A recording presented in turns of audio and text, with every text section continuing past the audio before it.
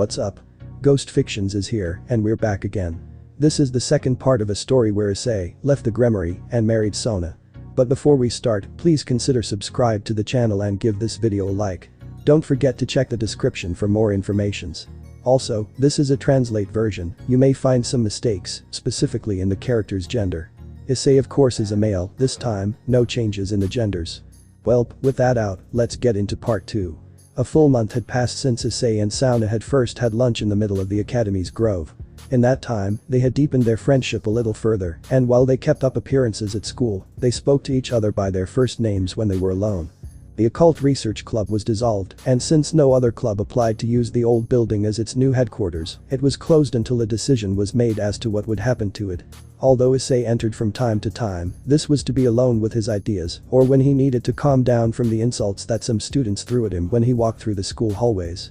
While this wasn't entirely bad, his tolerance for others increased considerably as the days went by. But that didn't mean those comments didn't hurt or bother him. The wound on his abdomen was mostly healed and, luckily for him, was healing well, though it was from the inside out. For her part, Sona taught and learned from being with him, coming to consider him a pleasant and interesting person to talk to, although inevitably the boy's gaze, from time to time, still strayed to certain places. Beyond that, the moments they shared together grew as her trust in him grew. Although they always talked about school-related matters or played a game of chess. He had to admit that the chestnut was easy to beat at first, but as they played, he found it a little more difficult to overcome. He supposed he was starting to memorize his basic move, and he still wanted to play that way a little longer. Once he saw that he knew it almost by heart, he would change his method. Just to make it a little more fun. At the time, she was overseeing the academy students' attendance attire. However, those who intentionally arrived late did so dressed however they wanted, something she hated, but she couldn't stay and watch over them, since she didn't have to be late to class. Sona, she said, at that moment, her mother, the academy's director, who was being escorted by Tsubaki, whose face was serious, worrying the young woman with black hair. Yes, mother. The young woman with red glasses referred to Sarah as mother when she saw that there were no students nearby. It's time. I need you to take the secretary to the student council. Sona opened her eyes in surprise upon hearing her mother's words. Oh okay, the young woman accepted somewhat nervously, the relationship she had had with the brown-haired boy was behind her mother's back. I know about your closeness with your daughter.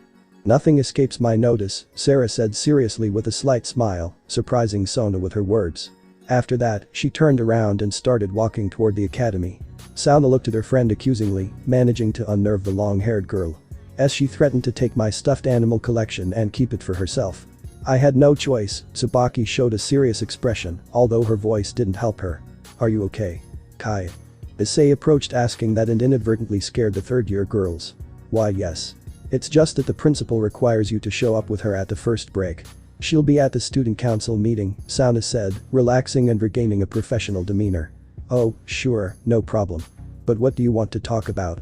The brunette asked, aware of the cute scream her friends let out. I'm not going to tell you. I'm sorry, the young black-haired woman replied, unable to look him in the eyes after letting out a small childish scream in fright. Okay. Then I'll see you later. Oh by the way, what a nice scream, said the brunette in a funny way, resuming his walk towards his classroom. Sona. What do we do? Asked Tsubaki knowing that the brown-haired boy will probably bother them for a while with that. Wait for him to forget or take pity on us, Sona replied, showing a serious expression. Meanwhile, Issei was in his living room, mentally chatting with Yami. The brunette devised a plan to keep one of the sisters at home just in case. They took turns going to school with the brunette. This time, it was the blue-eyed girl's turn to stay home. Good morning Issei-kun, that way Aika used to refer to him caught his attention. Good morning Kiryu. By the way, why did you call me that? The brunette asked. It was strange that Aika would approach him and speak to him, let alone address him in such a familiar manner. You're welcome. I just wanted to know how you would react, said the brunette with braids, crossing something off a list. You crossed me off a fetish list, right? Said the brunette, looking at his partner with a bored expression. And one of the strangest. You should feel lucky you're not part of this group, the young woman replied with a big smile, only to then turn her gaze to a boy in the class. Her next victim. Who, it turned out, did have those kinds of tastes. Aika belonged to the journalism club and even had her own section on the school's website. She mostly generalized and didn't post anything related to a specific student. The chestnut tree, for its part, almost never visited that page, even though it was very popular among students and even teachers. I guess today will be another one of those days, the brown-haired boy thought as he spoke to Yami again until the teacher arrived. After the first hour and already at the first break, the brunette was quite calm, despite the fact that the principal Sarah Shatori herself had summoned him to speak with him through Sona. I'd heard that the principal was someone to be respected no matter what, or at least that's what I heard from teacher June. She was the one I got along with the most. He got up from his seat and walked toward the aisle, somewhat distracted, accidentally bumping into a fairly tall, muscular young man. He was wearing the academy's male uniform. He had a fierce, mature face and a pair of blue eyes. Oh. Look what we have here. But it's the perverted beast of the school. That young man had a characteristic American accent. Hearing that voice, Issei regretted not having paid attention before leaving. He knew that person well. It was Alexander Cage, a third-year student and president of the Academy's martial arts club. It was an accident, Cage. It's not that bad, said Issei, hoping that this time he wouldn't insult him. Not that he cared, but it was getting harder and harder for him to contain himself. You were also an accident and look what you became. With those words, the brown-haired boy felt hurt but at the same time annoyed, although he decided not to answer anything. That boy in front of him started insulting and teasing him out of nowhere. At first, he thought the guy would lessen his insults toward him over time. But they just kept getting worse and worse.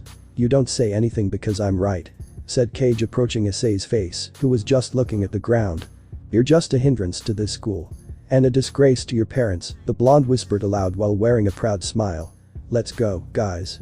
This trash is only ruining our image. Let's not let the same thing happen to us as happened to the academy, Cage said, leaving with his group of friends.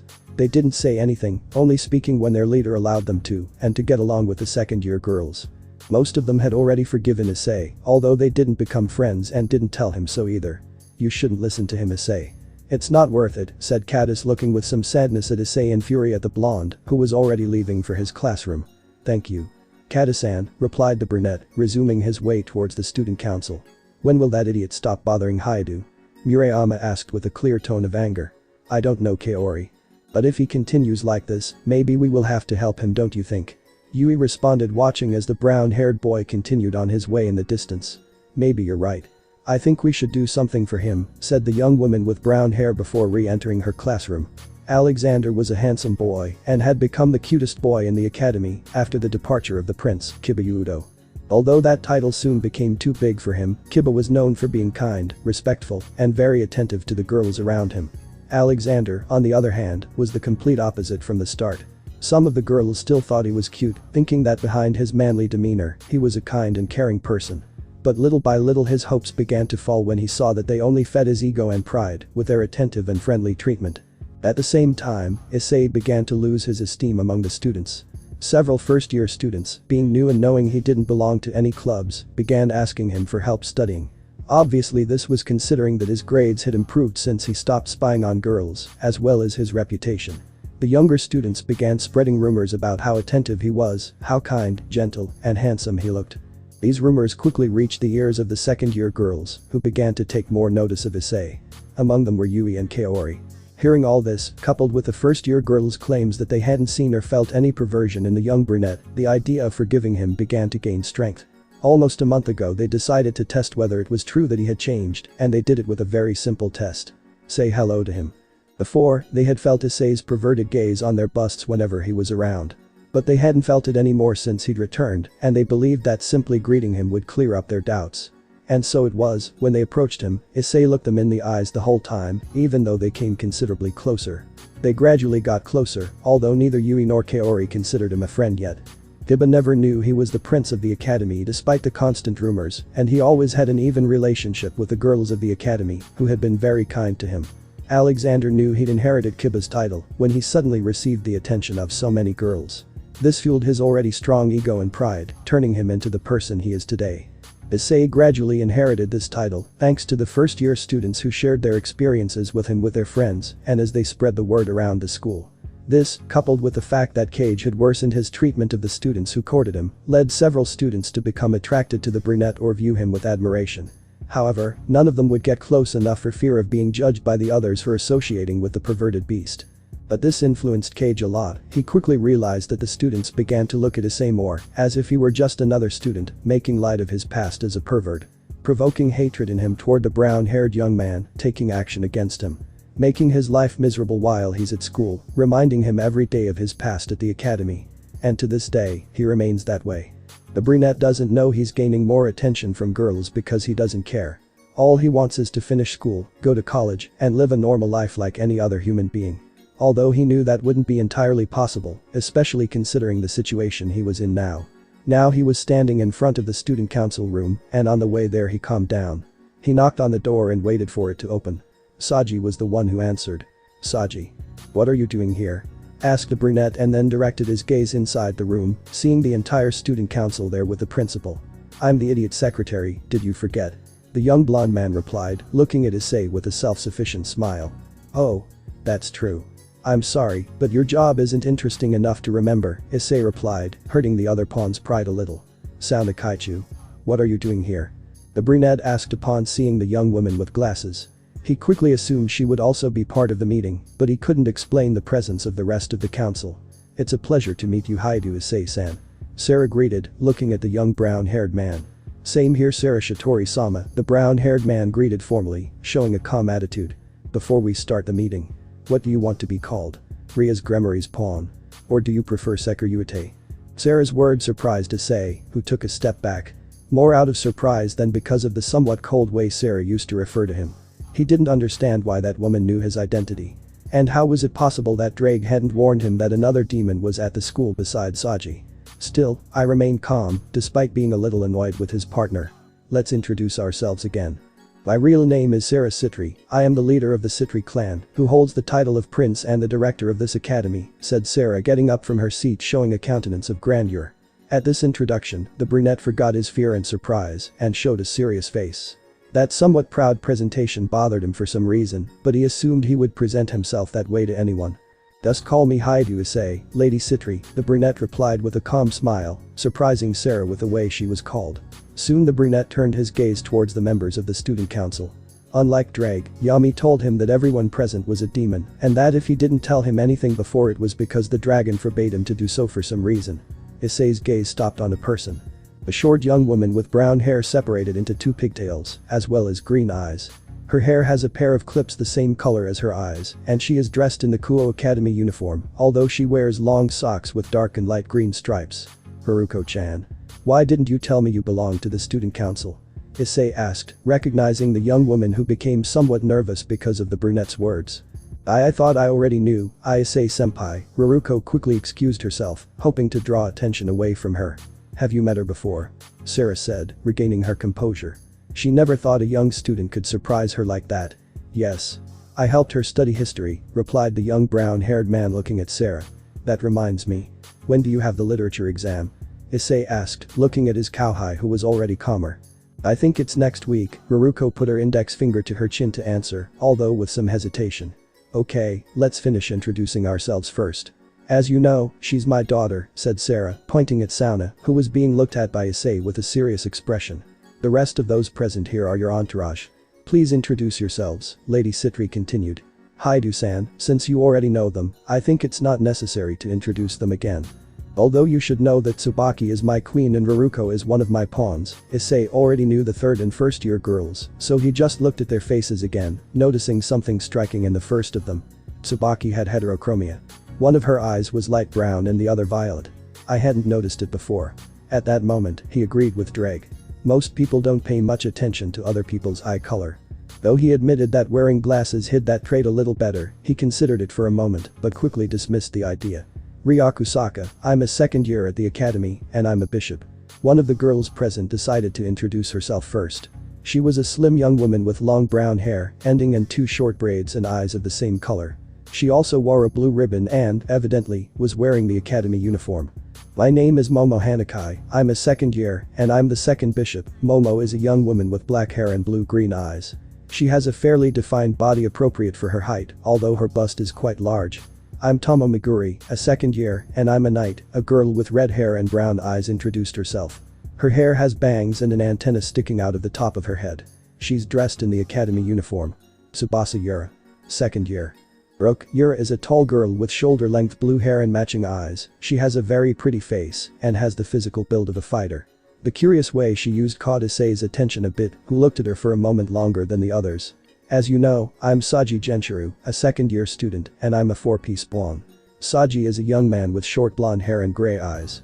He wears the Kuo Academy boys' uniform, although without the jacket. Yes, I know you well. The student council secretary's reputation precedes you, Issei said sarcastically. Saji, for his part, puffed out his chest with pride. He had finally gotten his rival to admit his supremacy. Of course. Being a closet pervert also gives you popularity, the brunette continued with a mocking tone and an amused smile, wounding the young blonde's pride once again. Yes, you will. Saji grabbed the brown-haired boy's shirt collar in a threatening manner. Ahem. Sarah made that gesture to show that she was there, and the young people would not forget the reason for Issei's presence, although she was glad to know that they got along well. Well, the reason I called you was because I know the real reason you were absent from class so much. And we also know what a great excuse you came up with. I wanted to congratulate you on that. Sarah's tone of voice was serious, although she tinged with happiness. She seemed to be pleased with the brunette's intelligence for overcoming such an important moment. It was just something I improvised and had to improve. I decided not to give so many explanations or details to make it more believable. I heard a phrase somewhere that goes, "The more details you give, the more of a lie it seems, so I based it on that," said the brunette, somewhat embarrassed after being congratulated by Sarah. It was a good excuse. But didn't they ask you anything about your left eye? Sarah asked, giving credence to the story told by the secretary and being curious about that detail. No. Drake said it wasn't necessary. He told me that people pay a little attention to eye color if it's not too obvious, Issei answered without mentioning Tsubaki, since he knew that she was also hiding it. And how's your wound from your battle with those fallen angels coming along?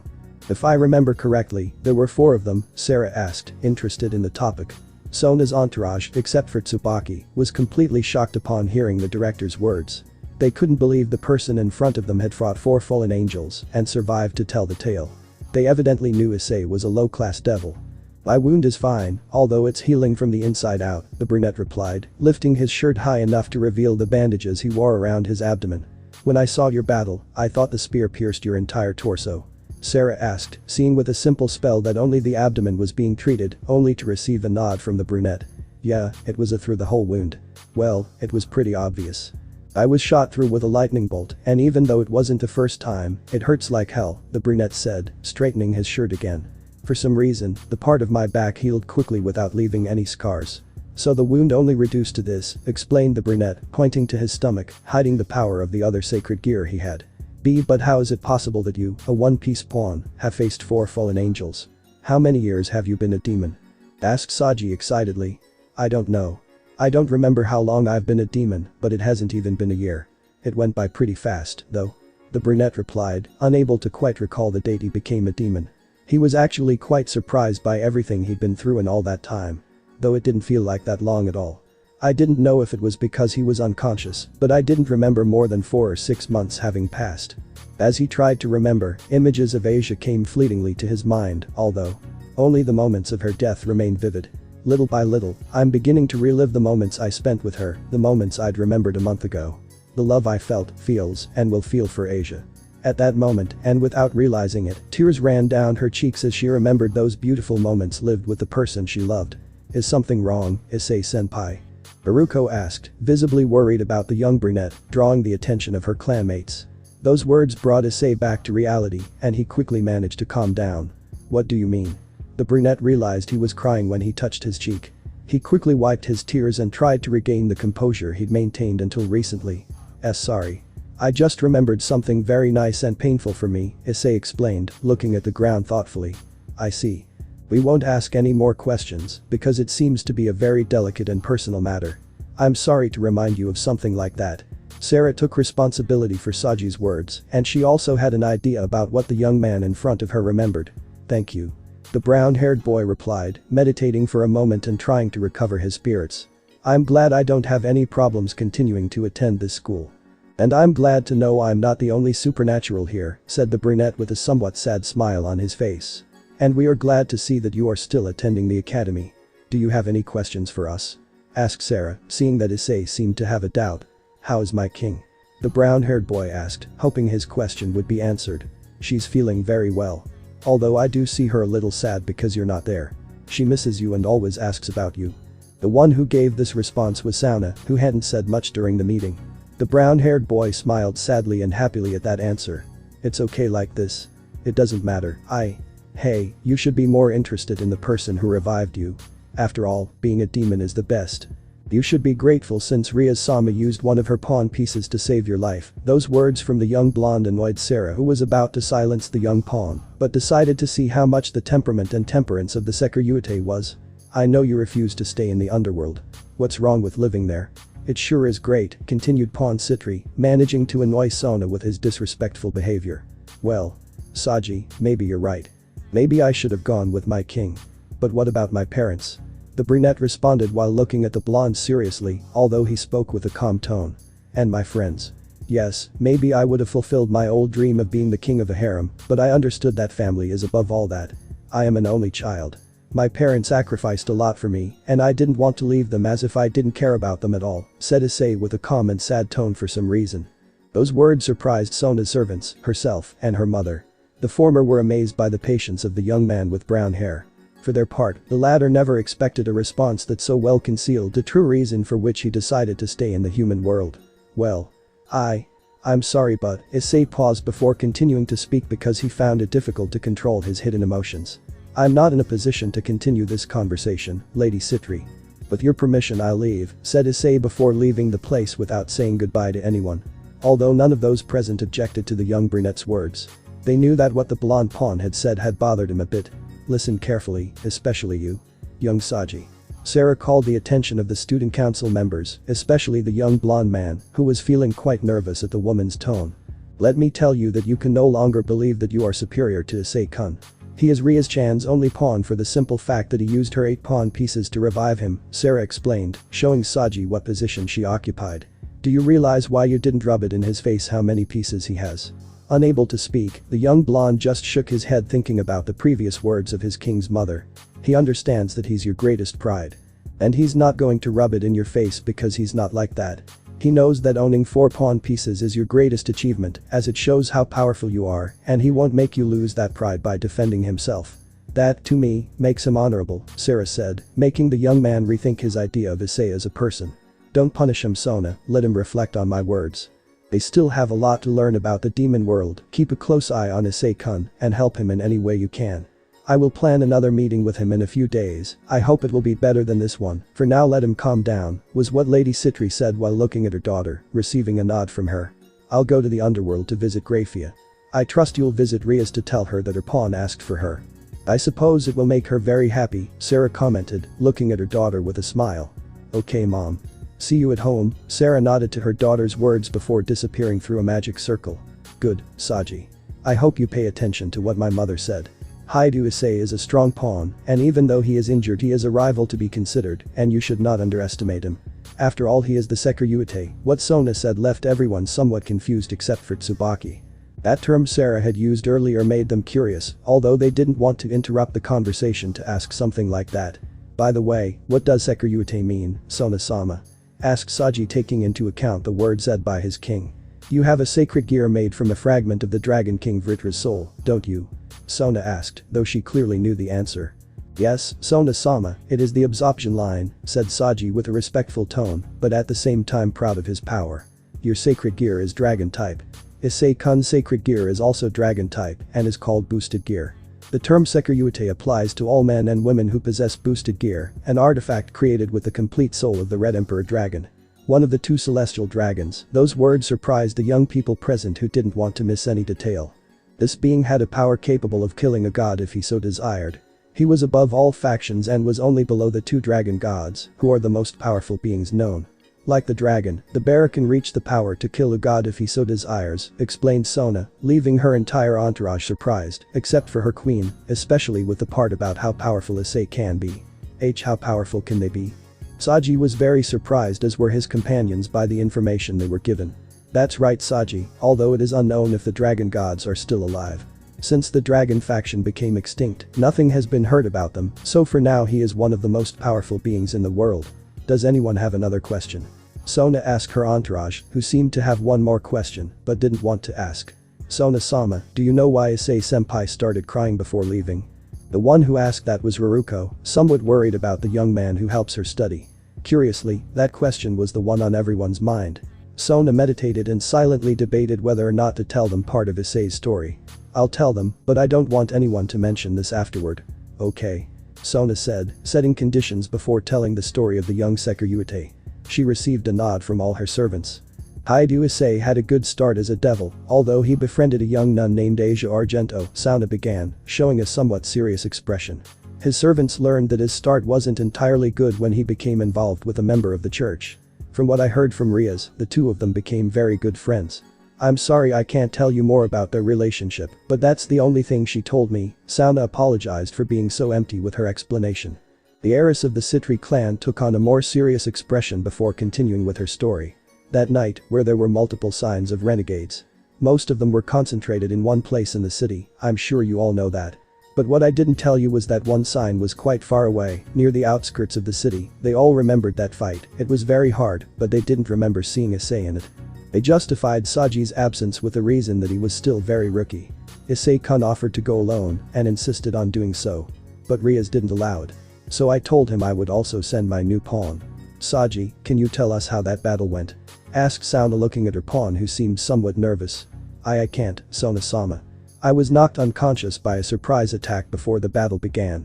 But I could see before fainting that it wasn't just one demon, there were two, Saji admitted, very embarrassed with himself.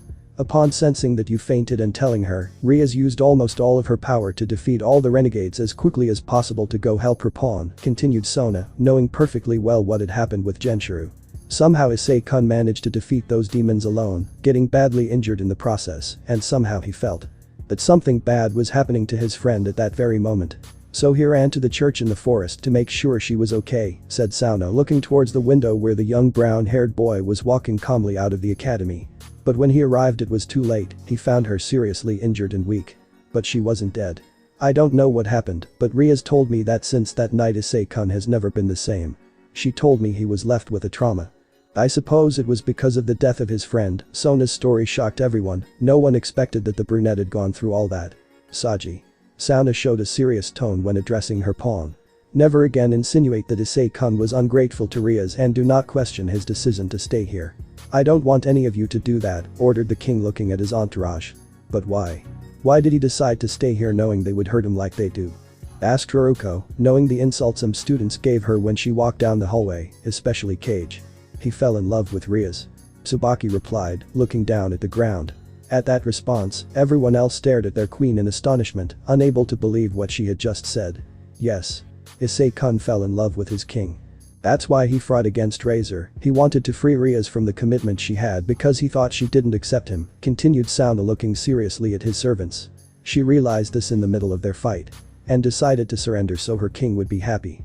And she came to the human world, knowing that forgetting his love for her would be harder if she stayed by his side, Sona finished, observing her last pawn. Maybe that's why your comment bothered him, Saji. Try to be nice to him. I know his past can't be erased.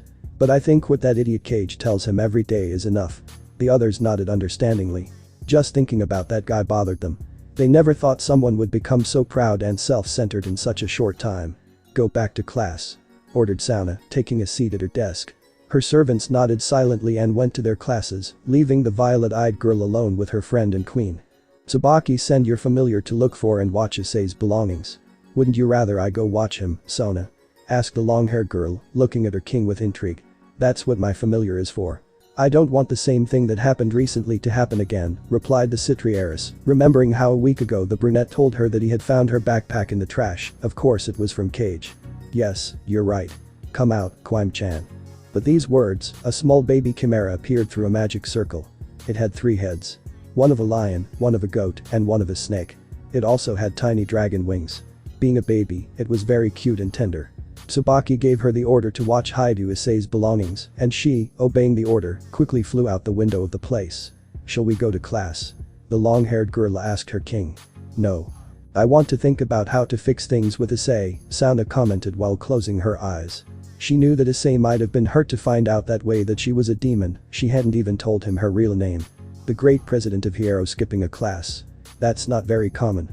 Tsubaki joked to lighten the mood. And you? The honorable and strict vice president will skip a class with the excuse of accompanying her friend. Don't you think it's a little hypocritical of you to tell me that? Sona played along with her queen's joke, starting a cheerful conversation with her, somewhat forgetting the main topic. After half an hour of talking, they both saw the little chimera appear through the window with a sad expression. "What happened, Quim-chan?" asked Sona, somewhat worried, thinking about the reason the little relative had for returning. Quim-chan, for her part, leaned close to her mistress's ear and growled a few things at her, causing Tsubaki to start laughing animatedly. "Well. Hahaha, it's just that he doesn't know where Issei's classroom is," said Tsubaki, trying to contain her laughter. Sona began massaging the bridge of his nose, showing a serious expression, only to then begin to laugh in a low voice, a laugh that would then get louder, causing Tsubaki to laugh even harder than before. The little chimera just turned very red from embarrassment, and you could see how each of their heads had small tears forming in their eyes. After magically indicating where Issei's classroom was, the chimera went in search of the chestnut tree's seat to keep an eye on him. Underworld, Gremory territory. Sarah was walking through the halls of the Gremory mansion towards Graphia's room. She had found a method to pass energy to her. After learning about the abnormality that the aforementioned daughter had, he began to investigate a method so that Graphia would not run out of energy. Although this method was only effective with someone who possessed a very great power, in this case, her husband Sirzich's. Furthermore, she couldn't receive much of that energy since her body didn't accept it well. He was already there. This was a secret from the other clans. Sirzich's wasn't going to allow any rumors about his wife to spread through the underworld. Especially considering that the Demon Council had recently been in the process of being dissolved by a unilateral decision of the kings. "Sirzich's. Are you ready?" Sarah asked as soon as she entered the room, which only a few people could enter. "Yes. I'm ready," he replied, looking determinedly at Sarah while holding the hand of his wife, who was semi-conscious. "Haven't you heard from Azazel?" Sarah asked, preparing the spell to transmit the energy. "The last I heard from him was a week ago. It seems there are more problems in his territory than in mine," said Sirzich's, looking at Sarah with some anger at the delay in the young Sekiryute's training. "I just hope he manages to train Issei as soon as possible." "I don't know how long we can do this spell," Sarah admitted, then fell silent and concentrated on the spell. "Issei. How is he?" Graphia asked, somewhat worried about the state of the, to her, little brown-haired boy. "He's fine. We already met him. I think everything went well," Sarah replied, not wanting to let the silver-haired woman's question go. "Please send him my apologies. For not visiting him sooner," Graphia apologized in a sad tone. "I don't think it'll be a problem. He'll probably forgive you. You helped raise a fine young man," Sarah replied, returning her attention to the spell. Both she and Sirzich's found out about Issei and Graphia's relationship some time after she fainted. With that, one of Sirzich's worries disappeared. It was no longer going to be a problem convincing him to help his wife with the relationship they had previously established. Human world, Kuo City. Issei found himself walking aimlessly. He was thinking only about what had happened before, trying to figure out what he had done wrong to end up the way he did. But in the process, he remembered something important. Drake. Why didn't you tell me before that they were demons? With that question, Yami was left out of that conversation because she didn't know the answer and could only listen. "For your own good." Drake replied seriously and simply, intending for those to be the only words out of his mouth regarding the conversation. This annoyed his wielder, who didn't hesitate to refute the answer. "For my own good. For my own good. What do you mean by that? What? Did you think I would just stick with your stupid answer?" Issei shouted in his mind, demanding an answer from his partner, not in the best way. "Let this be the last time you address me like that." That rather annoying and serious way of speaking was enough for the brown-haired boy to forget his anger and become aware of his words, feeling some fear. "I took your mental state into account. You had just said goodbye to your friends. I felt it was best to have someone to share something with, someone to distract yourself with. Besides, I didn't sense any bad intentions from them when they approached you." Drake finished explaining with the same tone as before. "And why did you hide it from us, Drake-sama?"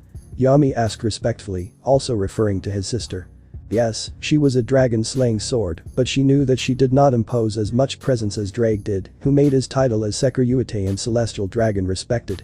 "Because I thought it was unnecessary to tell them, and now you have the reason why I refused to tell Issei that they were demons," said Drake, ending the conversation. Apparently he was still somewhat upset. At the same time, Akemi, Kayako, and Takeda were going to the market to buy groceries for their week's cooking. Since the incident in that alley, the Haidu family hasn't gone out much without Issei's company.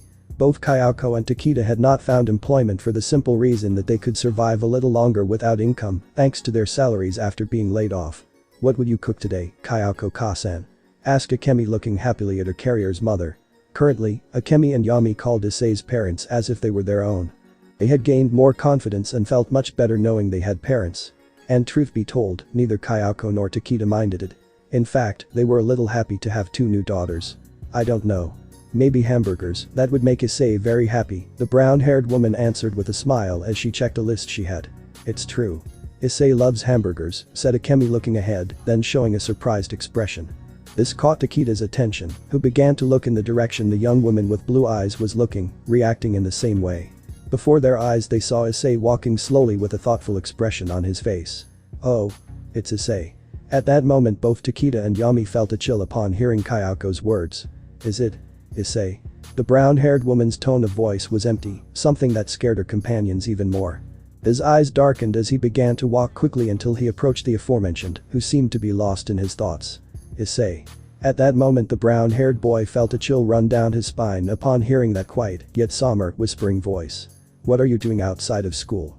Kayako spoke calmly while showing a grim smile, which managed to surprise Drake himself a little. In surprise and fear, the brown-haired boy could only babble incoherently, unable to respond, which bothered his mother a little. I ask you. What are you doing outside of school? Kayako shouted, pulling her son's ear tightly. Ow. Mom, wait. It hurts, please stop. I have an explanation. Sorry. The brunette begged for mercy with tears in his eyes. After Takeda helped calm Kayako down and left to a less crowded place, Issei could be seen on his knees with his ear completely red with small tears in his eyes. And why am I here? Yami muttered, dressed in her combat armor. She was striking the same pose as its wearer, except she hadn't been subjected to Kayako's correction. Why are you here? You should be at school and you know it. If you don't have a good explanation, I swear hide you Issei that I will take away your special Dragon Ball album, threatened Kayako, annoyed, like any mother, upon finding her son out of class. I can explain. I swear. The brunette pleaded, fearing for the safety of his precious album. Come on, love, he must have his reasons. Let him explain. Takeda didn't like seeing Kayako upset. While he admitted he shared some of that feeling, he knew what had just happened was enough. Okay. Come on Issei, explain yourself, said Kayako still annoyed but calmer. Well, what happened was. The brunette began to explain while still on his knees.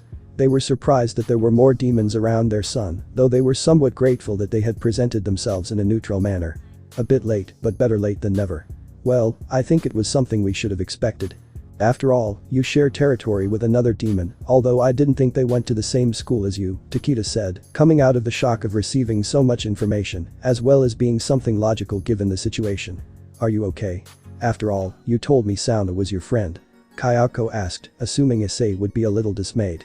Don't worry, Mom, I don't think it was a good idea to just leave school like that. And I think he had a good reason to hide it from me, said the brunette, much calmer, although somewhat sad. His parents and the girls knew Issei's mood immediately, his tone of voice and his calm way of responding quickly gave him away. Issei, Yami. You can change clothes anytime, right? Takeda asked with a smile. An idea had occurred to him, though he first needed to know if both boys could do it. Yes, we can. Why do you ask, Dad? Issei also answered on behalf of the young woman with amber eyes. Well, I was thinking that we could. I don't know, walk around here, have lunch and enjoy this day as a family. And since Kayako, Akemi and I are dressed casually. I thought it wouldn't be a bad idea, commented Takeda, somewhat nervous about Kayako's answer and very confident that they would consider his idea. Although Akemi was excited by the idea, she kept aloof, trying to hide her enthusiasm. She'd learned the hard way that it wasn't good to interfere between a mother and her child. Kayako noticed the blue-eyed girl's feelings, a feeling shared by her sister. She hid them much better, though. She took this into account when formulating her response. Yes, I think it's a good idea, Takeda. The aforementioned could breathe easy upon hearing his wife's approval. Okay, but you have to go back and get your things. Don't forget, Issei, Takeda warned, looking seriously at his son. Yes, of course I will. Don't worry, replied the brunette, accepting his parents' idea, although he wasn't entirely convinced. How nice. Both sisters clasped their hands and jumped for joy upon hearing the confirmation from their bearer. They were very happy because it was going to be their first lunch date together, or rather, their first time somewhere other than the market. Even the clothes the brown-haired man had bought them were bought without their direct involvement. Neither of them went out to try on or choose the clothes. The Haidu family headed to a park where Issei and Yami were able to use the trees and bushes there as cover and use their magic to wear more casual clothes. After that, they walked around the city a bit, looking at shops, buying one or another thing that the girls thought was cute or interesting, until it was time for lunch. Since it was their first outing, Akemi and Yami decided to go to a restaurant for lunch and save the shopping they had done for later. Upon arriving at the restaurant, they chose a table a little further away from the others, placed their orders, and began chatting about trivial matters, with Issei offering very little input. And when he did, he only responded vaguely. It was clear he was thinking about a lot of things. His family noticed this immediately and were saddened knowing that day they might not see Issei truly smile with joy. When they finished lunch, they noticed it was 2 in the afternoon, and at Akemi and Yami's request, they went for ice cream for dessert.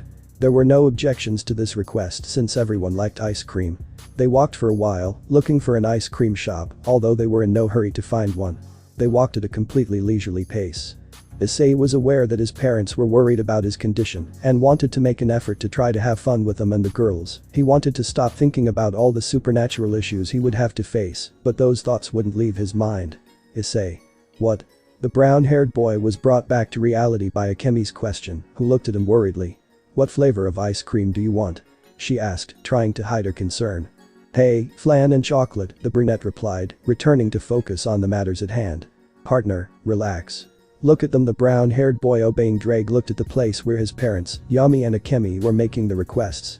I noticed for the first time that their conversation held a tinge of sadness and seemed a little depressed. They only faked a smile when the friendly employee asked them what flavor of ice cream they wanted. They love you, partner. And they feel sad because you're not feeling well.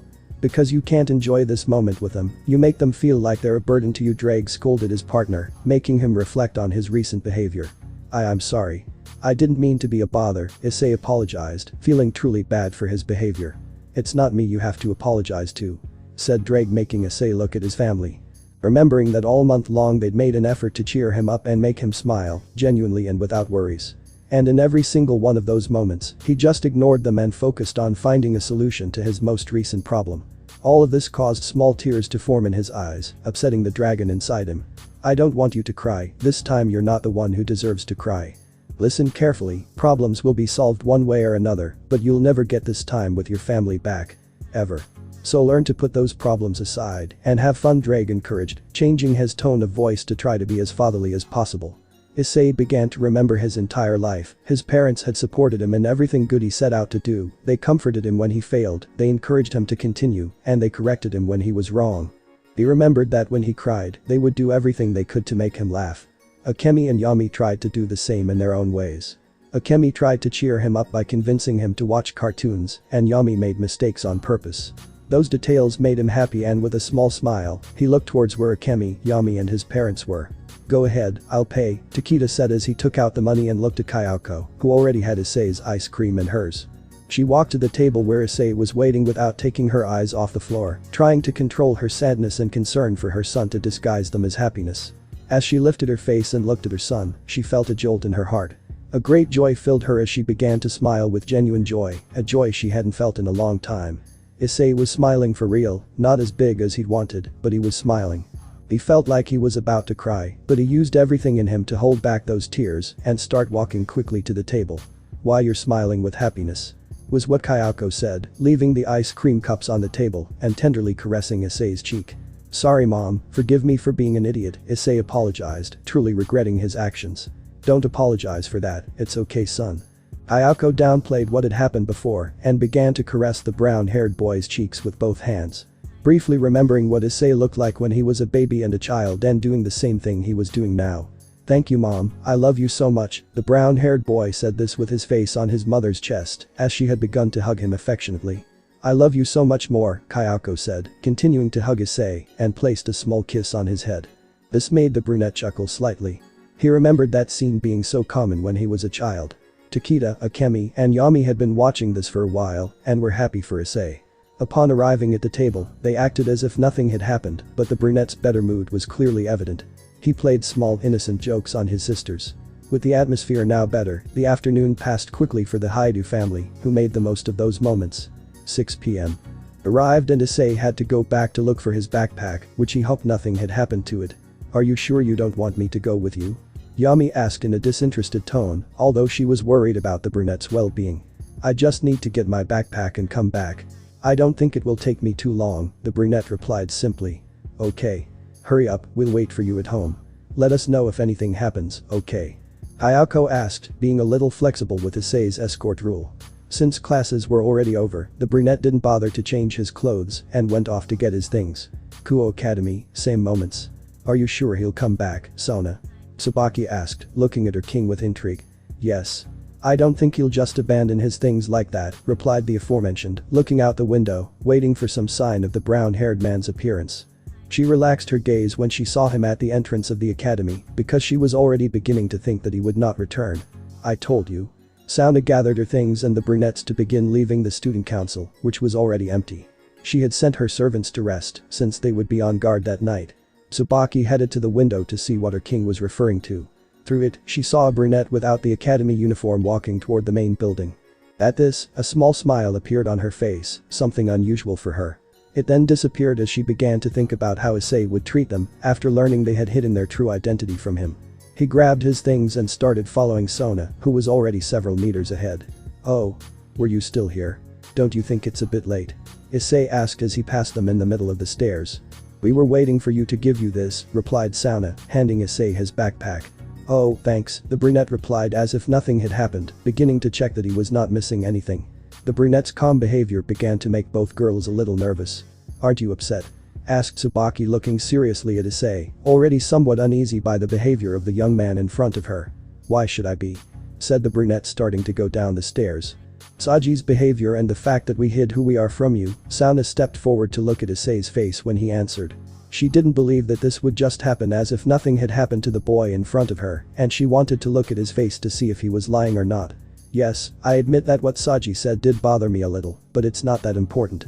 And I think it would be hypocritical of me to get upset because they didn't show up. I didn't show up either, Issei answered as sincerely as possible.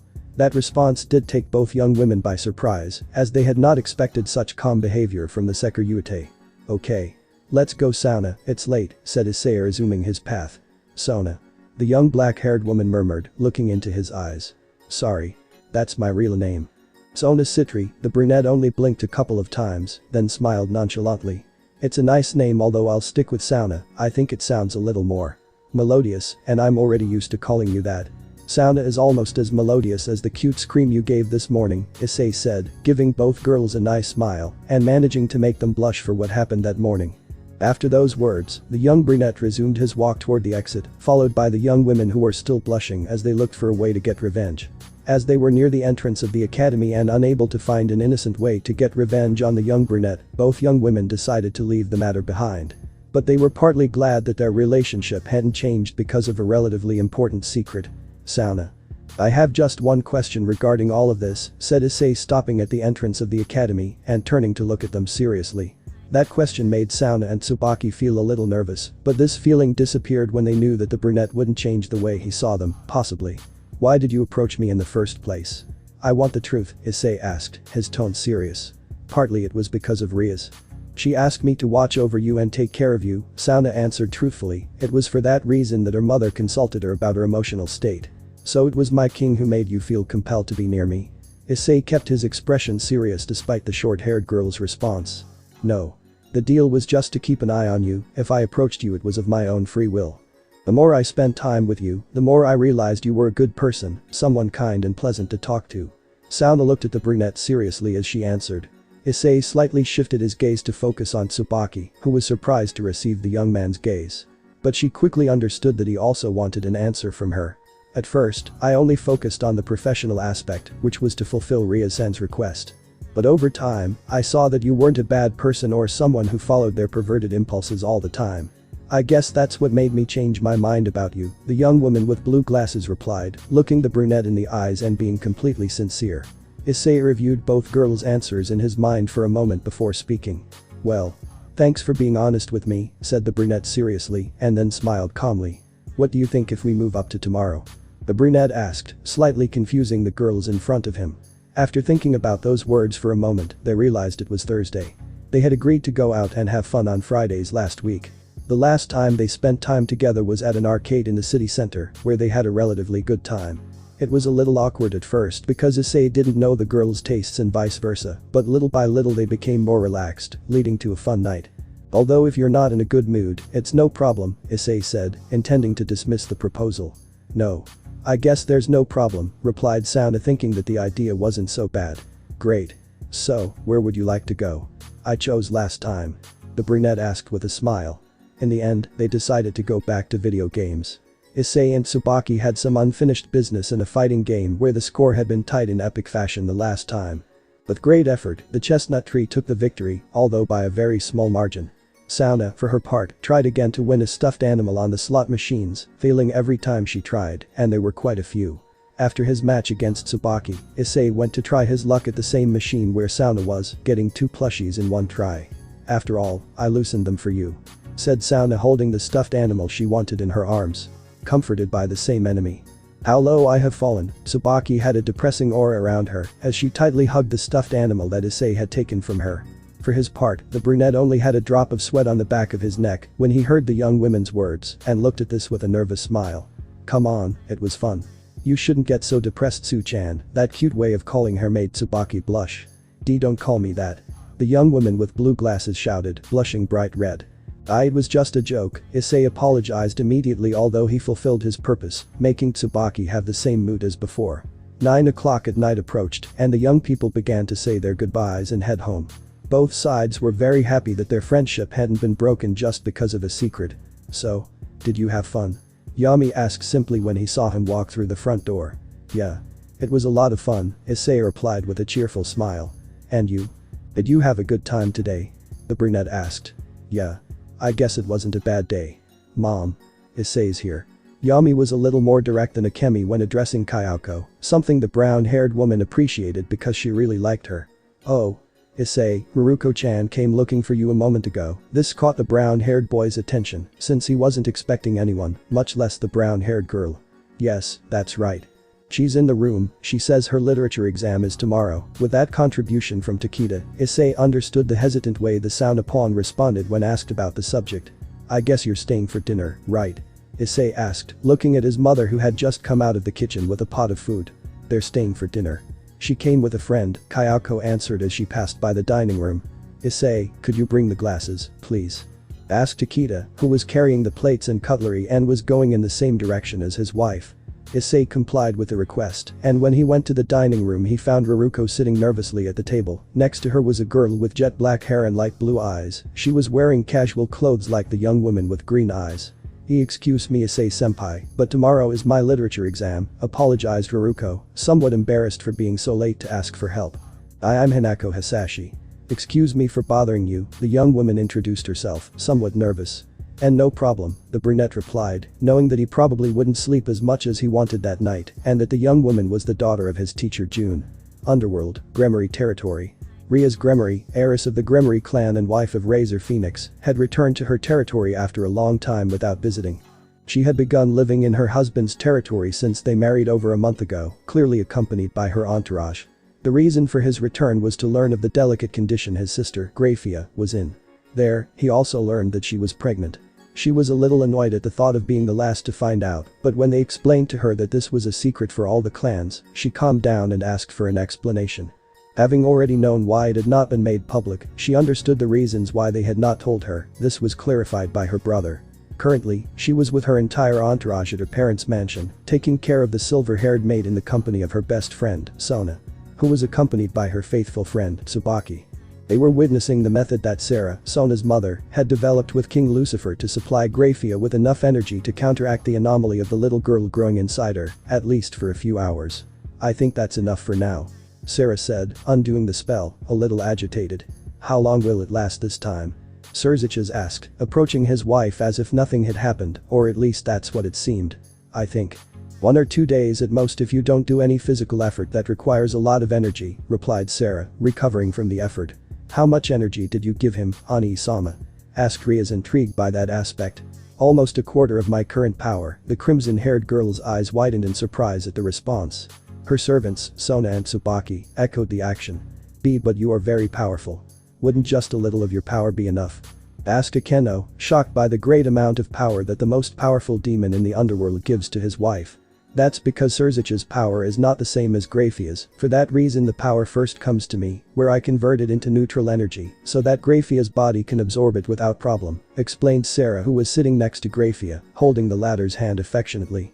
In the process of neutralizing energy, part of it is irretrievably lost.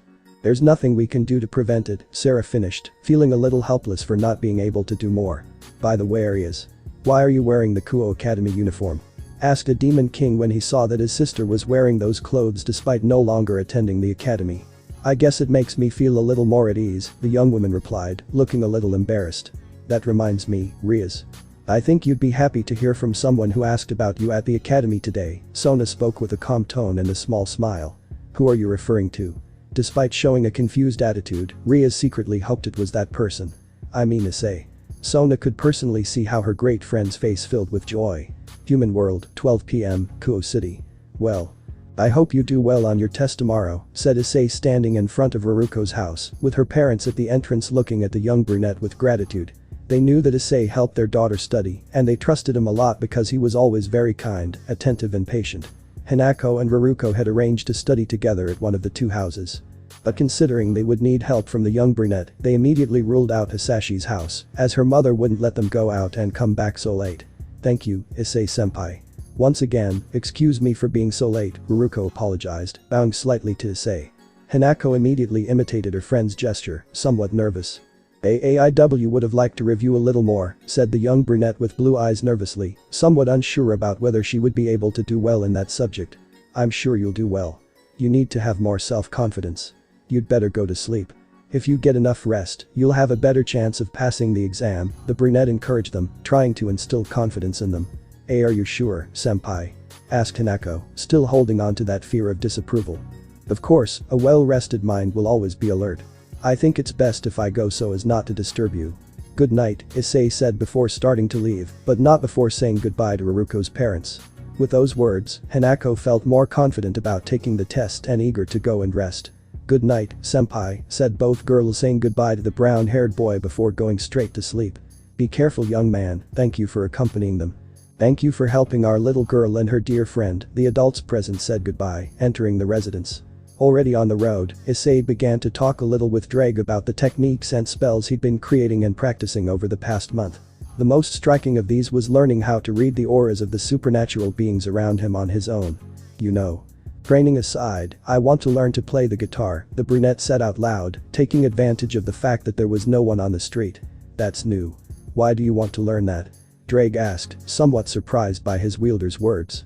The truth is that since I was little I wanted to learn, ever since I saw my grandfather playing a serenade with her to my grandmother, said the young Sekiruyute, remembering that small moment.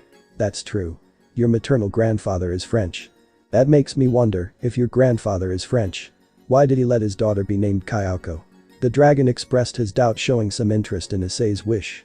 Believe it or not, it was my grandfather who gave him that name. It's the same name as my grandmother. And I never asked him why he chose that name, so I can't answer that, the brunette replied before yawning. Partner, I'm sorry to interrupt our conversation, but there are 2 road demons nearby. Are you going to go yourself or do you plan to send the deserters? Drake said with a serious tone, informing his wielder about the situation. I'll go alone, the brown-haired boy stated, sure of his words. Do you want me to call Akemi and Yami?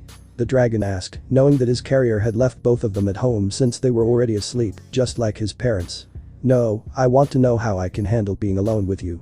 It's been a long time since we fought just the 2 of us, Issei said as he finished arranging his clothes so he could move better. You're right. I guess once in a while isn't bad, admitted the dragon, who missed the feeling that told him that every battle could be his last, a feeling that diminished with the arrival of both swords. Because they cared for Issei much more. Guide me, the brown-haired boy began to run while being guided by Drake to reach the objective. At the same time this was happening, in another part of the city, a woman with brown hair and violet eyes was running desperately with a little girl in her arms, who was crying in fear. They were being chased by 2 monstrous creatures that seemed to be playing like cats with their prey, as they gave the woman enough time to get a few meters away from them. Desperate and almost out of ideas, the woman entered an abandoned factory, hoping to throw off her hunters. Once inside, she hid under the stairs leading to the 1st floor. It was a dark place where she thought they wouldn't search. Calm down, daughter. Please, stop crying or they will find us, begged the woman on the verge of tears because of the fear she felt. Soon this woman had to suppress a scream of terror when she heard the factory doors being abruptly opened. We know you're here. Shouted a man dressed in a green suit torn in all directions and stained with dried blood, possibly from his previous victims. We can smell your fear. Ha ha ha, another man said in a chilling, mocking voice. He was wearing a purple suit, which, like the previous man's, was ripped and bloodstained, except this one also had a scar that covered almost his entire face. The woman tried to calm her breathing and relax so that those demons would not find her. What she did not know was that those beings already knew her location and were just playing. "I want the woman. I'm going to enjoy tasting those enormous breasts once she's dead," said the man in the green suit in a sinister manner, scaring the poor woman even more. "Fine. But save my ass, you know that's the part I enjoy the most. Besides, that brat is more bone than flesh." Despite sounding annoyed, the guy in the purple suit agreed, only giving that condition. The woman trembled with fear as she heard what those men would do after killing her, or even before. Just imagining it terrified her, and her breathing became more labored. "If you didn't want us to find out, you should have been quieter." Hearing those voices almost in a whisper very close to her, the woman's face showed an expression of terror, and the only thing she could do was to put the girl against the corner of the wall and use her body as a shield, hoping that they wouldn't attack her. "Oh, that's not going to help you, hahaha," laughed the guy in the green suit mockingly as he prepared his hand, which looked more like a grotesque claw, to stab the woman in the back. "I'll never get over this. Kill her in the most painful and bloody way possible," shouted the man in the purple suit who seemed to have an obsession with the smell of blood. That's it. Before that guy could touch the terrified woman, he received a direct attack to the face that sent him crashing into an old machine in the factory, breaking it in the process. "Who are?" The man in the purple-green suit couldn't finish his question because he received a very strong attack in the pit of his stomach, which made him retreat several meters. "Are you alright?" The dark figure, who was possibly her savior, asked the woman. She could only nod, still very scared. Hearing the heavy pieces of the old machine begin to move, that silhouette turned to look at that place seriously. "Underworld, Gremory Mansion, just a moment ago. I'm really glad he asked about me, although I would like to be able to talk to him more," said Ria somewhat sadly after hearing what Sona told her, who also told her about the small exchange of words that Issei and Saji had. "For my part, I apologize for my pawn's words," the Sitri heiress apologized on behalf of her servant. "You don't have to do that, Sona. Besides, from what you told me it seems like it doesn't bother him that much." Riaz didn't think Sona's apology was necessary, although a question did arise. "Hey Sona. Can I ask you 3 questions?" That tone used by her sister caught the attention of Surziches, who was still there talking a few things with Sarah. "Of course." The person consulted also seemed to recognize that very particular tone of voice, and because of that she got a little nervous. "Did you do what I asked you to do?" The young Sitri immediately knew what her friend was referring to and just nodded in response. "I know you, Sona, and I know you wouldn't become friends with someone you didn't like. Are you friends with Issei?" Riaz continued, adding words that seemed unnecessary to the question. "Yes, he's a very nice person to talk to and spend time with. He's a lot of fun to play with, no matter what," Sona replied, responding in the same way as her friend, with somewhat unnecessary things that gave the young Redid a lot of information. "You?" Riaz couldn't finish the question as she felt a bad feeling around one of her servants. He turned to look at them to confirm that everyone was there, even his only and fearful bishop was present. Only one was missing. And he didn't hesitate to summon a magic circle to see what had happened to his only missing servant, Issei. "Riaz, what's wrong?" Sarah asked when she saw the Gremory heiress create a magic circle on the ceiling of the room. In it, the aforementioned brunette could be seen standing in front of a woman holding a child. Issei showed off his sacred gear while looking at a machine that was shattered into pieces. Pieces that began to move. From the rubble emerged a man dressed in a green suit stained with blood, and on the other side of the room was a man in a purple suit apparently recovering from a blow. "Oh, but look what we have here. It's one of the Gremory bitch's lapdogs," said the guy in the green suit once he got rid of the machine parts that were on top of him. "It seems that bitch is not aware of who we are. She just sent a stupid pawn." The guy in the purple suit said this, clearly annoyed by the surprise blow he received. "Don't talk like that about my king," Issei responded, annoyed by the insults those guys threw at Riaz. She, for her part, had been bothered by those comments, but she put it aside and was happy to know that her pawn still protected her and made her respect her. "Are they really Surziches?" Sarah asked, drawing the attention of everyone present, as it seemed to be something that only the Demon King knew. "Yes. The Blood Brothers," Surziches replied, who was looked at by everyone present with a flat expression. "Don't look at me like that, they gave themselves that name," said the Redid, nervously trying to make those looks go back to the image of the brunette. "Who are they, Surziches Sama?" Kiba asked respectfully. "They were the knights of a high-class demon from a long time ago. They died in a car accident. Upon becoming demons, they began to develop their abilities rapidly," the Redid recounted, looking seriously at those 2 characters. They coordinated very well and practically knew what the other would do. Using that method they managed to assassinate their king, but not before killing his companions and his retinue to make the task easier for them, continued Sirziches with his explanation. The reason Sirziches tried to nickname them the Bloody Brothers was because they both have an exaggerated addiction to the smell of human blood. Every time they acted, they killed their victims in the worst possible way, Sarah finished explaining, also highlighting the foolish intentions of the Demon King, who was only playing with his fingers, somewhat embarrassed. Human world, abandoned factory. Take the girl and go somewhere else, but don't leave the factory. Back at the factory, the woman lifted the girl in her arms, obeying the order of the young man who came to her aid. She immediately rushed to a room in the factory where she believed it was a little safer. The reason Issei asked the woman not to leave the factory was because he was afraid that one of them would stay behind to hold him back while the other went to hunt for the woman. I see. I know who you are, said the man in the green suit after smelling the air. You're the idiot servant who thought his mistress loved him. I think you were wrong, kid. I let what you did to us before go if you leave now and let us eat in peace, the man in the purple suit conceded, being kind to the young man in front of him. I won't do it. Do you really think that after insulting my king, I'll just leave here, just like that? Besides, I can't let those two people get killed. Issei said, showing great determination. Remember not to overexert yourself, the wound on your abdomen is not healed, yet Drake warned his bear. I know, Drake. What do you feel in them? Issei asked as he looked sideways at the woman who was watching him while she peeked through the door. They have a very similar level of magic and strength that surpasses you by very little, but it is in speed where they surpass you by far. Being here I cannot help you detect them accurately, so you will have to perfect your aura reading on the fly, replied the dragon, knowing that this battle would be very dangerous. Damn. Issei cursed, mentally preparing for combat. Seeing that the young idiot didn't give in to their kind words, the renegade demons became serious but showed the same attitude as before when they were hunting the woman. We didn't want to have problems with the Gremories again. But it seems we have no choice, the guy in the green suit began saying as he began to walk to the side, separating himself from his brother. We know firsthand how extreme those in that clan can get, commented the demon in the purple suit, pointing at the scar on his face. Underworld, Gremory Mansion. How? Ani-sama, which clan did those demons belong to? Asked Riaz, looking at the aforementioned who showed a serious expression. Our father had an older brother, Riaz. Balfour Gremory, he was near the accident that killed those brothers, he took pity on them and revived them, said Sirziches, looking at those brothers with hatred. Zodicus witnessed his brother's death at the hands of these beings. But he was also defeated by those guys. During the battle and in a fit of rage, he gave that scar to that idiot, Sarah finished briefly telling the secret of the Gremory family. Those guys defeated a high-class demon, do you think Issei-kun has a chance? Asked Kiba, looking seriously at his partner. Issei can defeat them. He's fought 4 fallen angels at once and survived.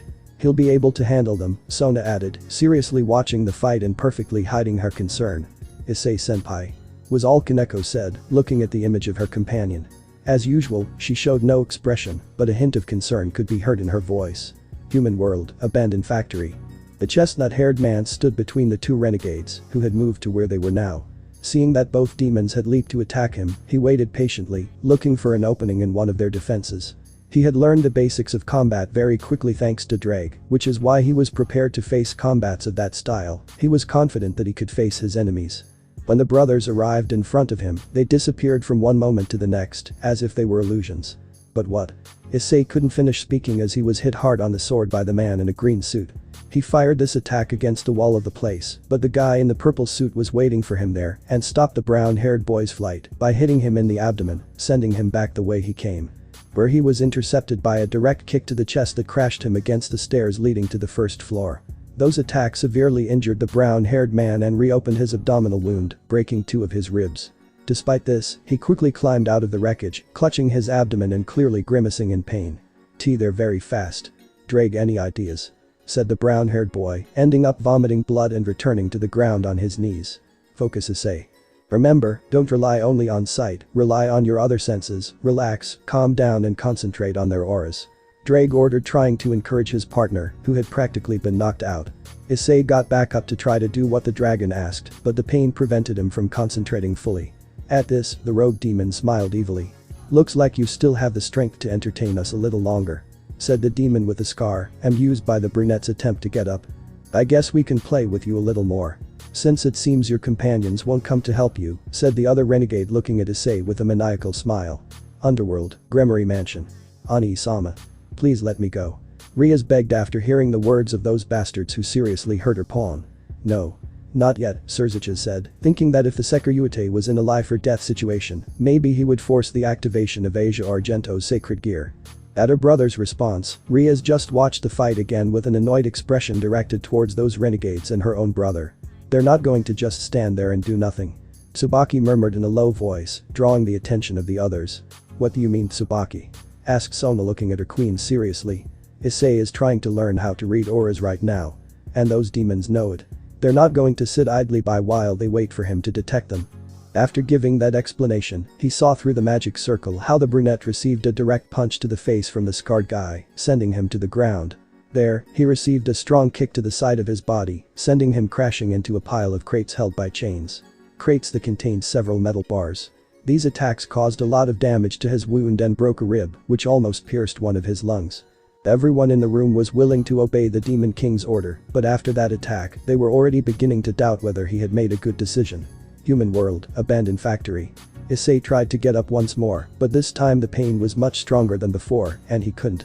Even so, he tried again to detect the aura from his position, but the pain made it impossible for him to focus on his surroundings. He knew that if he couldn't find out where they were, attacking would be in vain. I know it's difficult, my friend. Learning to read auras at a time like this is something very few have achieved. I know you can do it. Get up. The dragon encouraged the chestnut-haired boy to try to get up again, managing to do so this time, only to receive a couple of attacks from the renegade demons, but this time he managed to block one of them. Come on. It's not your first time doing this and it won't be the last. Drake continued encouraging, seeing that the two renegade demons were standing a few meters away, ready to deliver the final blow, seeing that Issei could hardly get up. Sorry, Drake. Forgive me, said the brown-haired boy, stopping his attempts to get up. Underworld, Gremory Mansion. Don't go, Sona, said Sona Sitri, forbidding her daughter to intervene in the Securitate's battle. You can't go either, Riaz. King Lucifer ordered seriously, looking at his sister who had the same intentions. Ani-sama. They're going to kill him. I won't allow one of my servants to be killed in a cowardly way, much less by damned rogue demons. Riaz objected, surprising her brother with the words she used. I'm sorry, Riaz. But you are forbidden to go to that place for the moment. Sirziches maintained his stance despite his sister's complaints. Riaz, despite her annoyance, had to obey her king's orders. But Sona was a little more astute to Sirziches' words, managing to find a loophole in his words. Under normal circumstances she wouldn't dare to defy the orders of one of the demon kings, but the relationship she had with Issei was stronger than mere words. To her, he was a very good friend. Who she wouldn't let die. It seems this useless guy no longer has the strength to play, said the green-suited demon, looking at Issei with some annoyance. I didn't expect more from the Gremory clan. Let's end this, said the scarred demon, looking at his brother while transforming his hand into that grotesque claw and wrapping it with electrical magic. Riaz. Sona murmured, making the aforementioned look into her eyes. Understanding with just that look what the brunette had planned, the young Renegade was ready to do it when she gave her the signal. They saw the renegades begin to move around Issei at high speed, attempting to attack him by surprise. At one point, both demons leaped forward to attack the young brown-haired man from behind and from the front, while he was still trying to read their auras. It was at that moment that both Sona and Riaz raised their hands in front of them, creating a magic circle in their hands, all of this before the astonished gazes of Sirziches and Sarah. For their part, Riaz's entourage and the Queen of Sona looked with the same surprise at the actions taken by their kings, but at the same time they thanked them because they would help the young Gremory pawn. Human world, abandoned factory. Partner, it's not just your life that's at stake. Those two humans' lives are too. Are you going to let them suffer? Are you going to let those bastards hurt them? Drake asked in a last attempt to motivate Issei to dodge that deadly attack. At that moment, before the demons could land their attacks, two magic circles appeared around the chestnut tree, from which two attacks were launched, directed at the attackers. One of those attacks was water-based and the other. Power of destruction. This surprised Issei, who didn't believe what he saw. He knew well the crimson color of that power. It was the destructive power of his mistress. You're not alone, mate. You can do it. Your mistress and your friend Sitri support you, the dragon encouraged, knowing that its wielder would make it. Looks like you have some people protecting you, said one of the renegades, recovering from that surprise attack. But if they're not here, it's because they can't come for some reason, and we don't make the same mistake twice. The purple-suited demon, who received Riaz's attack, sounded very annoyed as he said this. This time. We won't fail, he finished, before carrying out the combined attack with his brother again. Die. The demon shouted, this time certain that the attack would succeed. But to his surprise, Issei jumped, narrowly dodging the attack of those rogue demons, who due to their high speed, could not stop to land a second attack. They turned to look at Issei in confusion, and he looked back at them in amazement. He had finally managed to cleanly dodge one of those demons' attacks. It was just luck. "Come on, let's finish him off once and for all," shouted the guy in the purple suit, launching himself at an imperceptible speed to attack Issei. "Third time's the charm," said the other demon, imitating his brother's action. Seeing this, Issei focused again on reading auras, achieving it more fluently than the first time. He couldn't see them, but he could feel the flow of their auras moving throughout the factory, sensing that from time to time they came dangerously close to him in a pattern that he quickly deciphered. He summoned his sword and launched a downward diagonal slash to his right side, and there appeared the green-suited demon who now had a small cut on his face. "How?" was the only thing the demon could say before flying away from a strong kick from the brown-haired boy and crashing into the wall. "Damn," muttered the demon in a purple suit and quickly went to help the other demon. "Are you ready?" Issei asked as he put on his battle pose, enduring the pain of his wounds. "Of course. Let's finish off these bastards," shouted the dragon, proud that his bearer had achieved something so important at such a dangerous time. "Good." False. Boosted gear balance breaker scale male false. A large amount of aura was unleashed in the factory, accompanied by a blinding brightness that bothered the sight of the two demons. But upon recovering it, they saw that Issei was now wearing a scarlet light armor, the same armor he developed a month ago during his battle against the fallen angels. The renegades watched with concern as the overwhelming amount of aura emanated from the young brown-haired man in front of them. Now things were even. "You said my companions wouldn't come to help me." "You're right, they didn't come," said the brown-haired boy, starting to walk towards those demons, hiding his pain. "But if they helped me. My king and my friend helped me, I'm not going to disappoint them by letting them win." Issei firmed his grip on his sword, preparing to attack with his speed. "It won't be that easy, kid," said the demon in a suit, standing up, very annoyed. "We won't give you our heads. If we manage to kill a high-class demon, we can do it with a disgusting low-class demon," shouted the scarred demon, taking on his monstrous form. "You're not facing a low-class demon," said the brown-haired man, feeling how the power of those beings began to increase. "You're facing a celestial dragon." The brunette finished, increasing his power tenfold at once to quickly move towards the scarred demon, landing a strong blow to his stomach. When he tried to strike the other demon, he had already disappeared from the scene, trying to help his brother. But his movement rattled the old chain on the ground, which Issei saw, giving him an idea. He took it and prepared to receive the attack of those demons, who had already begun to move around the factory, becoming imperceptible to the eye. He quickly used the chain like a rope, throwing it to a seemingly empty part of the factory. But there, he caught one of the brothers by the leg. In their monstrous form, there was no way to identify them. "Graya." He immediately pulled the chain, attracting the demon towards him, where he used his sword to cut off the beast's limb, who let out a roar of pain as he returned to his original form, showing that he was the green-suited demon. Issei abruptly turned 180 degrees on his axis, making a horizontal cut towards the air, an attack that the scarred demon could barely dodge. "Now it's just you and me." The brown-haired man quickly turned around and stabbed his sword into the wounded demon's stomach. Once there, he used more force to bury the sword as deep into the ground as possible. His gaze quickly located the metal bars, which gave him an idea. He grabbed two of them and then grabbed the demon's hands and drove them into the ground as well. He did this to ensure that his battle would not be interrupted and to further safeguard his already emaciated physical integrity. "You will pay for what you have done," murmured the demon in the purple suit, worriedly seeing that he would not be able to help his brother before defeating the brown-haired boy. "You will pay for having insulted my king and for murdering innocent people," said the brown-haired man, looking out of the corner of his eye as the brown-haired woman watched him in astonishment. "And for trying to kill them," Issei finished, grabbing the chain from the ground with which he managed to catch the other guy. "Underworld, Gremory Mansion. Don't disobey me again, Riaz. I gave you an order, Sona. Enough, both of you." At Surzich's and Sarah's calls for attention, Grafia, being very upset, called their attention with a scream. "Surzich's. Sarah." At the harsh way of naming them, the red-haired man and the black-haired woman shuddered in their places. "Don't leave Issei in a situation like that again." "I forbid you," said Grafia, showing a firm face at his words. "Riaz, Sona. Thank you for protecting him," thanked the delicate maid, showing a small smile. "It was nothing, Grafia-sama," Sona replied, turning back to look at the battle. "I wasn't going to let my pawn die, One-sama," said Riaz, looking at the silver-haired maid with a happy smile. She slowly turned her gaze back toward the magic circle to continue watching her pawns fight. She was worried about him. She didn't want anything bad to happen to him while he was alone in the human world. He appreciated Graphia's gesture with her pawn when she chose the part of the city that was the least dangerous, but he still couldn't stop thinking that things like what he was seeing would inevitably happen. I know you can win, Issei. I trust you, Riaz thought, knowing that the fight was coming to an end and showed a good outcome for her beloved pawn. He managed to detect his enemy's auras. Now this fight is going to get interesting, Sarah said, watching the Sekirute dodge the brother's deadly attack. She also seemed a little remorseful for her actions. But how did she do it so fast? Is it a prodigy? Asked Tsubaki, visibly surprised by that fact. It took her 6 months to perfect it. No. He's not a prodigy.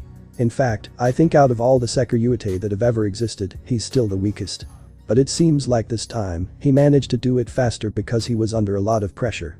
He could have died in that attack, being under pressure may have helped him, Surziches replied, happy and relieved that things have evened out now.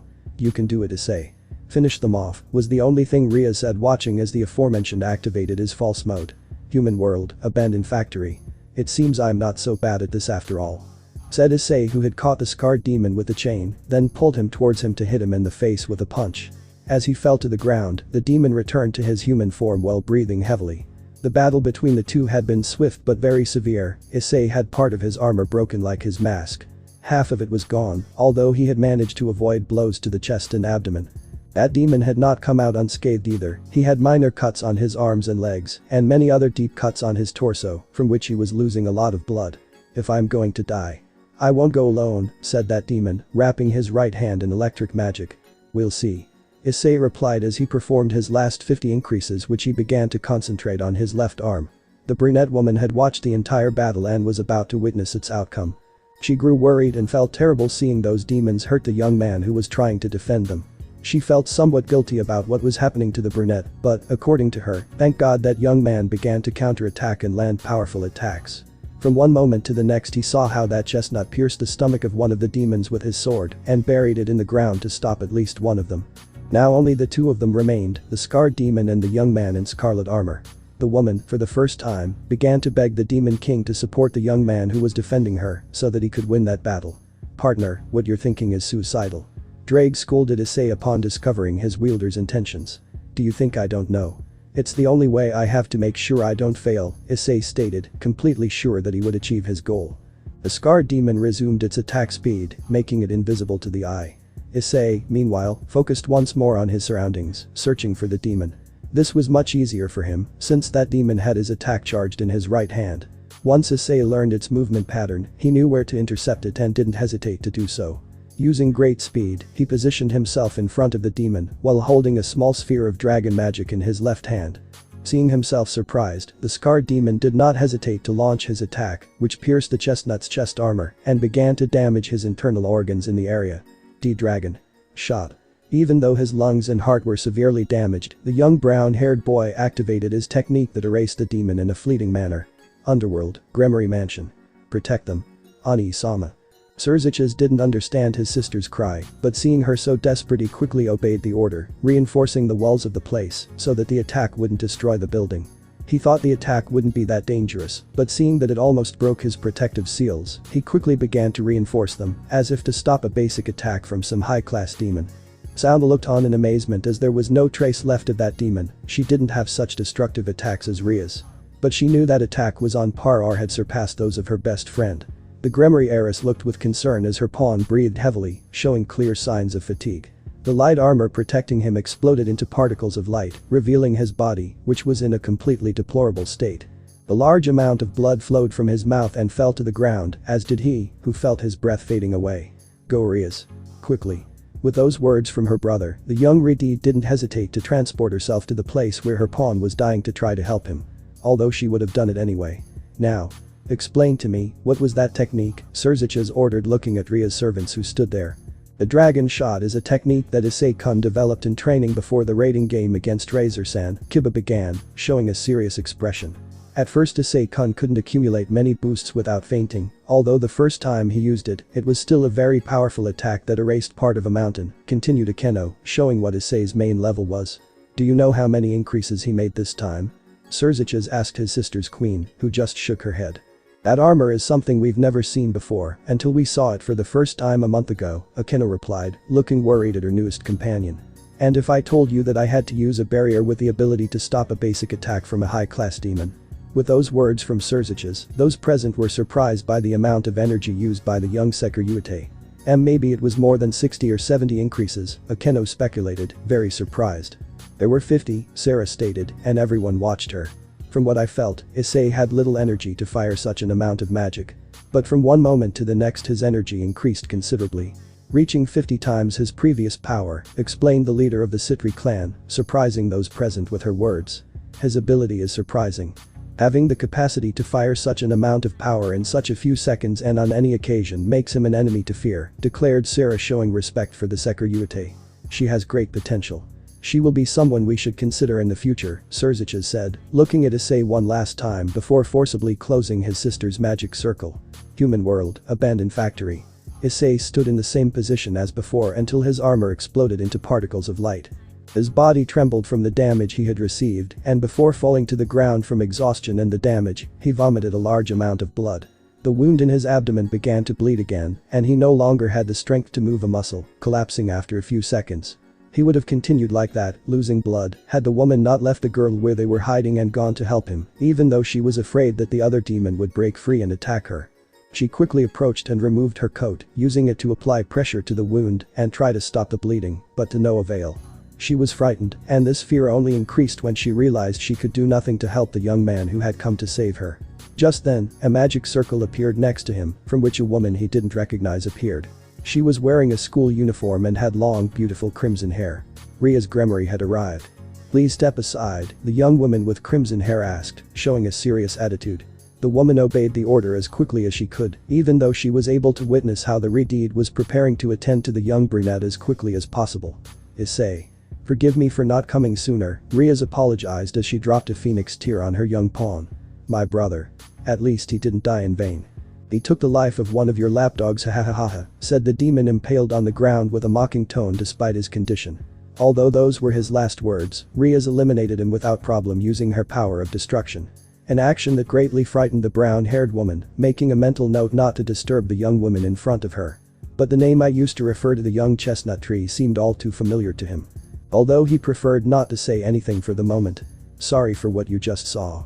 But I'm not going to allow trash like that to talk about my pawn like that," sentenced the young Redeed, who watched closely as Phoenix's tear quickly healed the brown-haired man's wounds. But despite that, the damage to Issei's body was too much, and Phoenix's tears had a limited healing capacity. He couldn't fully close the abdominal wound, but he did take care of the internal injuries. A few minutes passed before the chestnut tree could wake up, and the first thing he saw was his mistress, who looked at him with a smile and tears in her eyes. "Arya-sama." Despite being very tired, the brunette managed to sit up to get a better look at his mistress. He looked at her as if he couldn't believe his eyes. He slowly brought his hand towards the young Gremory's face and caressed her cheek while wiping away the tears that ran down her face. "I told her I didn't want to see her cry again. Least of all because of me," said Issei, showing a tired smile, but one that showed the happiness of seeing his mistress in the best conditions. "They are tears of happiness, Issei. I'm not always going to cry out of sadness, silly," replied the young woman with crimson hair, maintaining a cute smile. Immediately after that, he saw his young pawn get up with some difficulty. "Sorry for the inconvenience." "Sorry for making you come," Issei apologized, looking at his king sadly. "I'll take you to the underworld for a moment. There you'll be completely cured," said Riaz, preparing the magic circle, waiting for the young brown-haired boy to enter it. "You've done enough for me tonight." At those words, the crimson-haired girl cancelled the magic circle. "I suppose at least I can clean and close your wound. But, Ani-sama." Just at that moment, a small magic circle appeared in the young woman's ear. And just as it appeared, it disappeared. "You don't have to worry about me, Riaz-sama. I'll be fine." The young woman was surprised by her pawn's words. Issei saw how his mistress's face turned bitter, showing clear signs of being annoyed. Riaz slowly approached her young pawn and hugged him, an action that took him by surprise. But soon after, he subtly reciprocated his mistress's actions. "Please.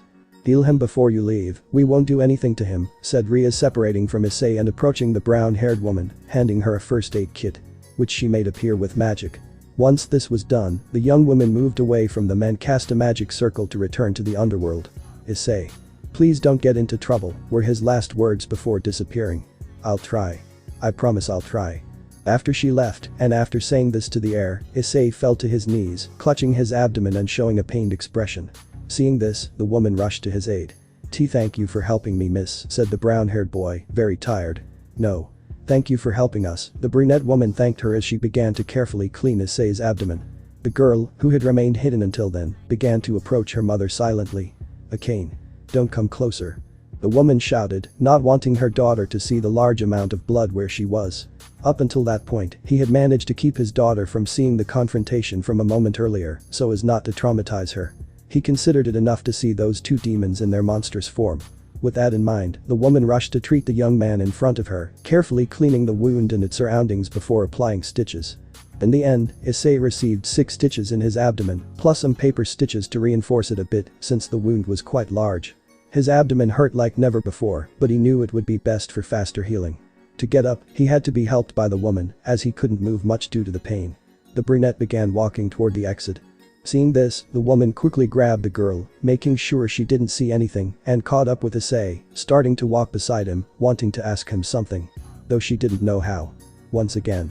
Thank you for saving us from those guys, the girl, upon hearing this from her mother, began to look with an expression of admiration at the young man near her mother. It was nothing. Issei replied, gently holding his abdomen, trying to hide his expression of pain. The brunette felt something familiar about the woman for some reason, but decided not to ask, more focused on pacifying the pain. They continued like this for a while until the woman decided to speak up, seeing that he was walking down a familiar street and would likely part ways with the young man soon. Sorry, I haven't introduced myself.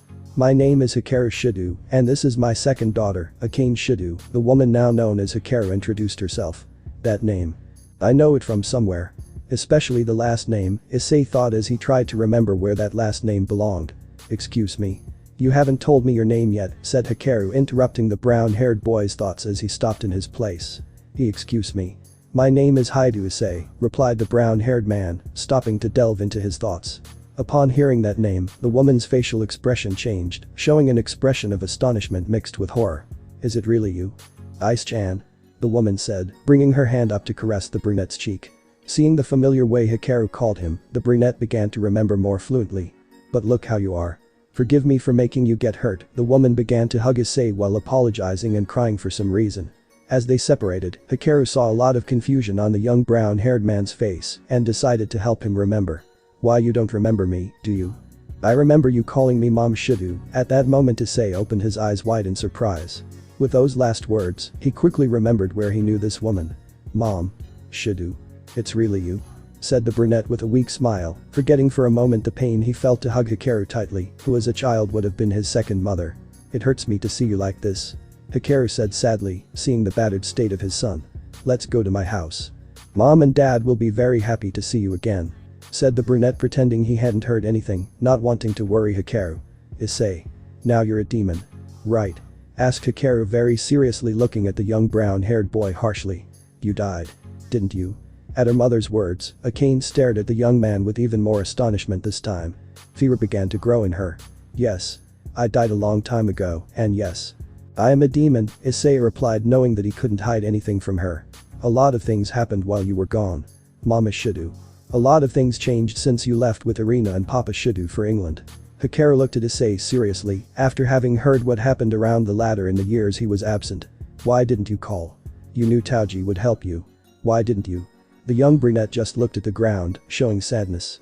To be honest, Mama Shido. I didn't remember them. At least I didn't remember them until now, Issei answered, feeling like he would faint at any moment. Let's go to my house. I don't feel very well, said the brunette, starting to walk towards his house, which was 2 blocks away. Hikaru became aware of the state of the young man in front of her again. With those words, she felt sorry for not considering him sooner and began walking towards her old friend's residence. So. You managed to enroll and get into a good academy, said Hikaru, showing a melancholic smile, while trying to disperse the previous topic and his annoyance. Yeah, that's right. I always imagined going to that school with Irina, and now that it's recently become co-ed, we could have. He would have liked it, Issei recalled, remembering how much fun he used to have with his childhood friend. He began to fear for his safety, as he thought he was starting to hallucinate. Him? Issei, do you really remember us so little? Asked Hikaru, interrupting Issei, who stopped walking because of that question. I don't understand. What do you mean? What don't I remember, Mama Shido? Issei said, a little bewildered and somewhat anxious for Hikaru's answer. Irina is a girl. Although I suppose you must have been confused because she was not very feminine when she was little. I remember that when you were bullied she always stood up for you." At those words Issei felt a slight headache arise in his head. Issei was completely baffled. His childhood friend had always turned out to be a girl. But for some reason, he felt like he already knew that. He couldn't explain how. But somehow, he knew. "We better hurry," said the brown-haired man, resuming his walk.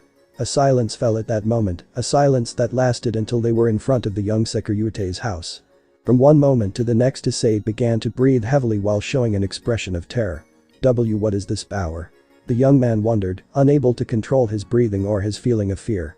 "Control yourself." At Drake's shout, Issei regained control over his body and became aware of his surroundings. Thanks to this, he could see how Hikaru had distanced himself from him, keeping a safe distance. He had frightened her with his recent reaction. "Now what you're going to do is order that woman to enter the house. I'll put a protective barrier around it," Drake ordered authoritatively. "Mama Shidu, go inside. Wake up Mom and Dad. And don't go out at all," Issei ordered as he handed her the house keys and took a more composed posture.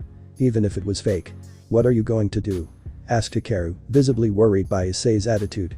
But seeing the brunette's serious expression, she knew something wasn't right. There's someone nearby. He's much stronger than me." The young man, despite having already controlled his body, couldn't keep his voice stable after having done it well for a while. I doubt they'll come to help me like before. I don't know what intentions they followed me with," said the brown-haired man fearfully. He wasn't fully recovered and wouldn't be able to put up much resistance. But what he feared most was the thought that that creature had come to harm his family. "If this gets complicated I'll try to take him far away. And if I don't come back, take care of them," said Issei and then started running, with the purpose of intercepting that presence and preventing it from getting too close to his home, forgetting the pain that it caused him. Hikaru reached out to stop him, but he couldn't even touch him because he was so much faster.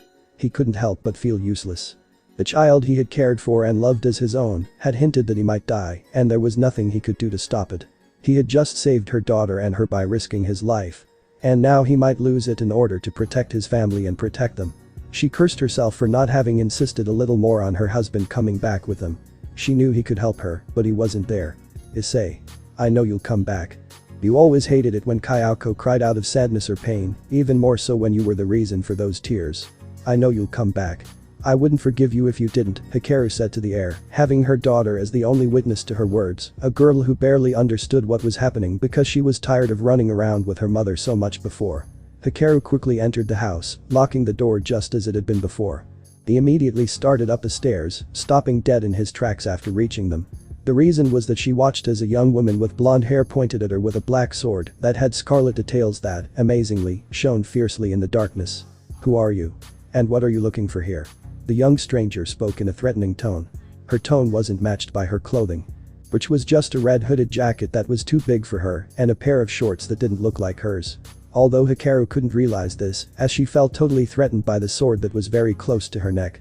"Answer me," ordered the blonde, who was beginning to lose patience with a woman who was an intruder in her home. Kayako. Takeda. Hikaru shouted, hoping to wake the latter up and help her. "What's happening?" Ayako was heard saying. She was inside her room somewhat scared by the previous scream. "What's going on?" said Takeda, who came out wielding his father-in-law's old sword. He had been training with Issei in swordsmanship for the past 2 weeks. "That woman managed to get in somehow," declared the young blonde, firming her grip on that sword. "Kayako, Takeda. It's me, Hikaru." The woman tried to introduce herself to make the brunette's father recognize her, but she was interrupted by him. He had recognized her immediately. "Hikaru. Is he really here?" asked Kayako, pushing Takeda with her body. Hikaru. Seeing her, the brunette woman ran to hug her best friend. "Akemi, Yami. It's okay, she's an old friend of Kayako and mine," explained Takeda, seeing how the young blonde didn't understand what was happening. "Excuse us. But Issei hasn't returned yet and we're a little nervous," explained the young blonde, releasing her sister, who quickly took her human form. Issei held back a lot of things in his story. Akemi and Yami's arrival was one of them, and that's why Hikaru was so surprised right now. He just left. He said someone followed us and that. Worry filled the brunette woman again, and she began to cry as guilt grew within her. After all, he wouldn't have been so hurt if he hadn't had to intervene to save them. "He told me that if I didn't come back, I should take care of them," Hikaru said, letting his tears flow. The chestnut-haired boy's parents quickly began to change, surprising the chestnut-haired woman, who was comforted by her little daughter. For their part, Akemi and Yami entered the chestnut's room and closed the door. Hikaru began to have a bad impression of those young women he didn't know, but who also didn't show any interest in the son of the owners of the house.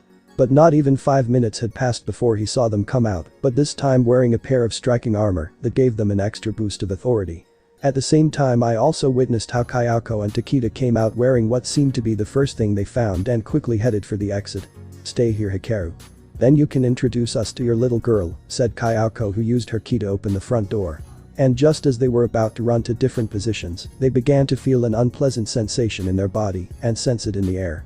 Hikaru and Takeda began to feel a deep terror and froze in place.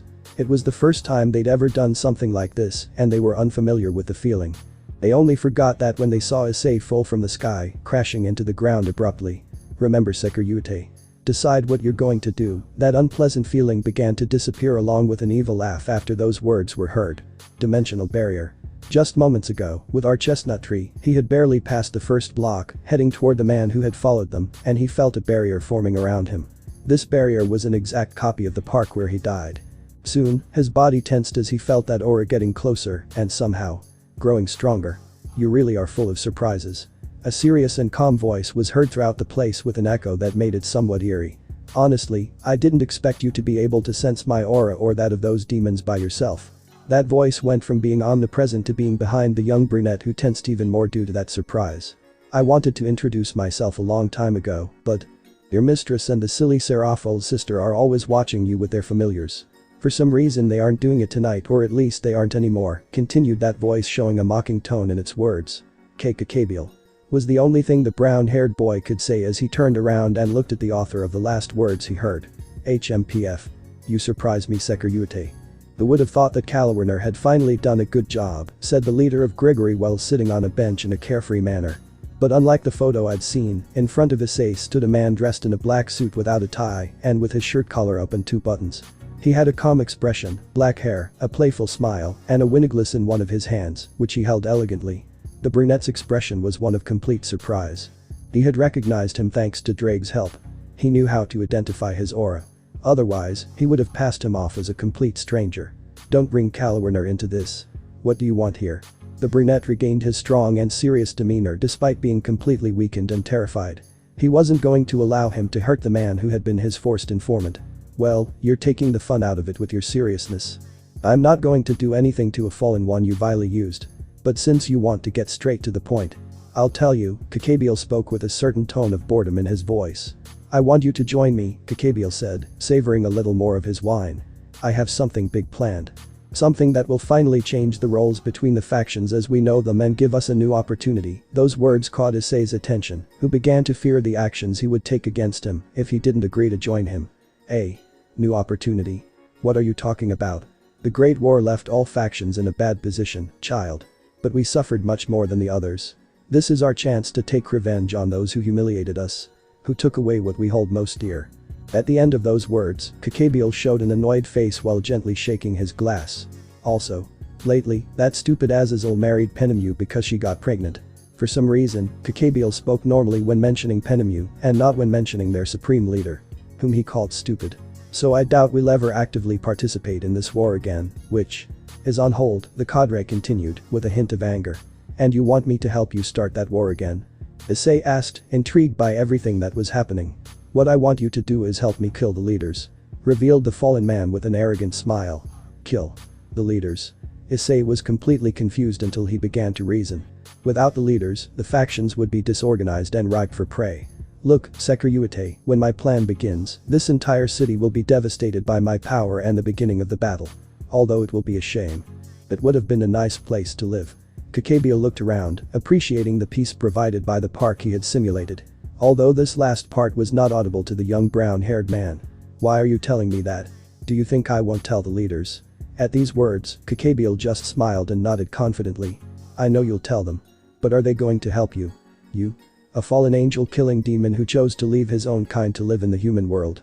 The only support you could have is that of your master, and let's just say that would be catastrophic." Kakabiel's smile disappeared, leaving only a serious expression. That action terrified Issei, who for a moment imagined the end of his master at the hands of the being in front of him. "I shake my head to get that horrible thought out of my head once and for all. Do you think I'm capable of killing innocent people? If I have to fight you alone, I will." Bakabiel looked at him with a serious expression before changing to a more relaxed one as he stood up from his seat. This action didn't please Issei at all, who unconsciously began to back away. Before, I would have offered you riches, women willing to do whatever you wanted, everything you could ever want. But you're not the same as before, I can see that clearly. You say you can fight me and my army alone. Bakabiel finished his glass of wine and gently placed it on the bench. I don't doubt it. But I doubt your family can do the same. The brown-haired boy's eyes opened wide upon hearing those words. You decide, kid, what's more. I'm going to give you the opportunity to leave the city with your loved ones and hide like rats anywhere. You join, you oppose. Or you disappear. When saying this last, Bakabiel was very close to Issei, looking at him maniacally. You. The moment Issei was about to give his answer, he received a strong knee to the stomach from Bakabiel that sent him flying away from the park. Just as he was about to fall, the same man grabbed him by the neck and began to choke him. I don't want your answer now. You'll just let yourself be carried away by your impulses. You better think it over carefully. The force Bakabiel exerted was beginning to make Issei lose consciousness. If my plan isn't delayed, it'll be ready in 2 months. Maybe more, maybe less. You have that time to decide. I'll also take action against you if you oppose me during that time. At the end of his words, Bakabiel threw Issei to the ground, which happened to be the entrance to his house, and undid the dimensional barrier. Don't forget security. Decide what you're going to do. Those who were outside the house, seeing that Issei had suddenly fallen from the sky, did not hesitate for a moment to go and help him. Damn. Introduce yourself.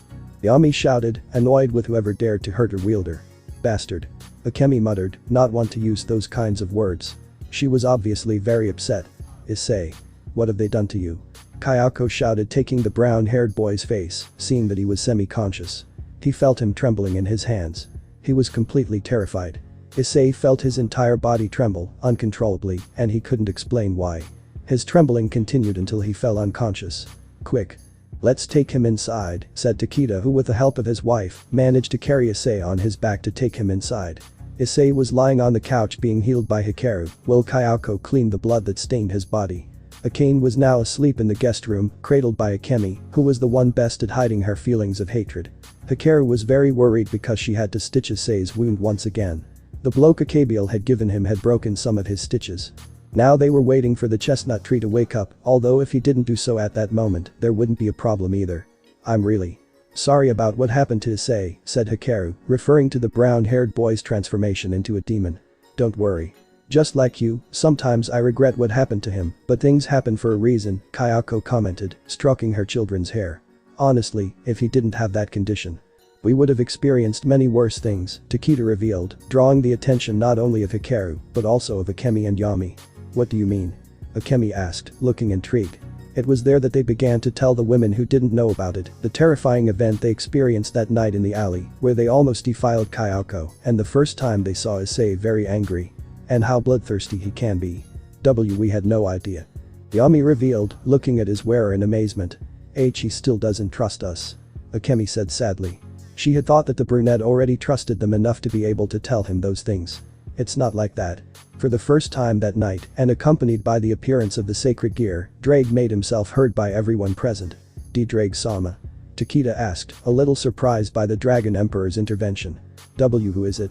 Despite being a little intimidated, Hikaru asked, wanting to know the identity of the sender of that voice.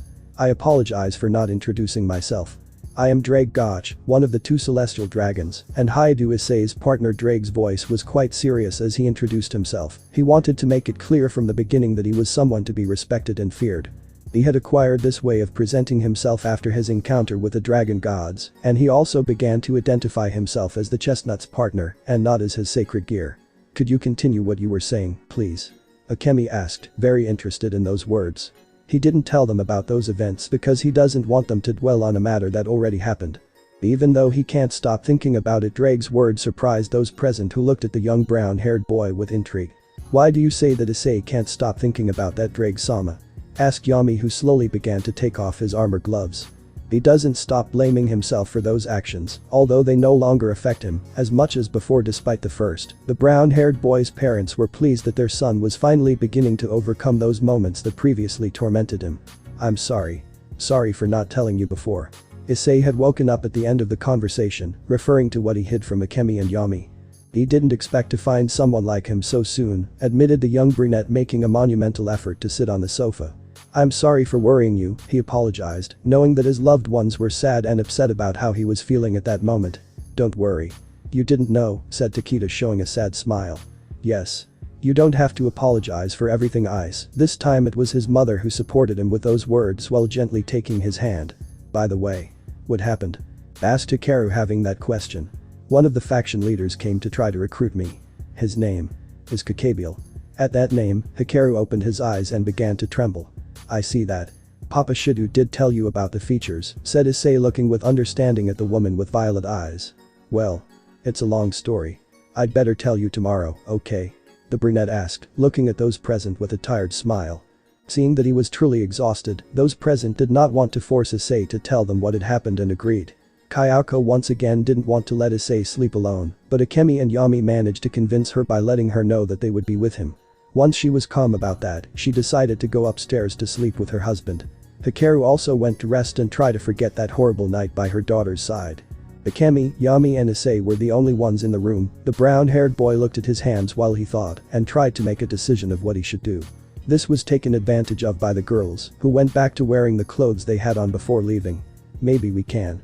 No, I must fight, Issei said, seeking support from the only people there. Unfortunately for him, they didn't know what he was referring to. I have to fight Kakabiel to protect the city. I can't join him. And I don't want to see them suffer either. For the first time in a long time, the brown-haired boy began to worry about the humans who inhabited the city. After all, he had become a little selfish by only worrying about his family. He knew that joining Kakabiel's side would save his parents and possibly his loved ones, but in exchange, he would have to help kill the leaders and innocent people. Leaving the city would be cowardly and unfair because he had to live and watch other people suffer. Besides, he didn't trust that he wouldn't actually hunt them down later. And fighting him would be suicidal, not to mention possibly dooming his family. All of this worried him, and he really didn't know what to do anymore. He felt exhausted, out of ideas, and tried to refresh his mind by massaging his temples. Akemi sat next to him, and as his right hand, Yami did the same, only with his left hand. With this they managed to make the brown-haired man understand that he was not alone, because he was immersed in his thoughts and had abandoned his surroundings when imagining possible futures. Forgive me. I'm not going to do anything crazy, and no, I won't forget that you're with me, said Issei, feeling the support of the young blondes, who gave him a tender smile. I know you'll be upset with me. But I really prefer that you stay here, taking care of them. The brown-haired man knew that his words might not be taken in the best way, but he didn't trust himself to leave just one of them to protect his loved ones. At school I will be protected by the Sitri clan, or at least I will be able to have their support in case something goes wrong, argued the brown-haired boy, waiting for a response from the young women in front of him. You know very well that we're going to refuse, Issei. This time we'll both accompany you because you're so weak, Akemi said, getting up from the couch. Then she extended her hand to Issei so he could stand up. The brown-haired boy couldn't be upset, it was an answer he had already expected. Besides, if they're looking for you, it would only be more dangerous for you to stay or leave any of us behind.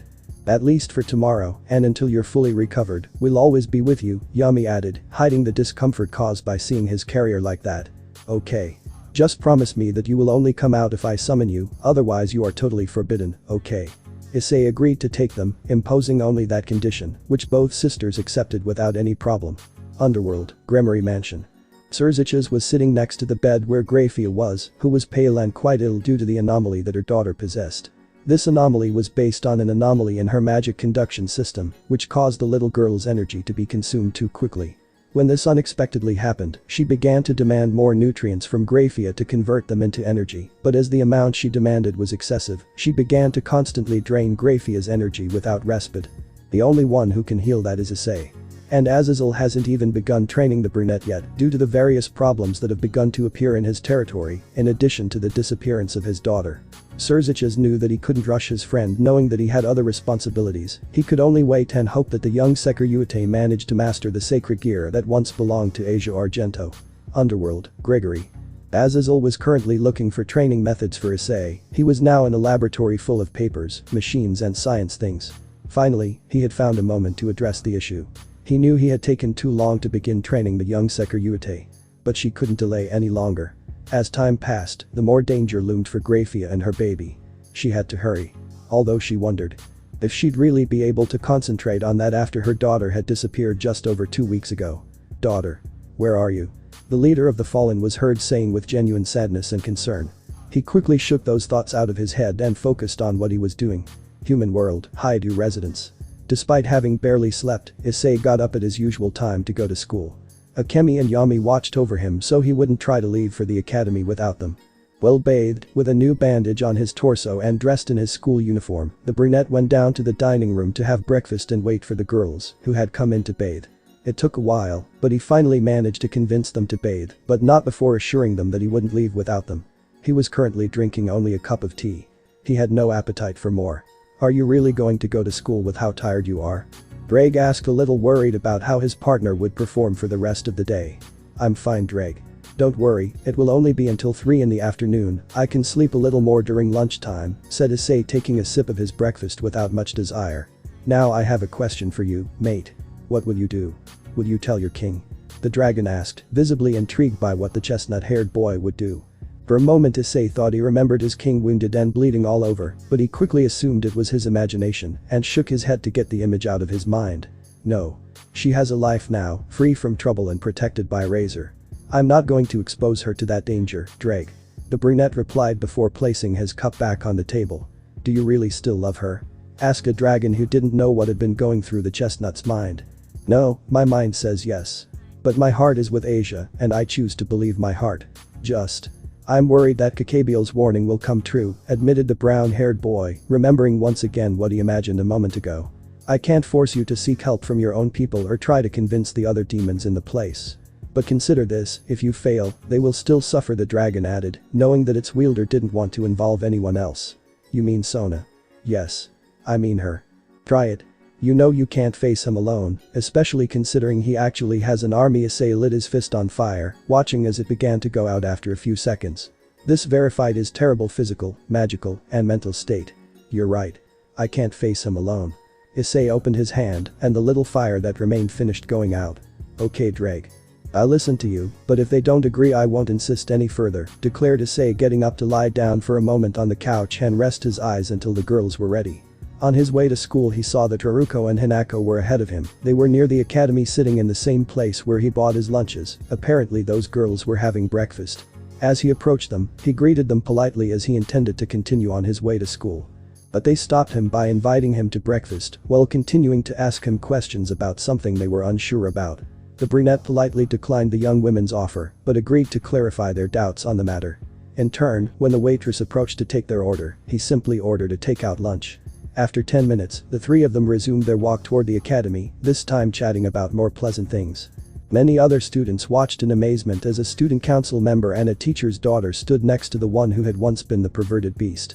The girls went ahead of the chestnut tree so they could review a little more before the test. For his part, he simply continued walking until he reached the entrance, where he met Sona and Tsubaki, who were doing their usual morning routine. "Good morning, Issei-kun," Tsubaki greeted the young brunette cheerfully, showing a side that was not very common in her. "How are you, Issei?" the short-haired brunette greeted with a calm smile, hiding all her concern at seeing him there despite what happened last night. "Hi Sona, Tsubaki. I'm a little tired but fine, and you guys?" asked the brunette, knowing that he should thank Sona for the help she gave him last night. "Well, quite well, unlike you," replied the short-haired girl, getting a little closer to the brunette to see more closely if his wounds had completely healed. "Unfortunately, I noticed that the abdominal wound was still present, even appearing a little more open than before. She evidently used a spell to be able to see this. Thank you for your help last night," Issei thanked, showing a cute smile, making the girls in front of him blush and the blondes who were with him jealous. "It was nothing, really. I couldn't leave my friend alone in that situation," Sona said, downplaying his actions last night. "I guess you won't be available for the rematch tonight, right?"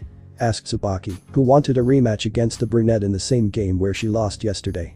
"Who knows, maybe if I manage to rest during club hours I can go.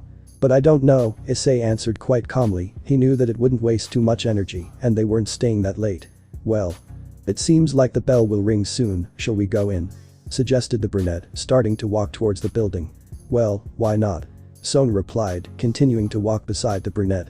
Tsubaki mimicked the action and started walking towards her classroom. The other students couldn't believe it, especially the girls. Haidu Issei was walking beside the student council president and vice president while chatting with them. With that action, there was no longer any doubt among the students. The one who had once been the perverted beast had disappeared, leaving another student in his place. A student they definitely wanted to get to know a little better. After the first hour, Issei began to think about how he should approach the subject of Kakabeel with Sona and Sarah, who seemed to be the leaders of the city. Classes resumed at the same time that an idea occurred to him about how to begin the topic. He began writing a letter, taking care not to let Professor Hasashi notice, which he succeeded in doing perfectly. When lunchtime arrived, the brunette gathered his things and began walking toward the first-year classrooms. As he stood near them, he surprisingly felt eyes on him that conveyed all sorts of emotions. Admiration, surprise, and incessant staring. That last one was the one that bothered him the most and embarrassed him. Is this what the girls felt when I looked at them? The brown-haired boy wondered, very nervous. Hahaha, indeed, mate, although I find it curious that they pay so much attention to you to get to that point, Drake mocked while expressing his doubt. To tell you the truth, Drake. We have the same doubt, the brown-haired boy added, trying to cope with that feeling, just like the second-year girls did. Ryoga-senpai, stop bothering me and let me in, please. Once he focused on his surroundings again, he could see ahead how Hinako was being bothered by a guy. Oh, come on. I'm not leaving here until you agree to go out with me. What's that you have there?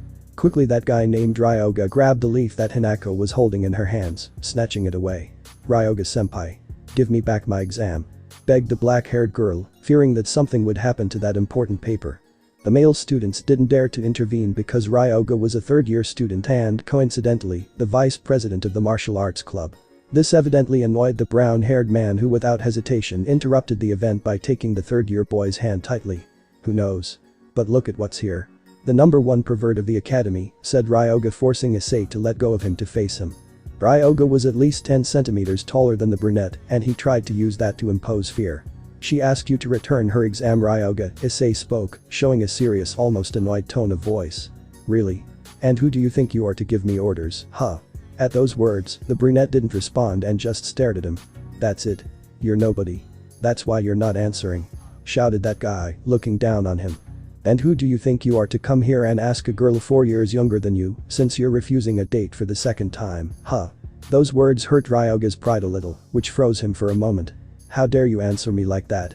Determined, that guy grabbed Issei by the neck, ready to hit him.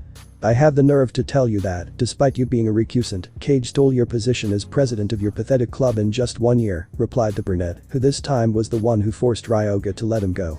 Apparently, fatigue had affected his behavior and patience. Damn it. Ryoga shouted, his pride hurt, as he threw a punch straight at the brunette's face. To Ryoga's surprise, and to the spectators, the brunette did not stop the blow that hit his cheek and caused a wound on his lower lip. You know, I can be very tolerant. I've tolerated you all this time without saying a single word. But I won't tolerate you mistreating my cowhide. After finishing saying that, Issei took Ryoga's fist and began to squeeze it until he showed a pained face. This did surprise both male and female students, who didn't believe that Issei was stronger than the vice president of the martial arts club. Give her back what you took from her. And promise that you will never bother her again. To affirm his words, the brown-haired man put more pressure on Ryoga's hand, who had to kneel down without being able to say anything, only letting out a few moans of pain. Using his best, he managed to hand the exam paper to Hinako, who was now standing next to Haruko, who had just come in from the bathroom. Excuse me. Hinako-san, I won't bother you again. I promise. For the first time, one of those who believed himself to be one of the proudest in the school found himself on his knees in front of a second-year student while apologizing to a first-year student. Now go. I don't want to see you again, neither you nor Cage, declared the brunette as he released Ryoga, who slowly stood up under the brunette's watchful gaze and left the place. Are you okay, Hinako? Issei asked, feeling worried for the blue-eyed girl. Why yes, Issei-senpai. Thank you, the brown-haired girl thanked her, feeling true appreciation for the young man with heterochromatic eyes. For his part, Issei only wiped away the little blood that came out. None of the others present said anything, something Issei was grateful for since he didn't have the patience for anything else. Look, Issei-senpai, said Haruko, showing her exam to the young brunette, showing him that she had managed to pass the exam. I passed too, senpai. Hinako also showed her exam to Issei, who looked at it feeling proud of his students. I told you that you could do it. It was just a matter of you trusting yourselves. I congratulate you. Issei showed a cute smile that made little Hinako and some of the students blush. By the way, Haruko, could you give this to Sona Kaichu? Asked a brown-haired boy, giving the young Sitri pawn the letter he had written. Of course. What is it about, senpai? Answered Haruko, to immediately ask the reason for that note. It's something about my work. It's very important that you read it now. I'm leaving for today. I'm very tired. Take care, said the brunette, waving to the young women before leaving. Will you come with me to deliver it? We can have lunch there later if they give us permission, Haruko asked her friend, who gladly agreed to accompany her to deliver the letter. After walking for a while, they both arrived at the student council, where they met Sona and Tsubaki, who were about to leave for lunch. Haruko. What are you doing here? Asked a student council president, curious to see the green-eyed girl there, especially since she was accompanied by a friend. Sona Kaichu. Issei senpai sent you this letter. He said it had something to do with work, explained the young woman, handing the letter to her king. A letter? That's new from you. Sona said, ignoring the young woman accompanying her pawn. At that very moment, she opened it and began to read its contents. I'd prefer you read the letter after we have lunch, okay? Let's have lunch at the old building, shall we? Was the first thing he read in the letter, followed by a lot more text. He was very curious about the topic the letter would be about. But he decided to save it for later, wanting to respect his friend's request and wanting to talk to him before lunchtime was over. Sona Kaichu. Can Hinako and I have lunch at the council? Asked Haruko, somewhat nervous about the answer. The black-haired woman with red glasses looked at her for a moment and then showed a small, almost imperceptible smile. Sure. Just don't forget to lock it when you leave, okay? It seemed like everything would go well for Haruko and Hinako that day. They would spend the entire lunch hour at the student council. Tsubaki-chan, Sona-chan. Are you going to lunch? Asked Sarah, who met the young women on her way to the cafeteria. She saw that her daughter was holding a letter, along with her lunch. But what caught her attention was the letter she was holding. What's that? A letter from your boyfriend, huh? Unusually, Sarah slightly annoyed her daughter. At such a comment, she blushed to the point where her hair was almost as red as her friend Ria's. And no mom. The young woman shouted, keeping the red color on her face. Tsubaki found Sarah's comment funny, but for some reason it also bothered her a little. It's a letter from Issei-kun. He said that this time we would have lunch at the old building, Sona replied, calming down emotionally again. Issei-kun wrote you a letter. Maybe he's a lover playing all tricks, Sarah hinted, trying to annoy her daughter a little more. She succeeded, but this time without as much impact. Okay. I'll go with you. I could use a break after this morning's meeting, Sarah assured them before starting to escort them. This was strange for the girls. Sarah had never shown interest in having lunch with them and the Sekiruyuite, or at least they had never bothered to invite her, thinking that maybe she has better things to do. However, they both knew Sarah always ate lunch alone. Maybe she was tired of it, so she decided to join them. They only smiled slightly at this. And what they suspected was true, Sarah felt a little lonely at lunchtime. She was tired of that loneliness. She knew she would have to explain the reason to Issei about him, why his mother would be accompanying them that day, although she knew perfectly well that he wouldn't mind. They entered the old building as if nothing had happened, since the three of them were together, and the other students would think it was just a simple inspection of the structure or something more. This was the case considering Issei sneaked in through a window or simply appeared inside using a magic circle. Focusing on the latter, he was now lying on one of the armchairs in the room formerly used by the Occult Research Club. He was asleep, as were Akemi and Yami, who slept most of the morning. Although they were about to wake up any moment. Sarah, Sona, and Tsubaki were already inside the room, watching the brunette sleep almost peacefully. This led Sona to think he looked very cute while sleeping. She quickly shook her head to clear those thoughts from her mind, blushing slightly. Her mother didn't notice this, and she was struck by the thought of doing something naughty. He quickly left his things on another sofa that was in front of where the brown-haired boy was and lay down softly on top of him, showing a mischievous smile. Don't you think it would be nice to share a bed with him, Sona? That action made both girls who were witnessing the scene have unholy thoughts and had a slight nosebleed. I think it would be nice too. Of course, if you and I do something else before going to sleep. This last thing, whispered by Issei into Sarah's ear, was what made the latter blush as she imagined the things they would do, which caused her to bleed from her nose until she fainted. And her friends to have a massive nosebleed that they could barely control. That'll teach him not to climb on top of someone when they're sleeping, Issei said, sitting down on the couch, not without letting out a yawn first. He then began to think about why he almost unconsciously attacked the Sitri matriarch. Are you really still thinking about those things? Asked Tsubaki, who was far away with Sona hugging her. Come on girls, you know what I just said was a joke. I couldn't have said it seriously, I wouldn't even have been able to say it if I wasn't so tired. Forgive me, the brunette, who still hadn't fully recovered, confessed. At the same time, he unconsciously congratulated himself for not attacking Sona's mother. He would ask Drake about that anyway. I hope so, Issei. The brown-haired boy just laughed, remembering the somewhat dirty joke he made to Sarah a moment ago. You guys are also a couple of closet perverts. Seeing you with that nosebleed was really cute. Now Issei's focus was on them, and they didn't hesitate to answer him. Don't you dare call us that. Both young women said, quite embarrassed by what the brunette had called them. Okay. Issei said as he picked Sarah up and placed her on the couch where he'd been sleeping. After that, he walked over to the desk where he sat down, feeling as though that spot didn't belong to him. Well, how about we take advantage of what time we have left and have lunch like usual? Asked the brunette, taking the lunch he had bought this morning out of his backpack. Of course. Why not? Said Sona, now calmer after seeing a more familiar side of her friend. Thus past the half hour they had left for lunch, chatting about trivial things and everyday life. Currently, it was already third period and Sona was in student council, about to read the letter Issei and Veruko had sent her. As the brunette had requested, she only began reading it after they had eaten lunch. Dear Sona. We met almost 2 months ago, and I'm truly grateful for all the time we've spent together. But now I have a problem and I can't solve it alone. It's a problem of enormous proportions that will affect us all. I don't want you to force your entourage or your mother to participate in this. That's why I want you all to come to the old building where I'll tell you what this is all about. Although of course, if you don't want to come, that's fine too. Sincerely. Haidu Issei. That last clarification confirmed to Sona that it was something very serious and that he probably didn't want them to get involved. But he no longer had a choice. Now I understand why they like him so much. He's a good person, said Sarah as she entered the council and interrupted Sona's thoughts. Wow. You finally woke up, said the young heiress with a certain tone of annoyance. Nope, I woke up half an hour ago, but I stayed up talking to him for a while, Sarah admitted, sitting down casually on one of the sofas in the place. You know, he told me he had something important to talk to you about. What is it about, daughter? This time Sarah's tone of voice became serious, showing that she felt something bad during the time she spoke with Issei. He's asking for help solving a problem. But he didn't tell me what it was either. He asked me to go talk to him all over the place because he doesn't want us to help him out of obligation. Although of course it's not mandatory. Sona's way of speaking also became more professional. Haidu asking for help. What happened to him? Asked Saji, interrupting the conversation and drawing the attention of his companions. You're now interested in Issei-kun. That's new, Momo said automatically at the change in the blonde's attitude towards the brunette. Well. I was wrong to prejudge him and also to jump to conclusions.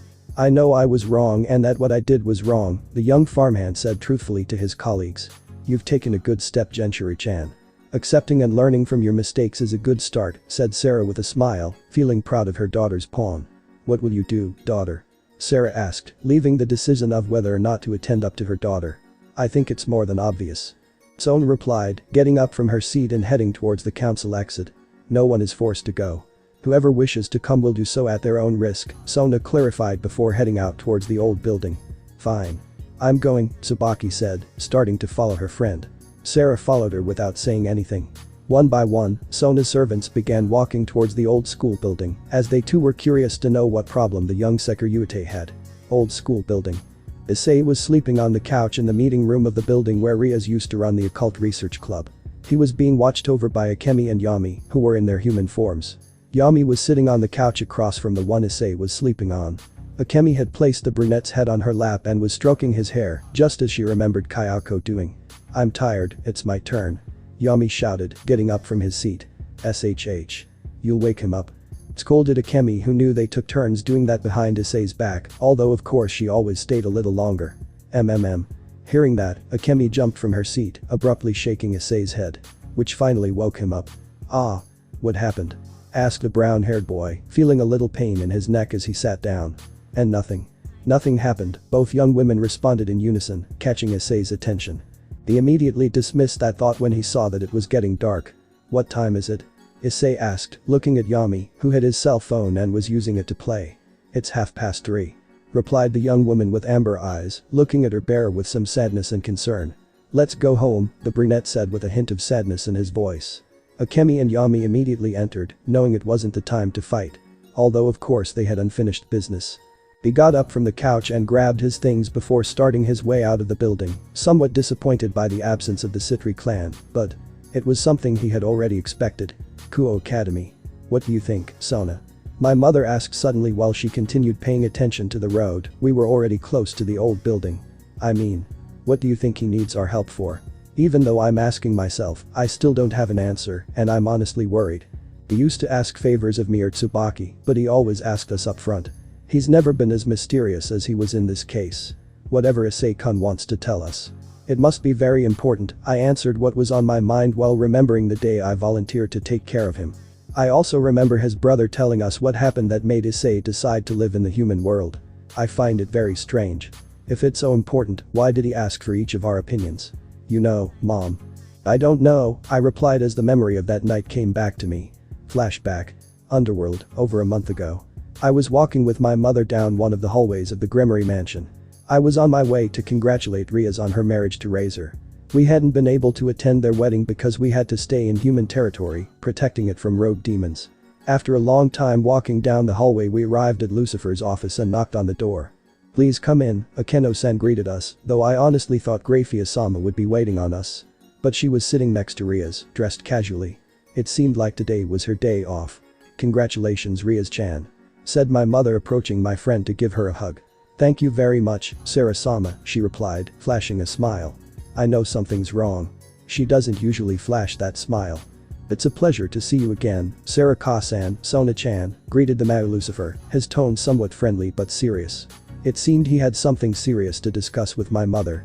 Ria's entire entourage was there, including her little bishop, the vampire named Gasper. This is new. It's not common to see it here, I see he's making a great effort to avoid running away. I approached Riaz and congratulated her privately. I'm not very good at sentimentality, but I know I can express myself well with her. We chatted for a while about trivial things until we touched on the subject of the wedding. Something I was very curious about. Was the wedding ceremony really as beautiful as they say? Well, I know this is very sudden. But I want to talk to you about an important matter. Yesterday at the wedding, I caused an incident. What Surzich's-sama said caught my attention. One of the 4 kings of the underworld causing incidents was new. Of course, my sister is an exception. As you know, Riaz will be permanently settling in the underworld with most of her servants. Majority. Who would refuse to come to the underworld? Especially considering Riaz is her master. Haidu Issei, the current Sekiryu, decided to stay in the human world. Of all the names that came to mind, that person's name wasn't there. My mother couldn't believe it either. What had happened for the perverted beast to decide to stay in the human world, away from a person with supernatural breasts and the possibility of having a harem? The Sekiryu. But how was it possible for him to have that ability to choose? Riaz. Did you really give your pawn so much freedom? My mother questioned seriously. When King Lucifer told us that he was unaware of the secret deal Riaz had devised to test her pawn and the consequences it brought, we understood a little why Issei decided to stay in the human world. Of course, Surzich's-sama didn't finish telling us what happened. Personally, I think he feels that Riaz betrayed him by hiding something so important from him. I suppose he will hate her and end up looking for a way to get revenge on her. The reward the Sekiryu asked for was to become a free man, so that's what he used to stay in the human world. But why did he ask for something like that? What's the reason for such a request? Don't get me wrong. Like I told you, he loves Riaz.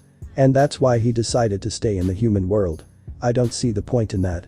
He knows that it will be harder for him to forget his love for Riaz if he continues by her side, plus he wants to respect Razor Phoenix's partners and not scare them with his perversion. Grafia-sama was the one who clarified this, but did Haidu really change so much as to respect that? Riaz has told me about his reputation, and I know that you probably won't believe my words, but the truth is that despite his young age, he has experienced very strong things in the short time he has been a devil. Things that can change anyone. Did he really go through such things? Excuse me Lucifer-sama, but what is it that the Sekiryu has experienced so strongly that it led him to make that decision, or rather, to lead him to change so much? I asked knowing that he would probably give me an empty answer. He lost the woman he loved. I opened my eyes in surprise at his words. Had Riaz really told me that? What? I only received a nod from Lucifer, a clear sign of confirmation. Haidu Issei lost the woman he loved. How? What happened? It was on the night of the multiple signs, remember? Issei and we fought. That reminds me. Was he the one who left you like this? I couldn't control my tone of voice or my composure. I immediately pulled myself together and looked at Riaz seriously, waiting for an answer. She just showed a sad smile as she nodded. We all knew how Riaz felt after that night. I couldn't believe it. It was in a fit of rage caused by the death of Asia Argento, his beloved, at the hands of the fallen angels. I couldn't help but look at Riaz with intrigue. I know Saji was knocked unconscious at the start of the battle and that Issei-san had to defeat that rogue demon alone. But what happened after that? I asked, hoping for an answer. Although their response did surprise me. I couldn't believe everything they told me. But if I'm being objective, I have no doubts about not believing that story. Losing the person you love at such a young age. Issei-san must be suffering a lot. Honestly, this has overwhelmed me. I didn't expect a story like this. Although I must also say, Rias. But you were wrong to hide your engagement from your pawn. My mother spoke for the first time with this topic of conversation. I know, Sarah-sama. Rias replied, very distressed by the subject. That's not all that happened recently. Yesterday after Issei-kun left he met 4 fallen angels with whom he fought and managed to survive. Although of course, he didn't come out unharmed. I want you to see this. Lucifer moved his hand to the right and created a magic circle after his words. In that circle, we were able to watch the entire battle between Issei and the fallen angels. It was incredible to see the Sekiryu face 4 fallen angels at once. Admittedly, he didn't have that much technique or skill, but he could handle himself. Although after eliminating 2 fallen angels, he was pierced by a spear of light that caused me some horror. That feeling increased even more when I saw the amount of blood he lost during the remainder of the battle. I turned to look at my mother and saw the shock on her face. Clearly, she couldn't believe what she was seeing either. I returned my attention to the battle only to see Issei-san suddenly activate a suit of armor that began to cover his body. Just being able to witness that form made me feel inferior. And it was no wonder, from one moment to the next, he became capable of fighting again at the level of the last 2 fallen that remained. Although what surprised me most about that whole fight was that technique called dragon shot. In the end, the fallen one who received the attack managed to escape, and for some reason, Issei-san let the other one escape before falling unconscious. The wound caused by the light lance hasn't healed yet, and we can't help him recover after declaring himself a free piece. I see. We'll have to take that into account. Wounds caused by light magic take much longer to heal in demons. I'm worried that the fallen angels are looking for Issei.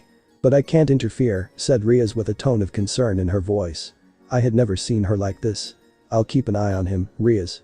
I'll take care of him. I don't know why I said those words. I don't understand if it was out of concern for Rias or Issei. Sona.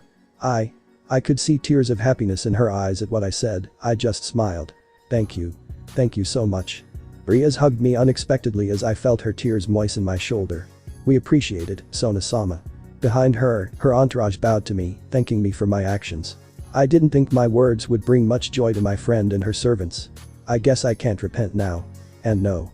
To this day I don't do it and I'm sure I never will. End of flashback. When I got home, I told Tsubaki everything that had happened and showed her how to approach him. In the end, we decided that I would be the first to approach him as a friend, since that was my idea. But as the days went by, we both became friends with him. I focused so much on my memories and thoughts that when I became aware of my surroundings, I noticed that we were already on the other side of the room where Issei's aura could be felt. Although his aura is weak, even weaker than it was at lunchtime. He really feels very ill. Just as I was about to knock on the door, it opened. On the other side, I could see Issei, who had a tired look on his face, which soon turned into amazement. He probably already assumed we weren't coming, we were running late after all. I'm glad you could come. Please come in. Issei was a little nervous, but he always kept his tone kind and respectful. My entourage sat on the living room couches while my mother, Tsubaki, and I sat on 3 chairs that were located in front of the desk that Rias once occupied. Alright, Issei-san. What did you want to talk to us about? What is this very important matter? My mother asked in a serious but calm tone. I know we only recently met formally as devils. And that our first encounter wasn't entirely positive. But I want to tell you something that happened to me last night. A serious tone permeated Issei's voice. Something really bad happened last night. It was a bad idea not to send my familiar to keep an eye on him. What happened to you? I asked, unintentionally letting my concern for him show. Last night Haruko and her friend Hinako came to my house to ask me to help them study literature. I turned to look at my pawn, in amazement. I didn't think she'd turn to Issei to study. Since it was very late, I accompanied them to their house. After that I wanted to go home again to rest. However, Drake warned me that some rogue demons were chasing some humans. I decided to intervene and started a battle where I didn't come out very well, and if it hadn't been for your help, I would possibly be dead. Just when I was about to say something my mother stood up and bowed to Issei. Why, you don't have to apologize for anything, Sarah-sama. I understand perfectly why you did it. Issei went ahead of my mother and said those words that made my mother look up in astonishment. Even I didn't understand how he could know all that. Although if I thought about it, he probably figured a lot of it out. I'm really sorry, but despite Issei's words, my mother continued with her apology. Look up, Sona Sitri. Even my mother was a little scared by that sudden voice that uttered those words. You're a clan leader, not just any clan. Like you said, your clan holds the title of prince. A clan leader with such a title must never lower her gaze in front of a low-class devil. Following the sound of the voice, I could see that Issei's sacred gear was active. Does that mean that voice is from? You always forget to introduce yourself. The voice you just heard belongs to Drake Gotch, the Red Emperor Dragon, and one of the two celestial dragons, as well as my partner and master. Did the soul of a sacred gear really have the ability to manifest its voice outside the consciousness of its wielder? It's impressive. You'd better obey him from now on, Sarasama. Otherwise he'll always remind you, and it won't always be in the best way. Issei seemed to know a lot about Drake-sama's methods. It seems he already has experience in the area. Don't worry, Issei-kun. Of course I'll obey him. Apparently my mother felt the fear in her own flesh after a long time. Well, I was the same. Turning my gaze a little, I could see that Tsubaki was also like us. As I was telling you. Once I eliminated one of them and my king finished eliminating the other. I headed with the humans, who are acquaintances of mine, towards my house. Once we were outside of it, I felt a great power, something that didn't even compare to the power of my king. I could see how Issei's hands were shaking, making me worry for him. I had never seen him so scared. I was afraid that I would be that being's prey. I didn't want to endanger my family. I asked those humans to go inside the house and not leave at all. I don't know where I got so much courage from. But I decided to head towards that aura with the purpose of intercepting it. But it was a trap. That aura managed to ambush me. Kakabiel had lured me into his trap. My body tensed when I heard that name. I can't believe it, Kakabiel. One of the leaders of the fallen angels. But why? Why ambush Issei? I glanced at my mother, seeing her astonishment. She was as surprised as my queen, or as I. He gave me 3 options. To oppose, to run away, or to join him. He threatened to hurt my king and my family. Options. Is this a trap? No. No, it isn't. Is this a trap, Sekirute? My mother stood up from her seat hysterically. Issei also stood up, but he showed a fearful behavior. It's true. I forgot he was weak. If it was a trap, he would have at least waited until he was at his full potential. Enough, Mom. Listen to him first. I had to defend him. My mother was sometimes as impulsive as my sister. I know you distrust me now, Sarasama. But just reason a little. You've been watching me all this time and you know very well that I always prioritize my family. Besides, don't you think that if I were to betray you, I would have at least worried about being at 100% of my capacity? My mother showed a face of disbelief. It seems that thinking about that made her become aware of Issei's condition again. My mother knew perfectly well that Issei protected his family at the risk of everything. We even saw when those bastards tried to harm his mother. We saw how in a moment he brutally and accurately took down all those guys. I'm sorry for my distrust, Issei-san. Your words are very right. Seriously, excuse me. Remember what Drake told you? As my mother apologized, she tried to bow an apology again. But Issei stopped her, reminding her of the celestial dragon's words. Anyone can make a mistake. At least you think before you act, or at least you listen to reason. If you were a more impulsive person, I'm sure you would have attacked me by now. Despite being in mortal danger, he always maintained that smile that conveys calm and confidence. I'll answer the question you're all probably wondering. Kakabiel wants to restart the war between the 3 factions, the conflict that left all the factions in a bad position. Why does he want to restart that war? As I told you, he gave me 3 options, but I'm going to fight even though I won't force you to participate with me. I know I must fight to protect the city. But I don't want to risk my family in the process, so I'll send them away from here. You can do the same with your families or flee to the underworld. Are you really willing to sacrifice yourself for them? Issei, I've been wanting to know something about you. Wait a minute. I remember Kakabiel mentioned someone else. He mentioned that Seraphol's sister was always watching over me, just like my master. Do you know who Seraphol is? Okay, Kakabiel told Issei that I've always been watching over him. How curious. I felt my face burn with embarrassment. I have to control myself. Or else he'll notice. Seraphol is the first of my daughters. I suppose you already know who the Seraphol's sister is, right? At that moment Issei-kun's gaze fixed on me. I immediately looked away, trying to control my face, which was red with embarrassment. I swear I'll get revenge for this, Mom. I have a question, Issei-san. Didn't Kakabiel mention me? My mother quickly changed the subject. The good thing is that Issei stopped looking at me. At least he asked the question that I also had. No. He didn't mention you. Issei's face turned serious at that moment. He seems to be wondering why Kakabiel didn't mention my mother, since she's the strongest devil in this territory right now. It's not something you should be too surprised about, Issei-san. I wasn't always in charge of this territory. I only came to command this territory after Riaz-chan left the human world. I know my mother perfectly well. She also wonders why Kakabiel didn't mention her. There are many possibilities. I just hope she's not some extremist. Is there anything else you need to tell us? Obviously, you have to consider that after telling us all that, we became allies. I'm obviously speaking only for myself. Issei's face relaxed. He seems to be a little calmer now. I'm going to help him too, Issei-senpai. I turned to see Uruko, who was standing, showing firmness in her decision. One by one my servants offered to participate in the fight against Kakabiel, even Tsubaki volunteered. Turning around, I smiled at Issei. Of course I'm not going to let this city be wiped off the face of the earth. This is where I made my first friend outside of my circle. Apparently. We're all willing to participate, Issei showed a smile of relief. Okay, Issei-san. What plan do you have? My mother asked that, probably thinking that Issei didn't have any plan. Well, I had the idea of training together to improve each other and get to know each other better. I'm not an expert in hand-to-hand combat, fencing, or magic. For those of you who are willing to practice, I'm willing to learn with you. It's not a bad idea, though. I suppose I can help you train, too. If you need help, we'll be happy to give it to you. Now that I think about it, I haven't said much in this conversation. But I know I said enough. Thank you very much. He's obviously very physically tired. He's breathing as if he's agitated. I think it's best to let him rest. Although I wonder if it's a good idea to leave him alone. Thank you so much, Issei.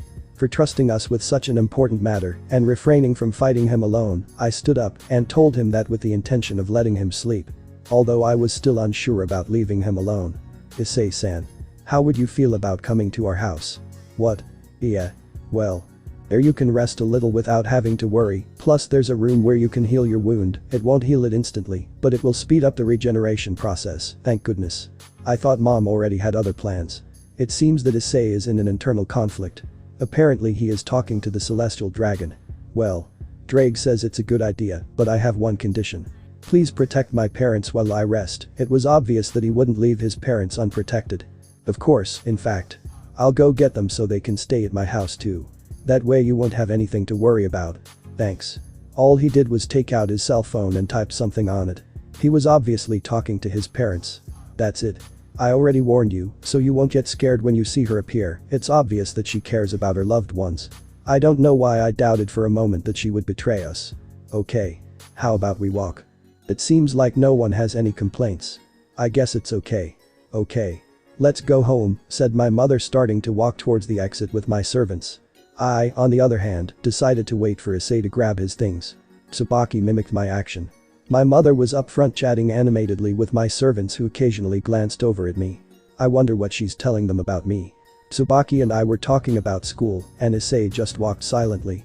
Suddenly, he stopped, his expression serious as he looked around. I could hear soft footsteps, though I don't know exactly where they're coming from. Someone seemed to be running, but it was noticeable with difficulty. Quick. Before she reaches the corner. Capture her alive. Was heard in the distance in a very annoyed tone. I turned towards where that voice was coming from, and I could see a woman coming out of an alley wearing only a nightgown. Her hair was loose and silver. I had a hard time recognizing her, but it was Grafia who seemed to be running for her life. But just as she was about to pass by us, Issei stopped her. It was there that I saw her face. Which showed a bruise on her face, evidenced by a thin trickle of blood flowing from her lower lip and tears.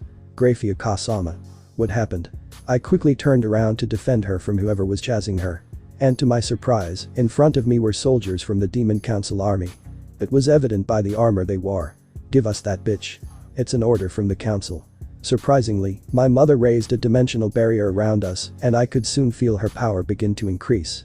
You cannot disobey the orders of the demonic council, Sona Sitri, that contemptuous way you called my mother. I didn't like it at all. I know very well that I can't go against the demonic council. My mother began to doubt, is she really going to let those bastards take Grafia-sama away? Little by little I could feel Issei's aura rising and the atmosphere getting hotter. Transfer. Akemi. Take care of her. When I turned around next to Issei there was a blonde-haired girl wearing silver armor. Okay. Was what that girl responded while holding Grafia in her arms. You're right. They can't disobey the orders of the demonic council because they live under the protection and rules of the demon kings. But you know something? I am a free piece, and in the eyes of the demon kings, I do not live under the protection or orders of anyone. I could feel the thirst for blood in Issei's aura, and that it did not stop increasing, despite the fact that he was so exhausted. This is bad for him, and I'm not going to let him fight alone. Not this time. Underworld, Gremory Mansion. I'm resting in my bed, just as I have been for the past few days. After all, my condition doesn't allow me to do much else. But despite feeling weak and tired, I couldn't stop thinking about many things I plan to do in the future. One of them is what name I'll choose for my baby. I want something that sounds cute and is easy to remember. Oh. How long will it take her to learn to walk? Milika's learned when she was 14 months old. And what will her first word be? Milika's was Dada. Oh. I hope she says mama. But what if I can't see that? If Issei can't save me, what will become of my baby? And no. Don't think about that, Grafia. Stay positive and everything will be okay. Maybe I should get some sleep. Yeah, that would be nice. That's a magic circle. Damn, right now I'm alone and I'm sure it's the damn demon council. They didn't inform me that they were coming to see me, and Serzicha said they weren't on the best terms with them. Right now that I have to look strong, I'm wearing a rainbow patterned dress. I positioned myself very close to the edge of the bed, feeling something was wrong. Well. Who would have thought we'd see you so haggard? Damn, even though I tried hard to look strong, what do they want here? I'm not going to let them intimidate me. They're very wrong if they think I'm going to show weakness. We have orders to capture you and take you alive, but no one gave us the order to take you safe and sound, said the man as he approached me slowly. Now I have the opportunity to make you pay for everything you did to my colleagues. Listening to their voice more closely, I think I know who they are. He and the others are survivors of the ancient war. Survivors of one of my attacks. After their words, I'm sure they want revenge. After all, I was the one who wiped out their entire legion. But that was long ago, long before Serzichas and Ajuka defeated me and showed me the cruelty of the son of the former Lucifer. But I don't have time to think about that now. I have to get out of here. They put a silencing spell on the room, so no matter how much I scream, no one will come. I have to escape. I have to run away to protect my daughter. Aren't you going to say anything? Heh, it's the first time I've seen you so pathetic and helpless. You look just like the humans, that's right. The human world. Issei will be able to help me since, even if I asked for help here, Venelana and Zodicus would be punished if they helped me. And I'm not going to risk Milika's safety. Only he has the ability to disobey the council's orders. I just hope he can help me. Grafia knew that Issei might not be in the best condition to help her. But she could only trust that he would be. At that moment, the silver-haired girl could feel a great pain begin to arise in her cheek, a pain that was caused by a strong slap from the soldier who had spoken to her. Once on the floor, he quickly grabbed the nightstand next to the bed and hurled it with wind magic toward the demon who had struck him. Because that soldier was so confident, he never expected a counterattack like that. The nightstand broke on him, and due to the wind magic, he was propelled backward, colliding with his companions and ending up on the floor. Grafia took advantage of that small space to try to teleport directly to Issei, but for some reason she couldn't find him. So, with no time and using what little magic she had, she opened a portal to Kuo. The demons recovered only to see their prey escape through a portal. "I won't let you escape, you damn bitch," shouted one of the soldiers as he stood up and then, together with his companions, crossed a portal that Grafia had created. "Damn. I created the portal too far from your house and the academy. I have to get out of here quickly. Because right now there is no one on the street," Grafia thought, and white and desperate. No, even if there was someone, that wouldn't stop those demons. I can't take it anymore. Come on, Grafia. Just a little more. You're not missing anything. Sarah-sama is close, she can protect you. You just have to get there. Despite a condition, Grafia kept fighting to get to Sarah, who was near the place accompanied by her daughter and her entourage. Quick. Before she reaches the corner. Capture her alive. The pursuers could also sense Sarah's presence and knew that she would be a big problem if she decided to protect Grafia. They're very close. Come on, Grafia. Just a little further. You can't let those bastards get their hands on your daughter. Grafia encouraged herself to not lose hope in being able to reach Sarah. But his thoughts were so focused on staying on his feet that he didn't notice when he walked past Sarah. At that moment, Grafia felt someone grab her arm, stopping her in her tracks. She had lost hope. She'd been captured by those bastards. Many things were going through her head at that moment. She might never see Serzichas again, and she might never see Milika's grow up to the fullest. Those thoughts tore her apart. But the reason that brought tears to her eyes was knowing that she would never see the child she had cared for long before Milika's again, and that she would never be able to hear or even see her baby girl. All that thinking disappeared completely when she turned around and saw who had stopped her. Grafia. What happened? Issei looked at her with concern. But as he focused on the blood staining the side of her lip, those thoughts were replaced by anger. An anger that was directed at the beings who had come out of that alley. Hand that bitch over to us. It's an order from the council. Grafia felt like she was fainting. She was already weak due to her baby's abnormality, and now she was worse because of the action she had to take.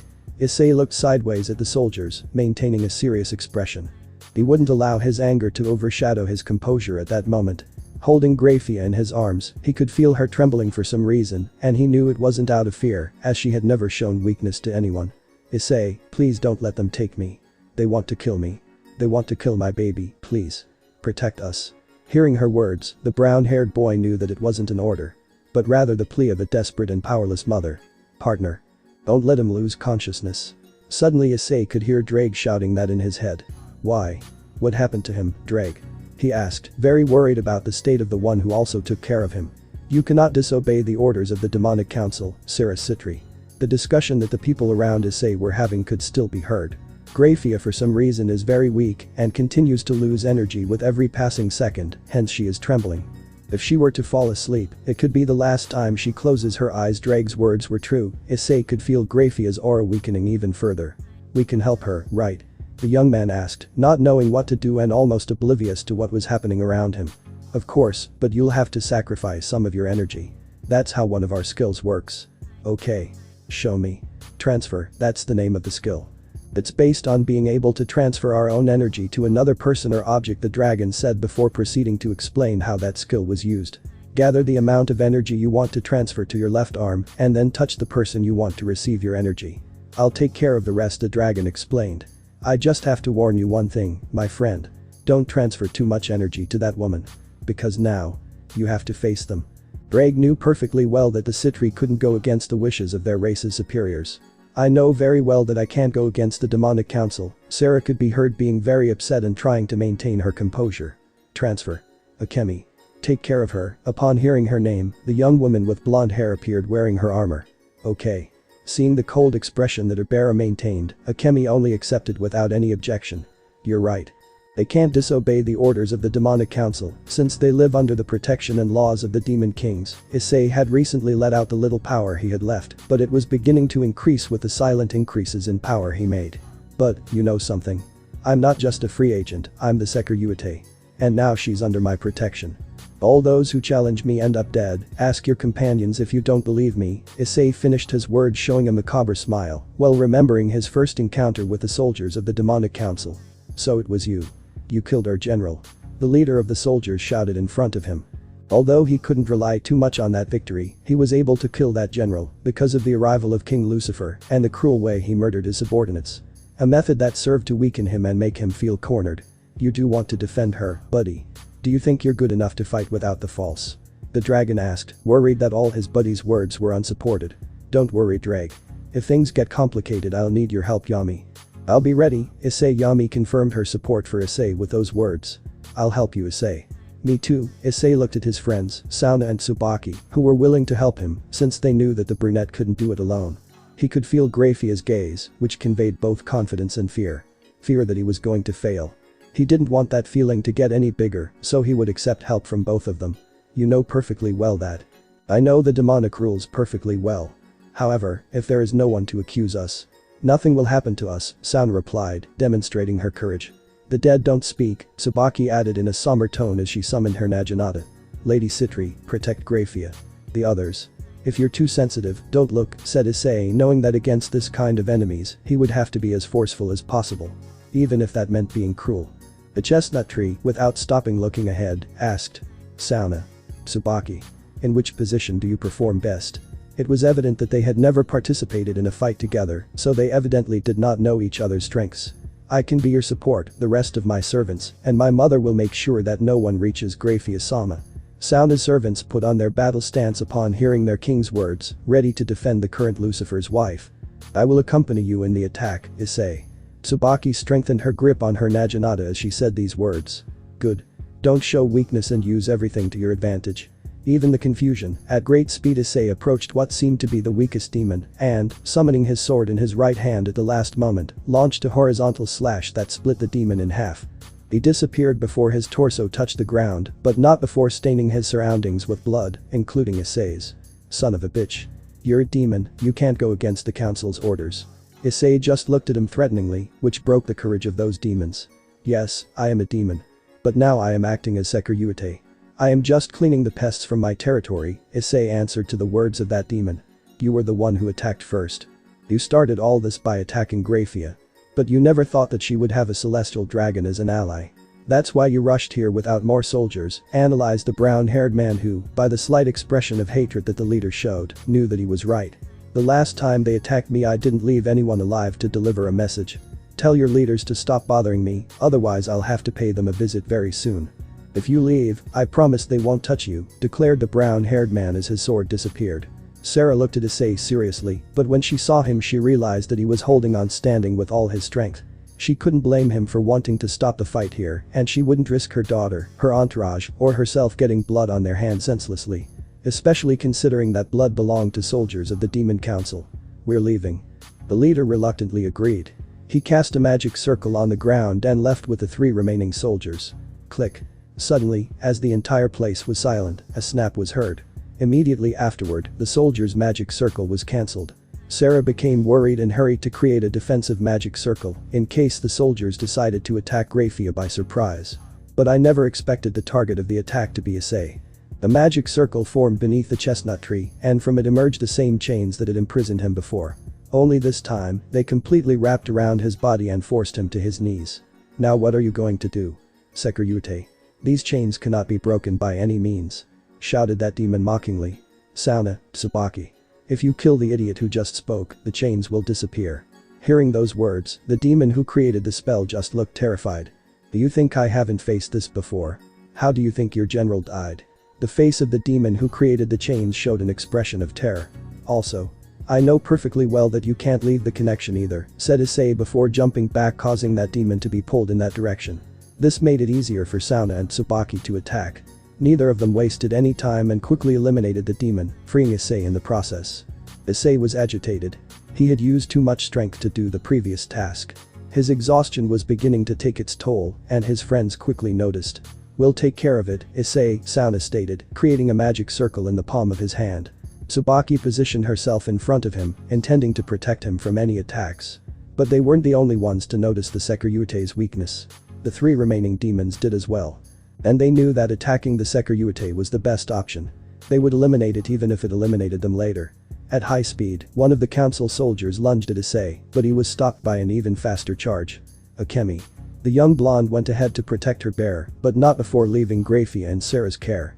If you want to touch it, you'll have to tear me apart first. Akemi stated, letting holy light radiate, alerting the enemy and allied demons. Issei rejoined after making some augmentations. He glared at the council soldiers. I gave them a chance to leave in peace. I won't give them any more. They'll all die. False. With that said, the red armor appeared with the respective power boosts. Dragon. Saying those words, Issei placed his arm in such a way that he was ready to hit that sphere. Upon hearing those first words and seeing that posture, Sarah rushed to reinforce the barrier she was maintaining. Meanwhile, Sona and Sitri stepped back enough to avoid being harmed by the attack and decided to help the Sitri matriarch. Sona's servants didn't understand what Issei was about to do. For a few moments they all turned their gazes towards the soldiers, who were enveloped by light magic. Shot. With those last words, the most powerful technique in the Securite's arsenal was released. When Akemi showed up at the fight, she secretly used light magic to quickly imprison the council's demons, preventing Issei from missing his most powerful attack. Once eliminated, Issei fell to his knees, exhausted, his armor disappearing into particles. Akemi rushed to his aid, receiving a grateful look from the brunette until he stood up and stepped back a bit to catch his breath. There were 6. Those slight words completely tensed Issei, who looked at Grafia with concern. There were 6 soldiers. The young brown-haired man quickly turned his gaze forward, finding the remaining demon just a meter away. He had camouflaged his aura to go unnoticed and take Sarah's life by surprise, but upon seeing the death of his companions, he changed his mind. Hurt and enraged, he attacked Issei by surprise. He tried to defend himself by putting up his arms. But with his exhaustion, a swift and powerful blow was enough to breach his defense. That demon's attack was aimed at his heart. If he didn't do something quick, he'd be dead. Trying to be faster, he directed his left hand towards the demon's chest. And said, "Gram." At those words, the legendary demonic sword that was believed to be lost appeared and was the tool with which Issei ended the life of the last of the council soldiers, although he still had not disappeared. Although he did not emerge unharmed, the attack pierced his chest but did not reach his heart or any major organs, only damaging a couple of muscles. Sona couldn't believe what she was seeing. She'd only heard myths about the legendary sword Issei wielded. Gram, the most powerful demon sword, and one that had the impressive quality of being a dragon slayer. I knew that the sword had once belonged to the original King Lucifer. It was said to be cursed, that it chose its wielder, and that if anyone attempted to wield it without being chosen by it, they would die cruelly on the spot. It was believed that the sword had never existed, as there was no trace or evidence to prove its existence. Until now. Sarah shared her daughter's thoughts. She knew that the sword had belonged to the ancient Lucifer until his death. But after that, nothing more was known about it. In fact, she believed it was destroyed during the great Lucifer's final battle. But now she was there, right in front of his eyes. Those rumors were just that, rumors. But he still had one question. Where had Issei found her? Graphia was the most surprised of the three, as she was raised by Lucifer and Asmodeus, and grew up admiring it and hoping that she would one day wield it. She remembered that as a child, she had only been able to wield it once. But as an adult, she had never been able to do so. The last time he'd seen her was when she'd stayed behind to cover the demon's retreat from the battlefield. The great King Lucifer had been brought to the brink of death. Asmodeus would help him escape while she stayed behind to repel the offensive of the angels, who had recently lost their god. Believe me, Securite. Blua. Demons are deceitful and treacherous. How long do you think it will take until they decide to hand you over? Said that last soldier, clinging to life as much as he could. What you're telling me is a lie. Not all demons are like that. My master isn't like that. They're not like that.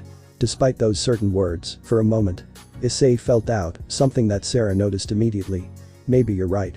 Your mistress's bitch was always that stupid. She always chose and will always choose to give her life in exchange for those of her stupid dogs. Those were the last words of that demon.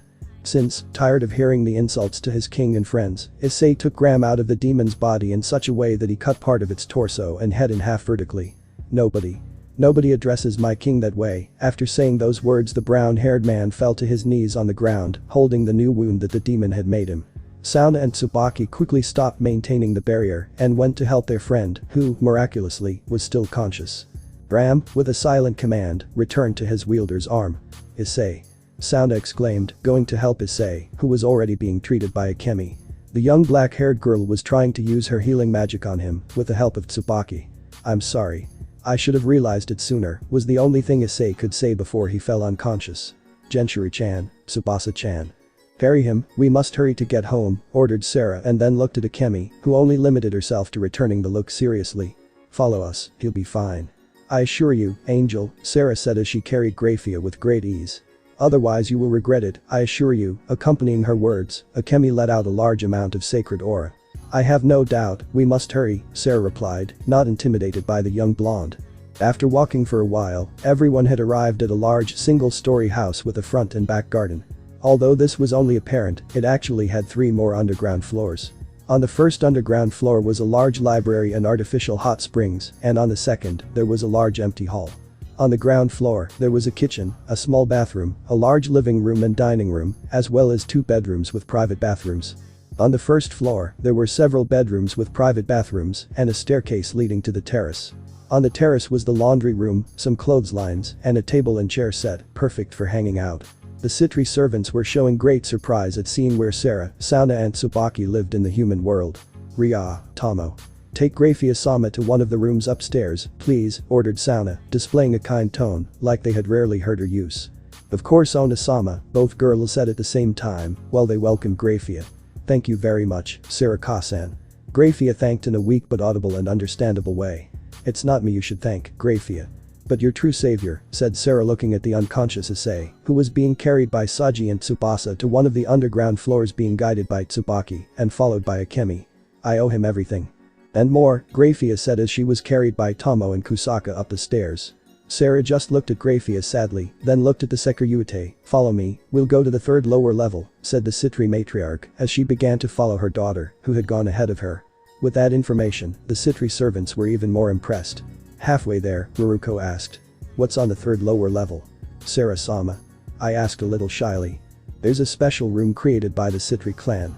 This place heals the wounds of whoever is inside, but it only heals some of them, Sarah replied kindly. Like what? Tomo asked, interested in that room. Any wound. But it doesn't cure bruises or illnesses, it's a room that is only used in emergencies, the Sitri matriarch clarified Tomo's doubt. It must be very effective, right? Momo felt more admiration for her mistress's clan, who had managed to create something so amazing. No. It isn't. Healing is very slow, and time is very vital in certain situations. And in case you're wondering, it will take Issei at least 3 or 4 days for his wound to heal completely. Although I can't prevent him from leaving a scar, Sarah replied, thus proving that that room was only an imperfect prototype. 7. Well, this is it. Sarah slowly opened the door, revealing that the room had the appearance of a refined thermal bath.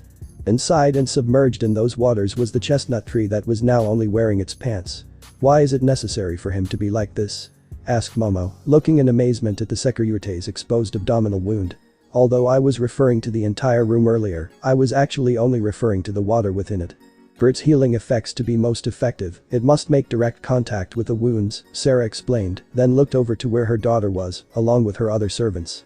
This is what hide you had to carry, said Saji, unable to believe that such a person exists after seeing the severity of that wound. I'll stay. I'll take care of him, Akemi stated, leaving no room for discussion due to the tone of her words. Fine, you'll take care of him. But so will Sona and Tsubaki, the 2 young women mentioned did not disagree with Sarah's order. I have to go make sure no one saw their confrontation before. The girls knew why Sarah wouldn't stay. Please take care of Grafia until I return. I don't want to risk the Demon Council soldiers attacking by surprise and finding themselves with a clear path, Sarah asked her daughter's servants. As you say, Sarah-sama, said all of Sona's servants present at once, beginning to climb the stairs towards the room of the great Lucifer's wife. Well, I'll try to come back as soon as possible, said Sarah with a smile as she disappeared into a magic circle. Sona, I'll go get something to drink. Do you want anything in particular? Asked Tsubaki, stopping at the entrance of the room. A bottle of water would be nice, replied Sona, who was more worried about Issei than what she was going to drink. And you? Do you want something to drink? Tsubaki hadn't noticed anything odd about the strange young woman who had appeared out of nowhere. She didn't know her, but she knew it would be rude not to offer her something to drink as well. Just water, Akemi's words were laced with anger and remorse for not having been able to protect its bearer. And make it too, was the last thing he said without looking at them at any time. Okay, I'll be right back. Tsubaki started heading for the exit of the room after saying that. Dream. Issei opened his eyes only to find himself in a completely dark place. He could only see his hands, and after that, he couldn't see anything else. That darkness wasn't ordinary. I felt pressure, fear, anguish, hatred, all of it in that darkness. I thought moving would dispel those influences, but it only made them even stronger. In the distance, he could see a warm and comforting green light. Desperate, Issei began to run, trying to reach that light. But despite doing so, it seemed like the light was only getting further away. After a while, that light disappeared. The shadows that abounded in that place had hidden that light. With the only light gone, the brunette began to collapse from the negative emotions of the darkness. He looked up, hoping to find that light again. But what he saw was dozens of people around him, staring at him in a serious, emotionless way. The world is cruel, isn't it? It could be heard like an echo throughout the place. You lost what you loved the most. Because of your weakness, it seemed that those words were meant to weaken Issei's courage. You know it won't be the last time. You know that others will seek to hurt your loved ones. But if you let yourself be consumed by power, you can protect them. You will destroy everything that bothers you. Everything that ever hurt you. At this point, Issei didn't know what to do. He didn't even know what those voices meant by being consumed by power. Let yourself be consumed by power and destroy everything. Leave me alone. Tired of listening to the orders they were giving him, Issei tried to silence those voices, which did the exact opposite. As soon as he finished his words, he felt those people turn into shadows and begin to surround him. Let him go.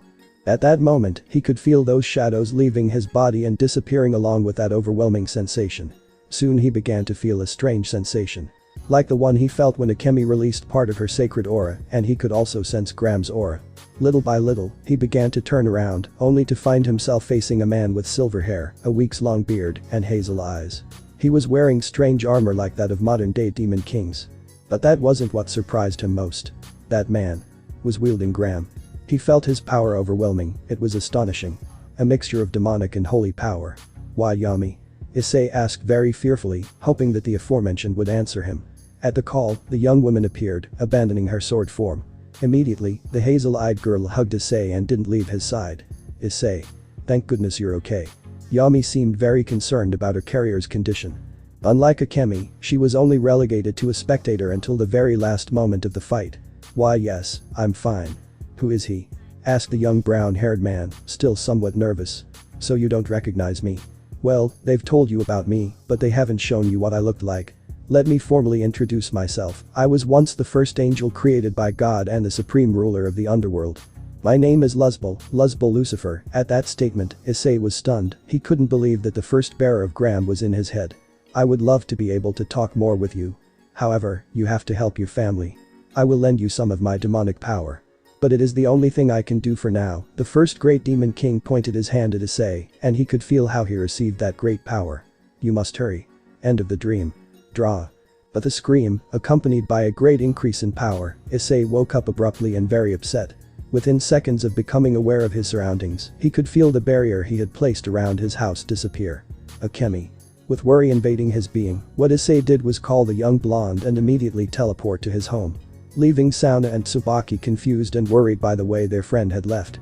Obviously, they weren't going to sit back and wait for him to return. Aido residence.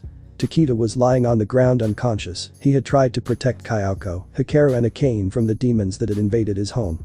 Their son had sent them a message that he was going to Sona Sitri's house, where the wound in his stomach would be treated more effectively. They were terrified. Afraid of dying.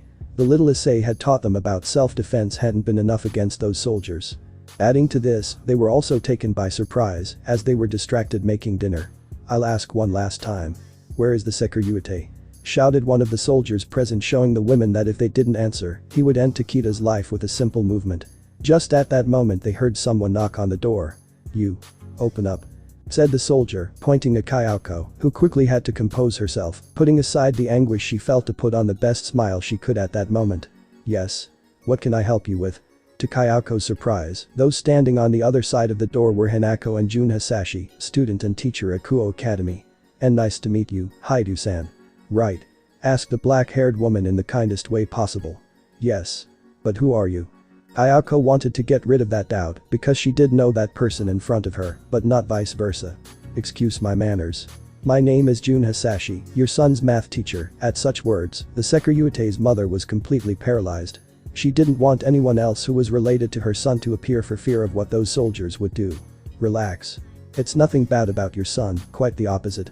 I came to thank you for the help you gave my daughter before her exam, explained Jun, showing a kind face and a cute smile, causing Kayako to feel even more remorse. Send her in. Hearing those words, Issei's mother felt something break in her heart. Because she hadn't been smart enough to warn them somehow, now they would have to suffer. Please come in, said Kayako, stepping aside so that mother and daughter could enter and contemplate everything that was happening inside. Thank you so much for your help, Kayako-san.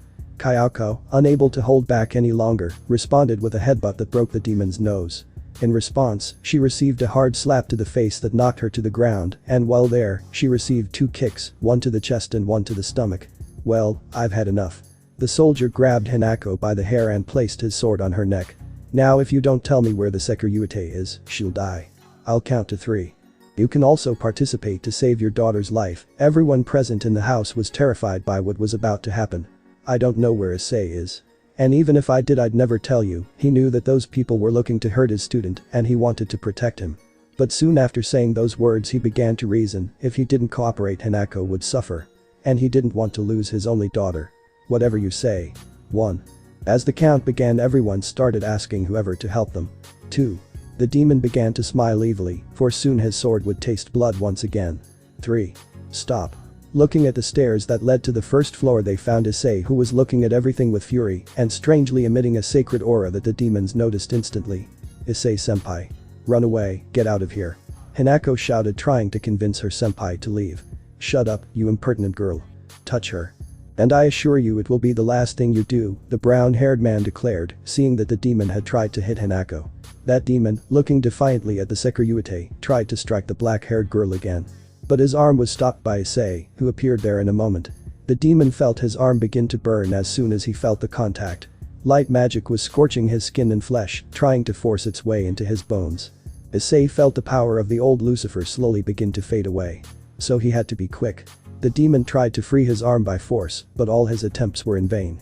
He let go of Hanako and punched the brunette hard in the face, causing it to bleed, hoping to loosen his grip. I guess you won't need it. Crack. Ahhhhh. That demon screamed in pain as he felt Issei break his arm with a simple movement. Wow. You're weaker than I thought. Akemi, Yami. Get the humans out of here. They entered the territory of a celestial dragon and hurt its family and friends. They will know the consequences. As she finished those words, the aforementioned appeared, and through a magic circle they took them along with the leaders of the deserters. Did you really think you could hurt them and get away with it? You made the same mistake as your teammates. You underestimated me. Issei gave a faint smile after saying those words, which enraged the demon in front of him. He didn't hesitate to try to kick him. She was intercepted by the brunette, who grabbed that limb and shattered the knee with a powerful blow, causing the demon to let out another cry of pain. For the leader of these soldiers. You're more stupid than I thought, said Issei, looking at that demon with supremacy and confidence. Don't worry. You won't die, at least not now. Although I can't guarantee the same for your companions. The brunette understood that problems had to be eliminated at the root, and if that meant murder. So be it. Human world, abandoned factory. Mom. A little girl started running towards Aiko, who had just seen Akemi and Yami arrive along with the humans who were present at the Haidu residence. Where are we?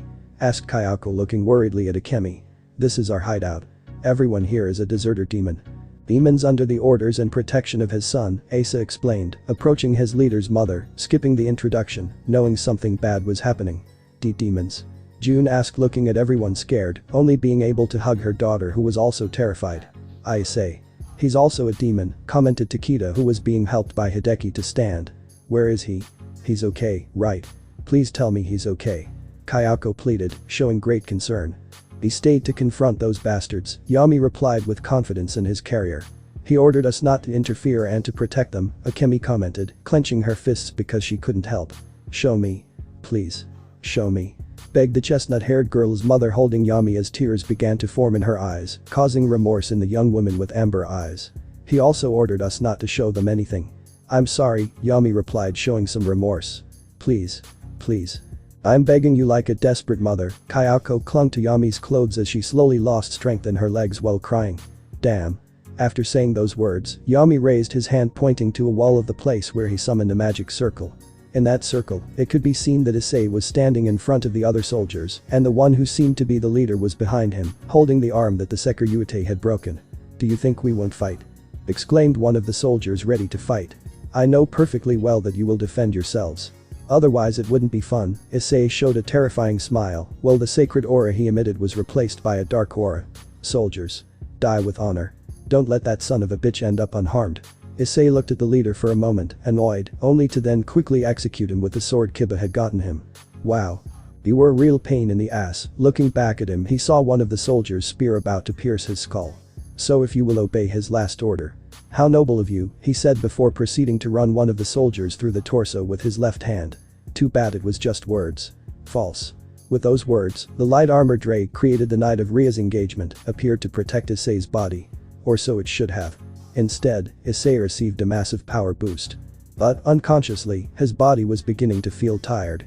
This fight wasn't going to be like the one in the afternoon. He had no help, but he had even more power. This time, he managed to take them by surprise. Now they were fully prepared to kill him by any means necessary. Just the way he wanted.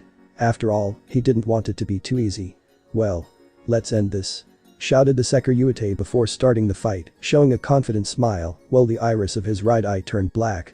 While Issei played with them with relative ease at first, he soon felt his body no longer responding the same way, so the demons managed to land a few blows, which he managed to hide very well. Precise attacks aimed at key points on the body were enough to control some soldiers, while he turned his attention to others. Clearly, the house wasn't in the best condition due to that fight. One of the soldiers watched helplessly as his comrades fell, defeated, one by one, while the Sekiryuite tortured them a little more. Soon, he smelled a peculiar smell. Gas. When they ambushed the house, Kayako and Takeda were cooking. Takeda was about to boil a pot when the soldiers attacked them. Caught by surprise, he left the gas tap on. Which gave the defeated demon a suicidal idea. If they were going to die anyway, he'd make sure to fulfill his deceased leader's last order. Hurt the Sekiryuite as much as possible. Unexpectedly, and despite having a broken arm, he leaped toward Issei using what little strength he had left and held on tightly. It was at that moment that the brunette smelled the gas, quickly realizing his captor's intentions.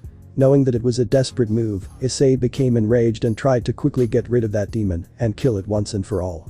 You managed to defeat us. You humiliated and tortured us. You killed our captain. Don't let his death be in vain. With this, the demon summoned fire magic that caused the gas to ignite. The fire soon injured Issei, who was pushed by the shock wave and went through one of the walls of his house and only stopped when he hit, with his stomach, the fence in front of the house. The demons were dead, but they had accomplished the last thing their leader asked of them. Not to let the Sekiryuite leave unharmed. Issei tried to get up, but his body wouldn't respond, and he felt his power fading rapidly. He eventually fell unconscious from the massive damage he'd sustained from relying too heavily on his own power and the wear and tear on his body from the constant use of his sacred gear. 3 days later, Kuo Hospital. It was Monday afternoon, and Kayako and Takeda were in Issei's room watching over him in case anything went wrong. After hearing from her daughter that the brunette was seriously injured and was being taken to the hospital, Sarah decided to help his parents so they could both be with him. They couldn't hide what had happened. The explosion alerted the neighbors, who called emergency services. With so many witnesses, they decided it was best for humans to take care of it for the time being. Issei had many burns all over his body except for his left arm, since it was a dragon's, and they were immune to fire. Excuse me for interrupting. But I brought something to help you. Sarah had entered the room unannounced. You shouldn't worry. He's not interrupting anything, Kayako replied, standing up next to Takeda in the presence of the Sitri matriarch. These are phoenix tears. Sarah explained, taking out 2 small bottles.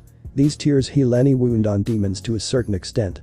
I know that this will completely heal the burns, but I don't know to what extent it will heal the internal wounds and those on her abdomen. Phoenix tears were very difficult to obtain. High-class demons with a certain rank could access 2 of them per month unless they were competing in a raiding game. Sarah decided long ago that she would never receive Phoenix's tears as she didn't have a following and didn't see the need for them. It would have been more difficult for her to obtain the tears if it weren't for Razor, who granted her access to them. She evidently had to tell the third heir of the Phoenix family why she wanted those tears, and he swore to keep it a secret for the sake of his wife. The leader of the Sitri clan made the chestnut-haired boy swallow one of the tears.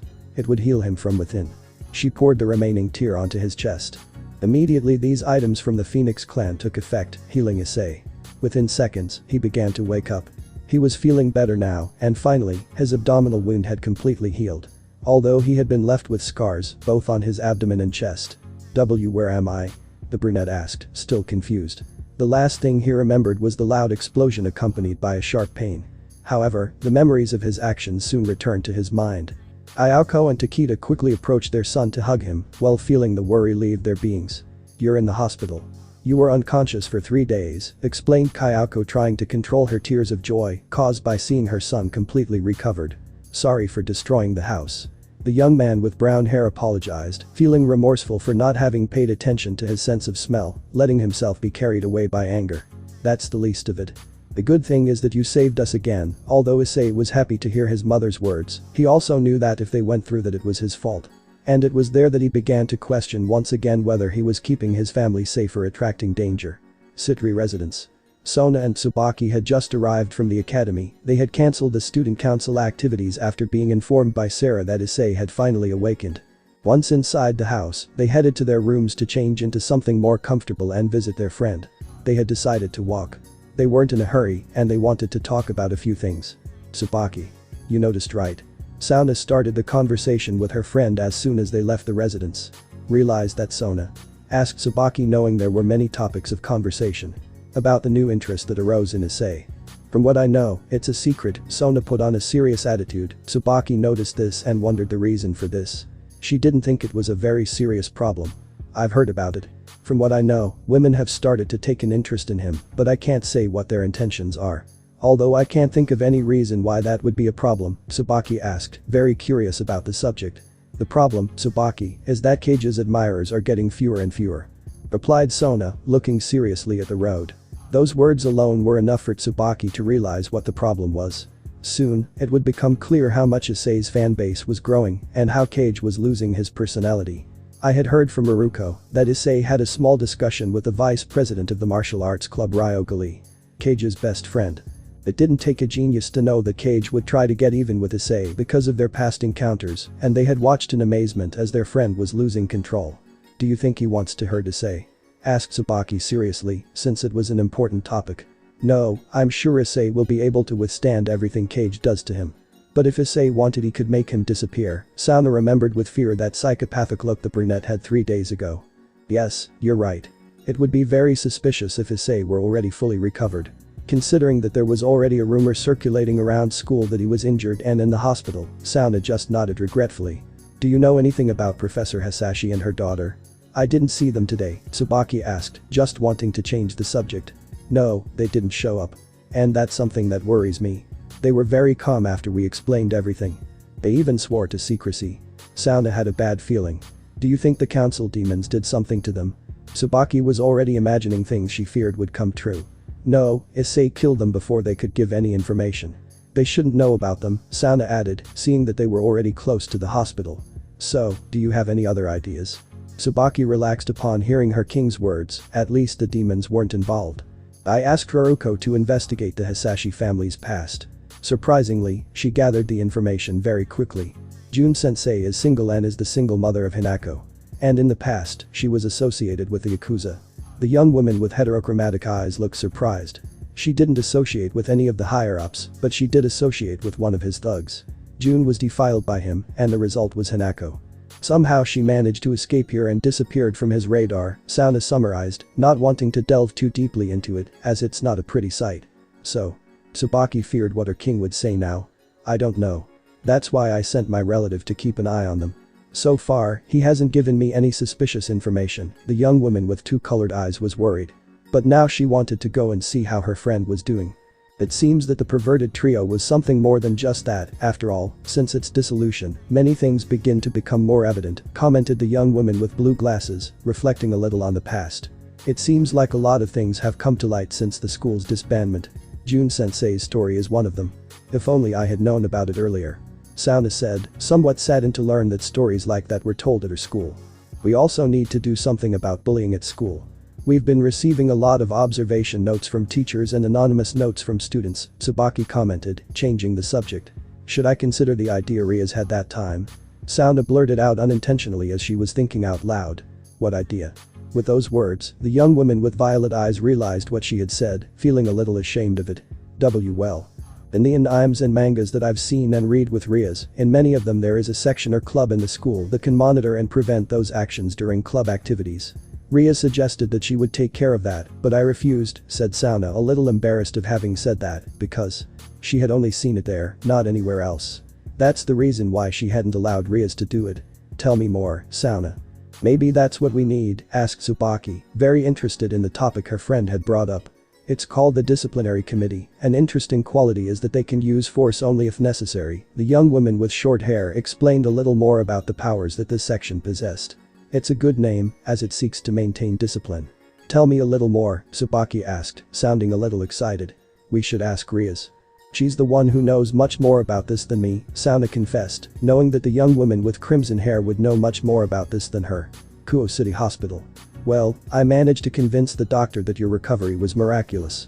You'll be out of here on Wednesday or Friday at the latest, Sarah commented upon entering Issei's room. Although he paid no attention to him, he just stared silently out the window with a serious expression. His parents had gone downstairs to have a snack with Akemi and Yami, leaving him alone in the hospital room. Ah. I know what you're thinking, but you shouldn't think about it too much. If your parents are okay, it's because you went to save them, said Sarah, aware that the young Sekiryuite had begun to question certain things. I don't think about that. I know I'm the reason my loved ones are hurt and harmed by my enemies. What bothers me is what happened that day. Those words caught Sarah's attention. I lost control. I focused on enjoying their suffering, even though if I prolonged it any longer I would lose. I wanted to see them suffer in the worst way possible, Issei spoke with a tone of voice full of anger and regret. I wanted them to suffer because of what they had made Akane see, because of what they did to my parents. To Jun-sensei. It wasn't me. It was someone else. It took over me. Or maybe it was me. Being influenced by the resentment of my past. I can't let it happen again. As he said this, the brunette turned around to look Sarah in the eyes. Because of that feeling, I wasn't able to notice the atmosphere around me. The explosion was my fault. I wasn't even thinking about my family's safety. Sarah remained silent, listening intently to the Sekiryute's words. Sarah. If the same thing happens again. Do everything you can to stop me. Everything. Hearing the way she was called, the Sitri matriarch knew that Issei was giving her an order as Sekiryute. Fine. I'll do everything I can, Sekiryute, of that you can rest assured. I'll leave you alone so you can think, said Sarah before leaving the room under Issei's gaze. She also had things to think about. Asa. At his call, the aforementioned appeared through a magic circle. Yes, Issei-sama. As soon as she appeared, the black-haired girl bowed like a gentleman. Sit down, I want you to tell me how the others are, and if they need help. The brown-haired man's voice lowered as he calmed down and relaxed his thoughts. Oh.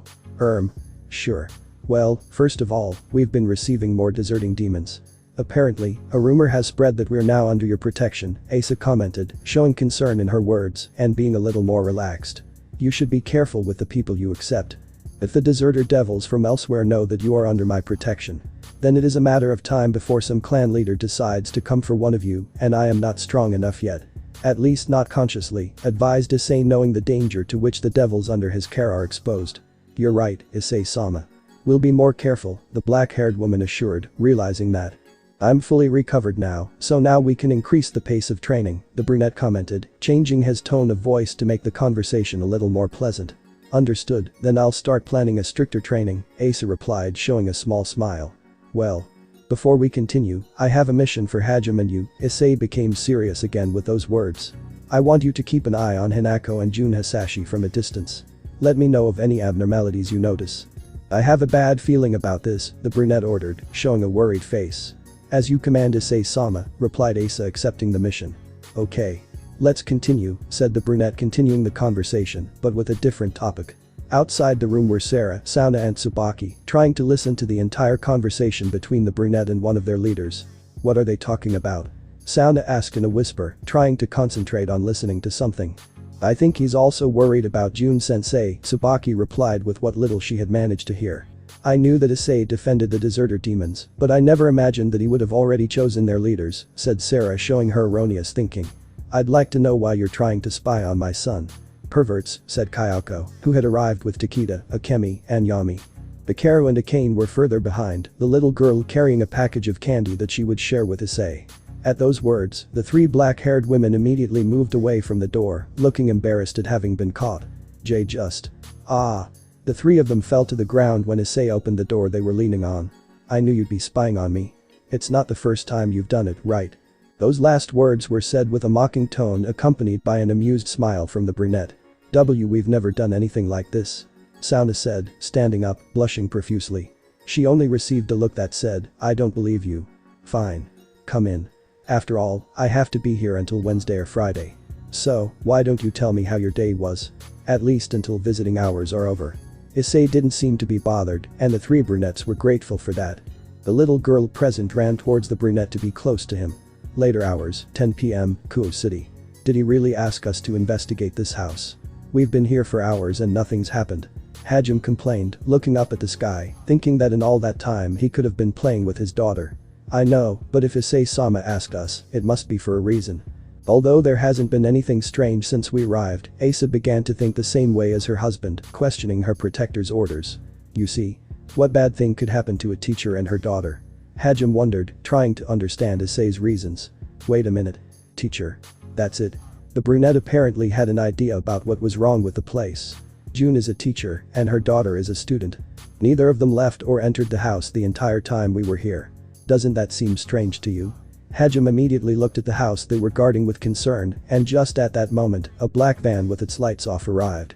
Immediately, some men came out of the house while escorting Jun and Hinako, and got into the van, which quickly started moving. Damn it. You follow them, I'll go alert the Securitate. Issei ordered, invoking a magic circle. Kuo City Hospital. Issei was looking out the window while listening to music and trying not to think about anything.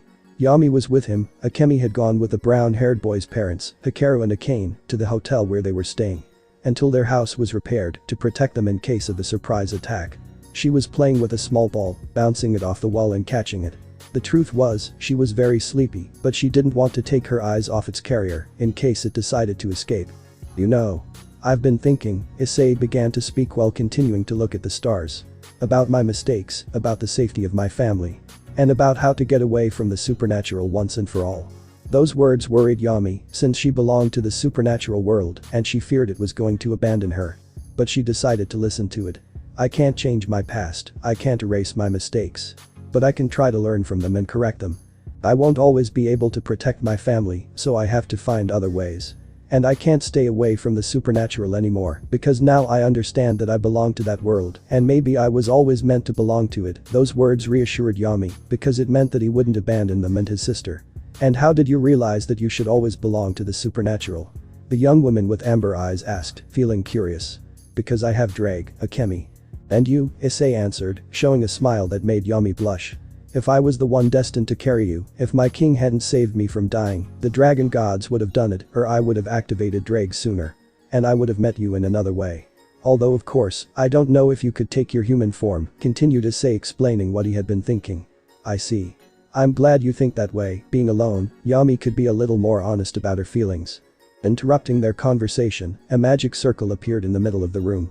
Asa emerged from it, looking very worried. Asa, what's wrong? Issei also became worried when he saw the black-haired woman's expression. I was right, Issei-sama. They are in danger, they are taking her out of the city. Hajime is following them. Issei had asked Haruko to investigate Jun and Hanako in secret, and that was the reason she knew everything important about them. This is why he knew something bad could happen to those two sooner or later, and why he always kept their house under guard with a spell. As he became unconscious and lacked sufficient demonic power, the barrier fell, leaving both women unprotected. Okay, let's go, Yami. Without wasting any time, the brunette climbed out the window and began running over the buildings using his demonic abilities, while Asa followed him in flight. He was using his maximum speed to not let them get too far away from the city. Hajime. Report. Issei had already arrived at Hanako's house and was investigating inside to confirm his suspicions. They're leaving the city to the north, it seems they're heading for the forest. I suppose they want a silent escape, reported the blue-haired demon. Well, they won't have it. I don't want you to intervene until I arrive, but can you do something to stop them? Issei asked, starting to head towards the place. I think if. Maybe I can cut a tree and make it fall in the middle of the road, that will buy you some time, Issei-sama, Hajime suggested, knowing that it would be a good idea. That's perfect, when you're done. Wait for me nearby, Issei ordered, halfway there. Understood. What are you planning, partner? Drake asked, knowing that the idea of killing the kidnappers briefly passed through Issei's mind. I don't know. Everything I've thought about so far has been with your help. But we must accept that problems must be nipped in the bud. If I let them live, they'll come back.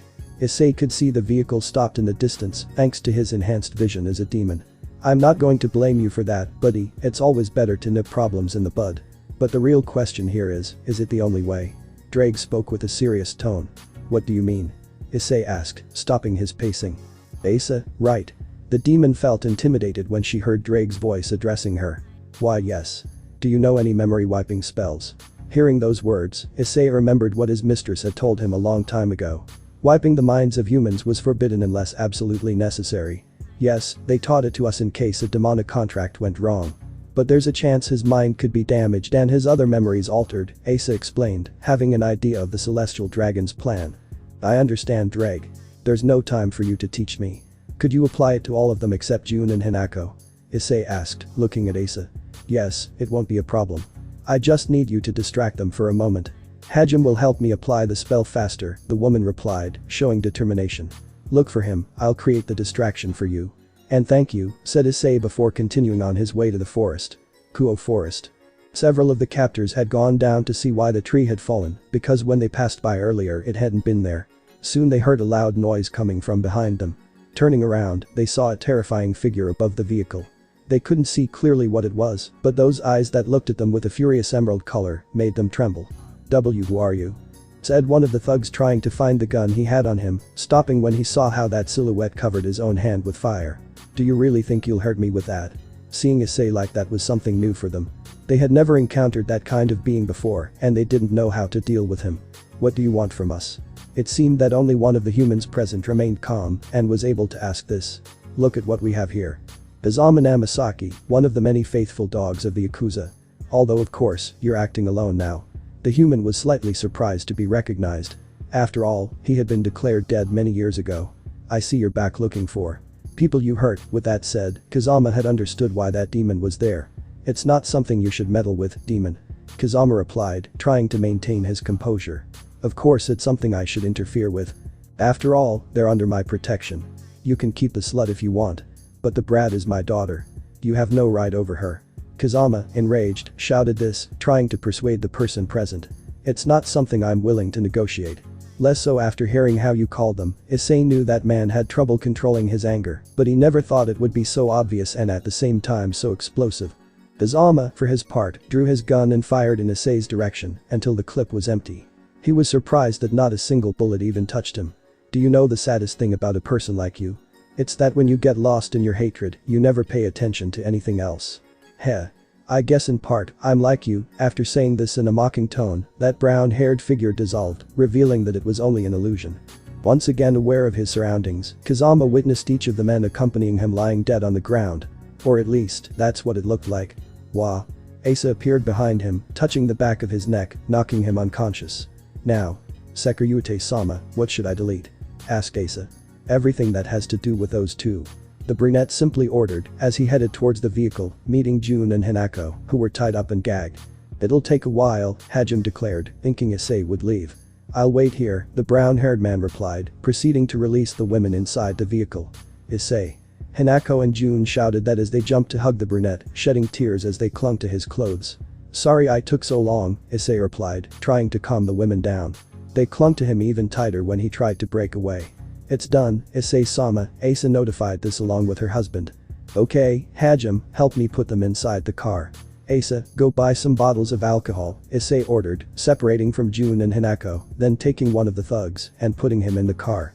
The idea was simple. Leave them unconscious in the car along with several empty bottles of alcohol, but not before sprinkling some of it inside the vehicle. "Let's go back to the Sitri. They'll take care of them," said Issei with the intention of going into the forest, while he was closely followed by the two humans he had just freed. "Thank you for what you did, Issei." "Hajime. And forgive me for bothering you," the brown-haired man apologized to the other demons present. "It was nothing, Issei-sama." "Yes. I will never doubt you again," Issei and Hajime answered respectively. "You can leave, I'll take it from here," the brunette asked calmly, showing a grateful smile. "Rest well," Issei and Hajime said goodbye before disappearing through a magic circle. After that, Issei continued on his way, remaining silent as he was followed by June, Hinako, and Yami. The reason for their silence was that they were near the old church. "Come on. We'll go faster," the women behind him quickly approached. Once close, the brunette summoned a magic circle that would take them to the Sitri residence. Once there, June and Hinako felt calmer. They were now in a familiar place. "Issei-senpai." Haruko spoke as she walked down the stairs quickly. She was worried about her senpai after everything they told her. "Hello, Haruko," Issei greeted simply. "Hinako. Why didn't you go to school today?" After thinking a little about why her friend and her mother came with the Sekiryute, she understood that something bad had happened. "They'll tell you, I suppose." "Where is Sarah-sama?" Issei asked, not feeling the aura of the Sitri matriarch anywhere in the house. "Sarah-sama went to visit her parents," Haruko explained the reason for the absence of the lady of the house. "I see. I suppose you're taking care of Grafia," the brown-haired boy commented. "No, I was just about to leave. Grafia-sama just left with Sona Kaichu and Tsubaki Fuku Kaichu." "Oh. I see. Could you do me a favor?" Issei asked, not wanting to interfere if Haruko decided to leave. "Of course, Issei-senpai," replied the young brunette, already having an idea of the brunette's request. "Take care of them for me," Issei said, intending to leave. But not before receiving an affirmation from the Sitri pawn. "Issei." But June stopped his march. "Thank you. With all my heart," the teacher expressed her gratitude, although she knew that probably wouldn't be enough. "Don't worry, I'll try to take better care of them," was the only thing the brunette said before disappearing through a magic circle and appearing in his hospital room. Issei sat down in the chair next to his bed and stared into space, listening to music again, trying to calm his mind. Yami, meanwhile, sat down on the bed, continuing to play with the ball he'd been playing with for a while. Waiting for its bearer to get sleepy so he could sleep. After several minutes of this, the young woman began to feel exhausted and listless. Yes, she liked the silence, but she felt she'd soon fall asleep if she continued like this. "I have a question," Yami said, wanting to stay awake. "You told us Asia's sacred gear could heal any wound. If you gave it back to her, why didn't she heal herself and then you?" It was a good question from Yami. And it wasn't a difficult question for the brunette to answer. "You see. When I was with my king, I learned a lot about how sacred gears worked in order to know how to activate Asia's," Issei began, lowering his gaze and starting to look at his hands. "Sacred gears possessed by normal humans, who don't have beings inside them, require energy to activate, to work. Some do give you more power, like the twice critical, which doubles your endurance and physical strength. But then, it's your body that pays for that wear and tear," the brunette continued, unsure of how to explain. "Asia used her energy to heal others. Every time she healed, she would get tired. When she healed me, she was always exhausted," the brunette revealed, basically explaining how some sacred gears worked. "She was very exhausted after having her sacred gear ripped out. I guess. She gave me her sacred gear in the hopes that I could save us." Yami's intended topic of conversation wasn't going the way he'd hoped. He felt like he'd messed up everything. "But I couldn't do it. I couldn't save her. After those words, the room fell silent again. Sorry. Yami felt terrible for making Issei remember something painful. Okay. I guess I have to accept that I can't save everyone. I have to accept that I can't do everything. Issei wasn't angry with the young woman, although, unlike before, he did sound very sad. You should sleep. We should sleep was the last thing heard that night in that room. Hotel room, 10 p.m., Kuo City. Kayako was preparing dinner with Akemi's help, while Takeda was resting after cleaning up. Everything was silent, apparently something was bothering them or making them curious. They had formally met the other devils of the city 3 days ago. They met the Sitri and the defector devils Issei was protecting, that very night. Akemi. Why do you know anything about the woman Issei defended? In the end, Kayako decided to ask this as she could no longer tolerate that atmosphere. She knew that the aforementioned was present, but she didn't want to ask her, waiting for her to tell her herself. Very little. I heard very few things when I was with Issei, commented Akemi, stopping what she was doing. Could you tell us what you know? Please, the brown-haired woman asked. Well. The first time we heard him mention something about her was when we accompanied him to do his first night watch, Akemi began, trying hard to remember. They only talked for a moment. We felt that woman cared about Issei. It seemed as if they had known each other before. Oh. I remember her name was Grafia, the young blonde continued. What else do you know about her? Takeda asked, joining the conversation. I don't know much more, that's the most important thing. I know that when she was running away she was looking for Issei, so I guess she knows he's a demon. No matter how much they thought, no one came to mind. We're here. Hikaru announced her arrival. She and Akane had gone to buy some things they needed to cook. Hikaru. Did you bring everything? Kayako asked, approaching the entrance to receive what her friend had brought. She was slightly surprised to find Sarah there. I'm sorry to show up unexpectedly. Is it okay for us to stay for dinner? Sarah said, waiting outside for a confirmation. No, not at all. Please, come in, Kayako replied, inviting her to come in. Once inside, Sarah offered to help prepare the meal. An offer she didn't refuse. Everything was silent. The Haidu family wanted to know more about the woman Issei had defended, but didn't want to force Sarah to tell them. Excuse me, Sona Sitri. How is that woman Issei defended? Has she gone home yet?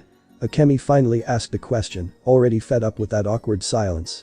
Oh, Akemi, my name is Akemi, the young blonde woman anticipated Sarah's words and introduced herself. That woman is coming here too. Of course, if it's not a bother, Sarah revealed, surprising the residents of the room.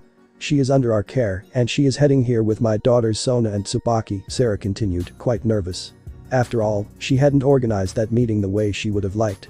I'm sorry that all of this was unexpected, but I didn't know how to find another moment. Sarah's confident side was completely crumbling, letting nervousness take over her. It doesn't matter.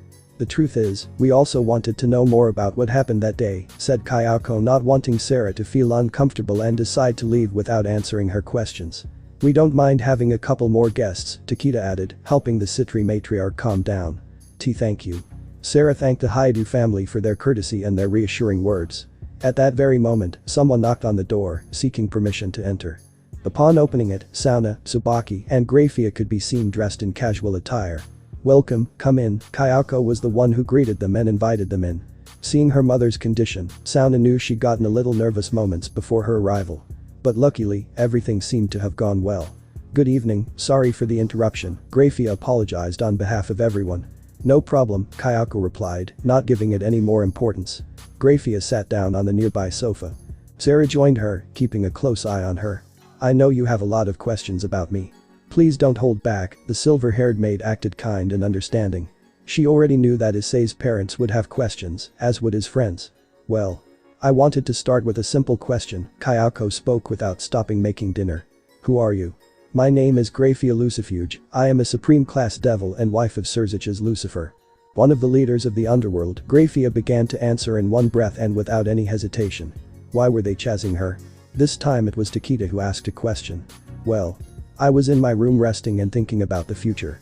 Until they showed up, soldiers of the demonic council.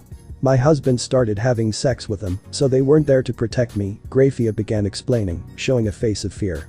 The fact that the strongest queen showed such a fearful expression bothered Sarah. But she couldn't blame her. If she had been in her prime, she was sure Grafia would have annihilated those demons. They wanted to capture me, probably to manipulate my husband. But they wanted to hurt me, so I had to flee for my life. And my babies, Grafia continued, clutching the dress she was wearing tightly. Why did she seek Issei's help? Couldn't the other devils do it? Ayako said this, her tone unintentionally showing annoyance. She subconsciously blamed Grafia for what had happened to her son. I was scared and weak. I didn't know what to do. If the other demons intervened, you would be punished and possibly killed by the council. And they wouldn't even help me, because they hate me. Grafia sensed Kayako's feeling of an overprotective mother. Issei and I have known each other for years. I met him when he was just a child. I found him crying, near the mall. With those words, Kayako and Takeda remembered the day Issei went missing and how an angel had returned their son to them. Finding out that he had been a demon was a real shock. I thought about him. And I felt he could help me. I apologize for risking your son's life. But I didn't know what else to do, Grafia said, holding back her tears. It was true, she had risked her first son, even though he was badly injured. You shouldn't apologize, Grafia-san. Knowing my wielder. I'm sure he would have faced the entire underworld to defend you without you even asking, Akemi commented, remembering how her wielder had risked his life to defend humans he didn't know. That they turned out to be acquaintances is another matter entirely. So he shouldn't apologize. After all. He takes care of those he loves, Akemi finished, approaching Grafia with a warm smile, then caressing her head. For some reason, Grafia felt that touch familiar. It wasn't the same, but somehow it felt very familiar. Why was he weak? Hikaru asked, joining the conversation. I'm pregnant with a girl. But she has a disease, it consumes my demonic magic and my power. If this continues, I'll die, and so will my daughter, Grafia replied, on the verge of tears. Kayako and Takeda could understand his pain. They knew what it felt like to lose a child, and they hadn't experienced it once, but 3 times. That horrible pain and sadness. They didn't want anyone else to feel it. I'm sorry for what I said. I didn't mean to make her feel bad. And Akemi is right, Issei would have defended her even if he hadn't met her before, Kayako apologized, feeling very bad for her words. My husband and I can understand that fear. That feeling. We lost 3 children until Issei came, Kayako commented, leaving what she was doing to get closer to Grafia. After we lost the first one, we tried everything. Takeda took extreme care of me and spoiled me a lot, said Kayako, hugging Takeda, who had come closer to support his partner. But even so, we couldn't do anything, we lost the next one. And the baby who came after him. I couldn't bear that pain, we couldn't. Kayako was holding back tears at that point as she remembered those little ones they lost. I know what it feels like to lose a child. And I don't want anyone else to feel that pain. I'll do everything I can to help. Kayako had shared a very painful story in her life. But despite everything, she finally showed a smile, while a few tears escaped. I'm sure Issei will help her. So that she doesn't share our pain, was what Takeda said, then hugged Kayako and remained silent for a while. Thank you. Thank you very much, was what Grafia said, understanding why they were so desperate to find the little brown-haired boy that day. Kuo Hospital, 10 a.m. Issei was beginning to wake up, only to realize he was in bed with Yami at his side. He found it strange, as he remembered falling asleep in the chair next to the window. He then realized that the amber-eyed girl had probably led him there. Being very careful, Issei got out of bed and began stretching. It felt good to finally get a good night's sleep. He stretched his muscles, then felt the fatigue in them diminish, though he still wasn't completely healthy. He walked over to the window and felt the warmth of the sun on his skin. For some reason, he felt very calm. He felt Yami beginning to wake up and immediately remembered their last conversation last night. She was probably a bit distant from what he said, so he couldn't wait for her to start a normal conversation without feeling bad. Good morning, sleepyhead. How are you? Issei asked, sounding somewhat cheerful. And it wasn't that he wasn't. He was finally fully recovered. He had scars left, but the important thing was that he could now move freely. Gee, good morning, Ice. The way Yami called him did surprise him, but he decided to let it go. After all, Asia was the only one who ever called him that. The young blonde rubbed her eyes, then stretched her body, just like Issei had done before. How good it is to sleep well, after so much time. Yami commented, already more awake. Yeah. I was thinking the same thing, Issei commented, looking towards the window. Soon he heard a knock at the door, asking permission to enter. Good morning, Issei. Grafia stood behind the door, along with Sarah, Sona, and Tsubaki. Further back, her parents, Hikaru, Akane, and Akemi, were walking slowly. Good morning, Grafia, Issei replied with a smile, and then hugged the silver-haired woman, who reciprocated the hug affectionately. I'm glad to see you're okay now. Issei commented, separating from the person who took care of him when he needed help the most. Same here, the maid squeezed the brown-haired boy's cheek with those words.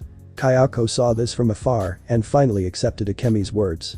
Issei would have done anything to save Grafia, even if it meant risking his safety even further. We brought you breakfast.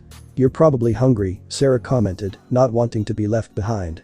Thank you very much, Sarah-sama, the brunette thanked the Sitri matriarch for her kind gesture. Sarah had personally made sure Issei had a room with plenty of space. So they wouldn't have any trouble fitting everyone in there. After a few greetings, hugs, and kisses from the new arrivals to Issei, breakfast began. Issei was sipping hot chocolate, along with Akane, Akemi, and Yami, like children. Sona and Tsubaki weren't far behind, and they were also having the same breakfast as the others. The rest of the adults were sipping on coffee or green tea. Issei was happy. He could enjoy that moment of peace and calm, knowing that the people he loved were safe. For the moment.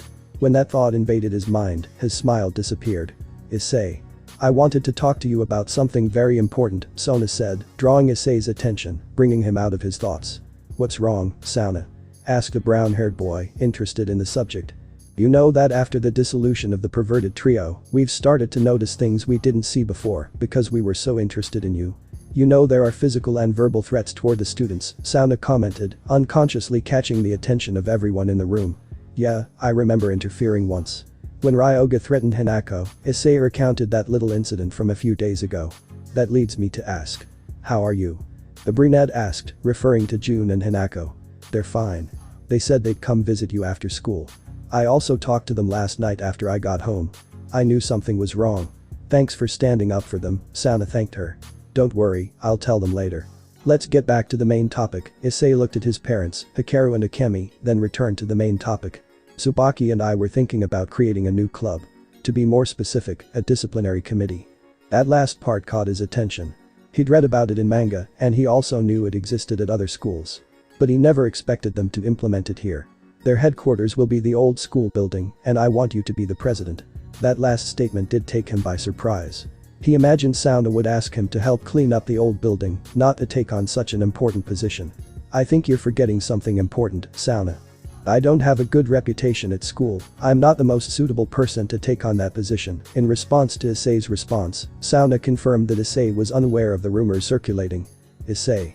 You know perfectly well that rumors spread very quickly at school. This time, it was Tsubaki who spoke.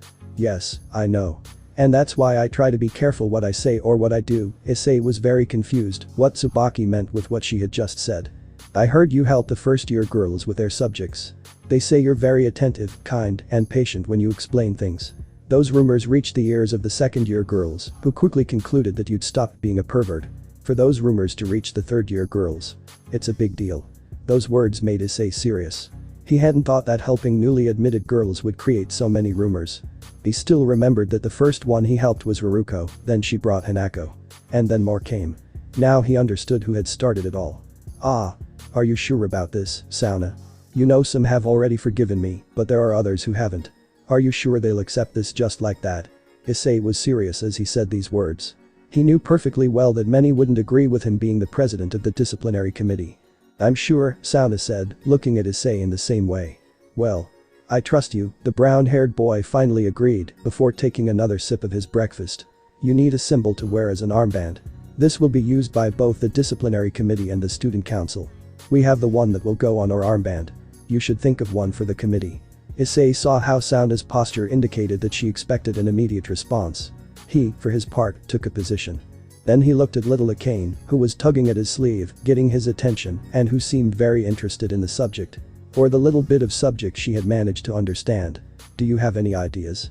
Issei said with a friendly smile on his face as he used a handkerchief to wipe away some crumbs and chocolate stains that were on her face. Well, when Issei-chan is present, I feel like there is a very large being, said little Akane innocently while, when she said the last part, she extended her arms to the sides of her body, in a very cute way. Very, very big. Like a dragon. Akane said excitedly. Issei smiled at the little girl's words, a dragon. Very good Akane-chan. That's a very good idea. Said Issei giving little Akane a thumbs up. Akane was confused by that action, so she took Issei's hand and gently placed it on her head. Issei immediately realized that Akane wanted her head petted.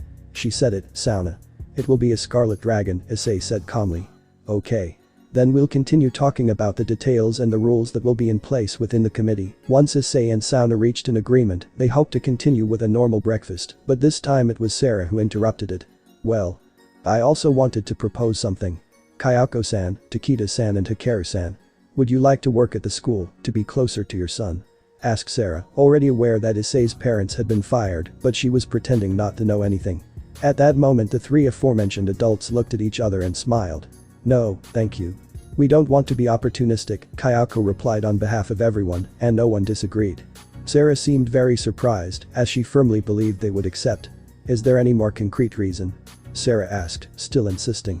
"Well, we don't feel good receiving something that cost us nothing to get," replied Takeda, who was supported by Kayako and Hikaru.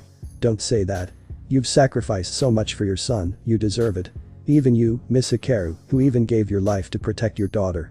You put everything on the line to protect those you truly love," Sarah argued, insisting that they accept the position. Issei and Hikaru's parents seemed hesitant at such a question and, on impulse, looked at Issei, who was taking a sip of his hot chocolate. He saw the looks from his parents and his second mother. He felt they were looking to him for an answer. "They put my safety and Akane's before their own interests. Why not?" the young Sekiruyuite said as he kept little Akane from getting dirty. "Okay, we accept," everyone agreed with the answer. And Sarah felt calmer. After that, breakfast continued as normal, with conversations and funny anecdotes. Sarah had said the ceremony to announce the new teachers and the new disciplinary committee would take place on Friday, following a parent meeting on Wednesday. The committee would begin its work next week. Hikaru wanted his little daughter to also have a good education, which is why he had decided that one day he would enroll her in a preschool. Now Issei, accompanied by Sona and Tsubaki, were on the hospital roof chatting pleasantly. "Hey, Issei," said the brunette, drawing the attention of the young brown-haired man, who was talking to Tsubaki. "What's up, Sona?" said the brown-haired boy using Sona's human name. "I wanted to ask you if it's okay for Yura to be your vice president." "Of course if you want it that way," Sona said, looking at Issei, who was staring at the sky. He hadn't noticed when a transportation magic circle appeared behind him. "Tsubasa Yura.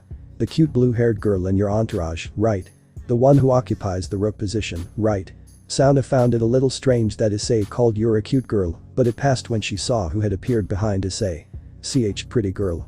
Hearing that voice, the brown-haired boy turned around and there was a blue-haired girl who was dressed in the Kuo Academy female uniform and also had her face all red from embarrassment. This girl was Tsubasa Yura, who had heard every word Issei said when he mentioned her. It took Issei a while, but he managed to recognize her and his face also turned the color of a tomato. I'm sorry if I bothered you. It's just that I never spoke to you once and, for that reason, I didn't remember you well, and I couldn't help but call you that way," said Issei while bowing, apologetic, while he was very nervous and worried about receiving a hit from her. Since if he had guessed right and Tsubasa was a rook, receiving a hit from her would hurt him for the next 1,000 years. "Oh okay.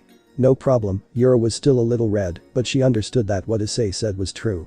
They had never spoken. "Did Sona-sama call me?" asked the blue-haired girl while still somewhat embarrassed. "That's right. But they haven't answered me yet," said Sona, looking at Issei. He had already calmed down. "I have no problem, Sona. But she has to agree too," Issei replied looking at the young woman with black hair and red glasses. "Tsubasa. Would you like to help Issei and be the vice president of the disciplinary committee?" The aforementioned opened her eyes in surprise. "Yes. I'd love to." She agreed excitedly, as it would be a new challenge for her. She had a small idea of what the disciplinary committee would involve from the manga and anime she watched. "Good, then it's settled," Sona announced, sounding somewhat calm. She hoped the committee would work so she wouldn't have to resort to other measures. Underworld, Lucifer Castle. Surziches was furious. His wife had disappeared 3 days ago and he'd only just found out. His parents had chosen not to tell him so as not to distract him from his work as ruler of the underworld. This caused Surziches to fight with him and he remained on bad terms, for now. Currently, he had just sent an entire legion of demons to search for his wife Graphia. He knew she had been kidnapped by the traces of magic in the room where the Ice Queen of Devastation was resting, as well as signs of a struggle. But his anger was overshadowed by his anguish and concern for his wife and baby's well-being. He didn't know why, but he hoped his wife had managed to defend herself from her hunters and that the Sekiruyuite had saved her. That's what he believed and what he wanted to believe. He didn't want to think anything bad. He didn't even want to think what kind of bastards had tried to get revenge on him by using his wife. Although he had his suspicions. "Please. Let him be safe," Surziches asked the heavens of the underworld, hoping his plea would be heard. Human World, Friday, Kuo Academy. The young brown-haired boy was already back at school. He had been discharged on Wednesday because he could no longer bear to be there. He hadn't gone yesterday to keep up appearances, and even though it was Friday, he decided to go to school. He was bombarded with questions as soon as he entered, and that's when he realized what Sona had said was true. The first-year girls he'd helped seemed very concerned and happy to see him again. One girl even hugged him, but she had to feign pain. But she didn't deny that it felt good to be treated in a way that wasn't discriminatory. He managed to break away from the crowd by saying the classes were about to start. He didn't understand how Kiba managed to endure all that attention every day. He had only been there for a few minutes, but he was already feeling very uncomfortable. As the hours passed and he found himself with a free hour, Issei was chatting with Kiryu about pleasant things. These two had recently become friends. And they were trying to get to know each other a little better. Issei was sitting in the chair and Kiryu was sitting at his table. "You know, I'm happy," Kiryu commented while doing something with her cell phone. "Why?" the brunette asked, interested in his companion's happiness. It wasn't common for him to show the smile he had on his face. "Why? Just look at this." The braided girl showed Issei her page, specifically an article titled "The Weirdest Fetishes." Honorific this time. "That's the article about when you called me Issei-kun, Issei-senpai, Issei-san and Ani-chan," stated the brown-haired boy, looking at the large number of comments and likes the article had. "Yes. And it's the one people have liked the most so far." Kiryu was very excited. "Congratulations, although I'm surprised you just used everyone's name. But hey, there are boys and girls. So I guess it's okay," the brunette said, remembering that he didn't use any honorifics. "And it's all thanks to you." That statement surprised Issei greatly, and he looked at the young brunette in disbelief. "That's true, look," said Kiryu, showing the brown-haired boy that his section was the one with the most likes. "Wow. If I'm honest, I don't know what else to say. Although I really wonder why." Issei showed an expression of disbelief on his face and then took out his cell phone and started playing. "To be honest, I thought you were going to see who liked the post," said Kiryu, returning to his things. "Nah. I don't really care," said Issei, who was trying to concentrate on that game. "Hey Issei," changing the subject. "What really happened between you and your old club? I mean, did they do something to you?" That question caught Issei's attention, who had been taken by surprise. But not just his, but the entire room as well. "Well, it's not a topic I like to talk about.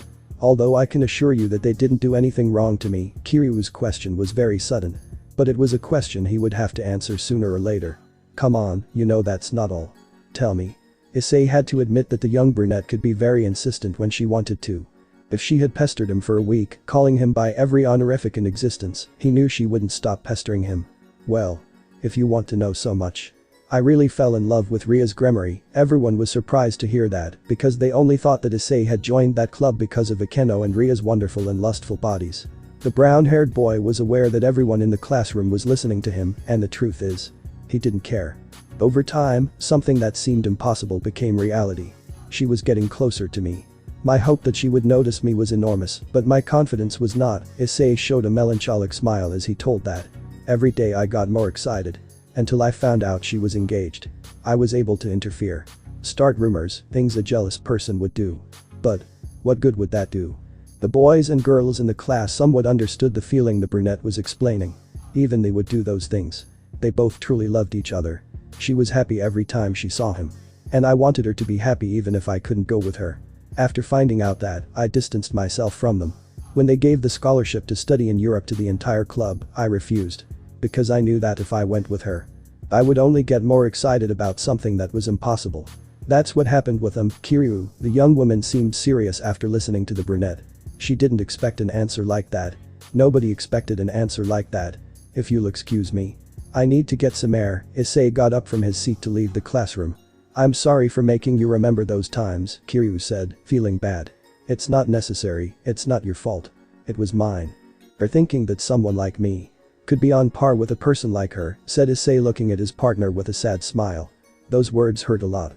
The people in the classroom felt somewhat bad for Issei. But the one who felt the worst was Kiryu. She thought she had opened an old wound with her friend. It took her a while to think it over, but in the end she decided to seek out the brunette to apologize. Although she didn't go alone, Kaori and Yui followed close behind. Issei, for his part, was at the music club. He was there because one of the members had to go to the bathroom, but he couldn't leave the room locked as their president would arrive any moment. Seeing the brunette walking through the halls, she asked him if he could watch the room for just a few minutes, to which he agreed without any problem. "Well, it'll only take a few minutes." Suddenly, an instrument caught his attention. A guitar. Memories of his grandfather singing to his grandmother came back to him very briefly. "Should I try it?" Issei asked the air. "Why not? At least you'll see if you're good or not," the celestial dragon replied, encouraging his companion, as he was also curious. "Yeah, why not? It'll be fun." Akemi also supported her carrier. "Well, I guess it's a unanimous yes, said the brown-haired man taking the guitar. Let's see. I think I know which song to try. It might be a bit repetitive. But at least it's easy, the brunette commented to himself. Kiryu, Yui, and Kaori searched for Issei in the hallways, their best aid being their eyesight, since they couldn't shout, since some students were having classes. Suddenly, Kiryu heard Issei's voice in the distance. She began walking quickly in that direction, followed by Murayama and Katis. As they got closer they could hear someone practicing some chords on a guitar. Upon arriving, they peeked through the door of the music club, and there they could see Issei, who seemed to be about to play something. They were curious, so they waited to see if he actually played something. Shilo Dynasty feat Timmy's. Again. Baby, oh, if I had a money, love. Baby, oh, if I had the money, love. Would that make you love me? Would that make you love me? Would that make you love me? Oh oh oh. Would that make you love me? Oh oh oh. Baby, oh, if I had a money, love. Baby, oh, if I had the money, love. Would that make you love me? Would that make you love me? Would that make you love me? Oh oh oh. Would that make you love me? Oh oh oh. Again, again, love. Again, again, love x8. Again, again, love x8. Baby, oh, if I had a money, love. Baby, oh, if I had the money, love. Would that make you love me? Would that make you love me? Would that make you love me? Oh oh oh. Would that make you love me? Oh oh oh. Baby, oh, if I had a money, love. Baby, oh, if I had the money, love. Would that make you love me? Would that make you love me? Would that make you love me? Oh oh oh. Would that make you love me? Oh oh oh. Baby, oh, if I had a money, love. Baby, oh, if I had the money, love. Would that make you love me? Would that make you love me? Would that make you love me? Oh oh oh. Would that make you love me? Oh oh oh. Again, again, love. Again, again, love x4. Again, again, love x4. Baby, oh, if I had a money, love. Baby, oh, if I had the money, love. Would that make you love me? Would that make you love me? Would that make you love me? Oh oh oh. Would that make you love me? Oh oh oh. The three of them understood English perfectly, considering what he told them before. All three of them felt terrible for the brunette. Kiryu especially. The truth was, she'd asked that question to publish a special article about Issei, and right now she was deeply regretting it. Excuse me. The young member of the music club had already returned and approached to talk to Issei. Thank you very much, senpai.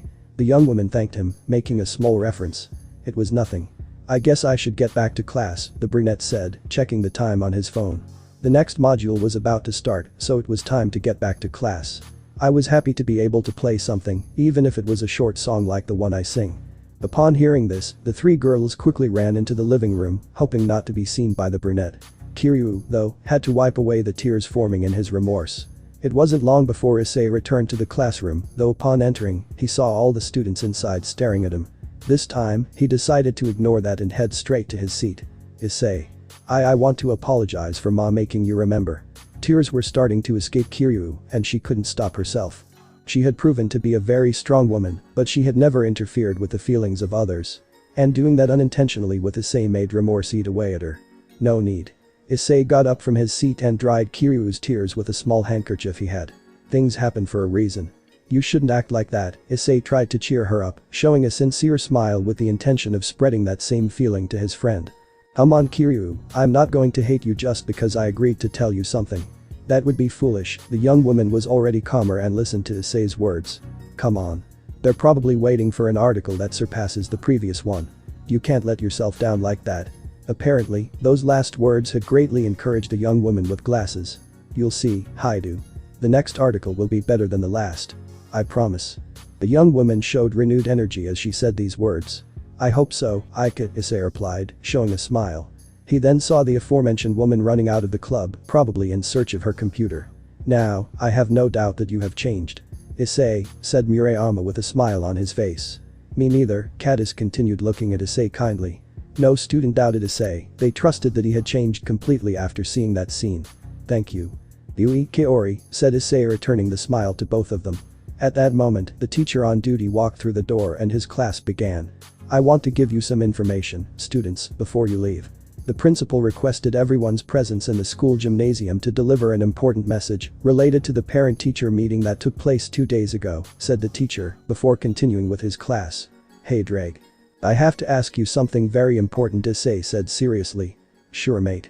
Question at that moment, Issei was writing down what the teacher had put on the blackboard. It's about what happened the other day. What's wrong with me, Drake? I succumb to my hatred and feel like I'm losing control. While the teacher began to explain what he had written down, Issei continued talking to Drake. Your dragonification is accelerated because you sacrificed your arm and eye for power. Regardless of me, you are a unique dragon. Dragons can fall. Get carried away by hatred and resentment. They become evil dragons.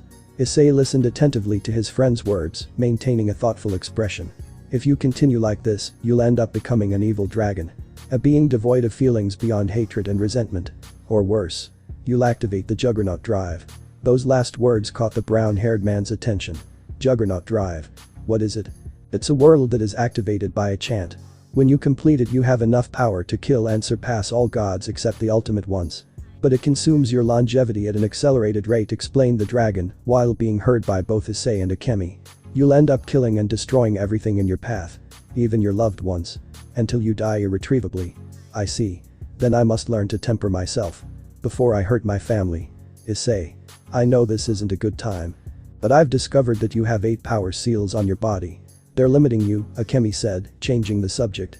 Yes, my king placed them on me before the raiding game against the Phoenix. I need to go get them removed. They don't contain my full power, and it probably won't be a problem. But it will be somewhat uncomfortable. Issei had discovered this a long time ago. He had planned to go to the underworld to have his king remove those seals.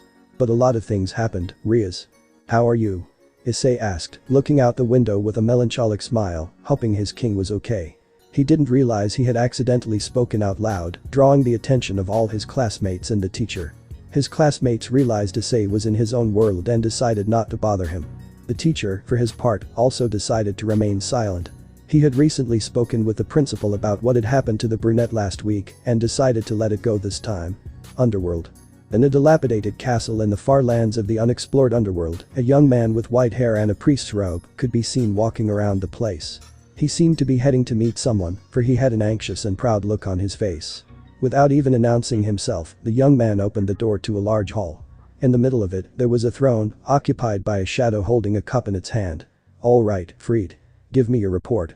Any news? That shadow rose from the throne, revealing Kakebiel, who was looking seriously at the boy he had just named. Of course, boss. In fact, I already have 4 in my possession. The exorcists were a nuisance at first. But nothing that can't be fixed with a little discussion. Fried opened his suit, revealing 4 golden swords of different shapes. Some of them were stained with blood. Very well. Bishop Galilei. Do you know how to put them back together? Kakebiel asked, showing great displeasure with Fried's actions, but he would let them pass. The help we have received from above has been very good, Kakebiel-sama. But there is a problem, we need 1 more sword, that appointed bishop said this as he entered the room, positioning himself in front of Fried. Is that a problem? I'll go find her. Said Fried, excited for what he hoped would be his next hunt and bloodshed. What happens, Kakebiel-sama, is that the swords we're missing are Mimic, Destruction, and Ruler. The latter disappeared centuries ago, there are no clues as to its location. And the other 2 are being wielded by 2 exorcists, who are being covered up by the church. We don't know their location, and when we managed to track them down, they had already been gone for 3 days. Kakebiel couldn't help but make a face of annoyance. It won't be a problem, Bishop. I'll take care of finding them and giving them a convincing talk, so they'll hand over their swords to me. Kakebiel, a little annoyed by Fried's attitude, decided to summon a magic circle that showed the night sky of the human world. Kakebiel had the ability to read the future with the stars. Though they weren't always accurate. That's why he didn't completely trust them. But for this occasion, he needed a quick answer. There's no need to search for them around the world. They'll arrive in Kuo in about 2 months, Kakebiel revealed as he closed that magic circle. Oh. So. Maybe they were going to seek the help of the Securitate. Galilei managed to determine that after hearing that the Securitate was already awake. Bah. That disgusting dragon isn't strong enough to protect himself. Those in the church are stupid. Fried declared confidently. Kakebiel didn't say anything. Well. Then I guess there's no problem, Galilei said before proceeding to leave, followed by Fried. Keep thinking like that, Fried. And one day your face will be disfigured, the 10-winged cadre declared before sitting back on the throne. Yeah. Sure, Fried replied ironically before leaving. Once alone, Kakebiel remained silent, thinking about the future he had seen. He shook his head to clear those thoughts, then focused his gaze on the cup in his hand. Soon, my love. Soon I'll make them pay for everything they did. Everything. Kuo Academy. Gym. At the end of school hours, the students had gathered in the gymnasium as requested by the principal. Everyone was waiting for their principal to give them that special announcement the teachers had mentioned. Kaori, Yui, and Kiryu found it strange that Issei wasn't with the group. And they were trying to find him with their eyes. Further ahead, on the small stage they'd set up, Sarah and Yura were arranging the final details. The rest of the student council members were all over the room, watching the students and telling them where to stand. Something curious for the students is that the members of the student council wore an ice blue sash. Once ready, Sarah ordered the curtain to be raised to begin the small ceremony where she would announce the new disciplinary committee. Good afternoon, dear students and teachers. I've gathered you here to inform you of a small change coming to the academy, Sarah began, smiling, while maintaining her serious demeanor. But first, I'd like to welcome 3 teachers who will be joining the school's teaching staff. Mrs. Kayako Haidu will be the new math teacher, said the Sitri matriarch, introducing the brunette's mother. It was a position that suited her perfectly. After all, Kayako was the head of accounting at her old job. For the students who knew Issei, the physical resemblance to the new teacher didn't go unnoticed.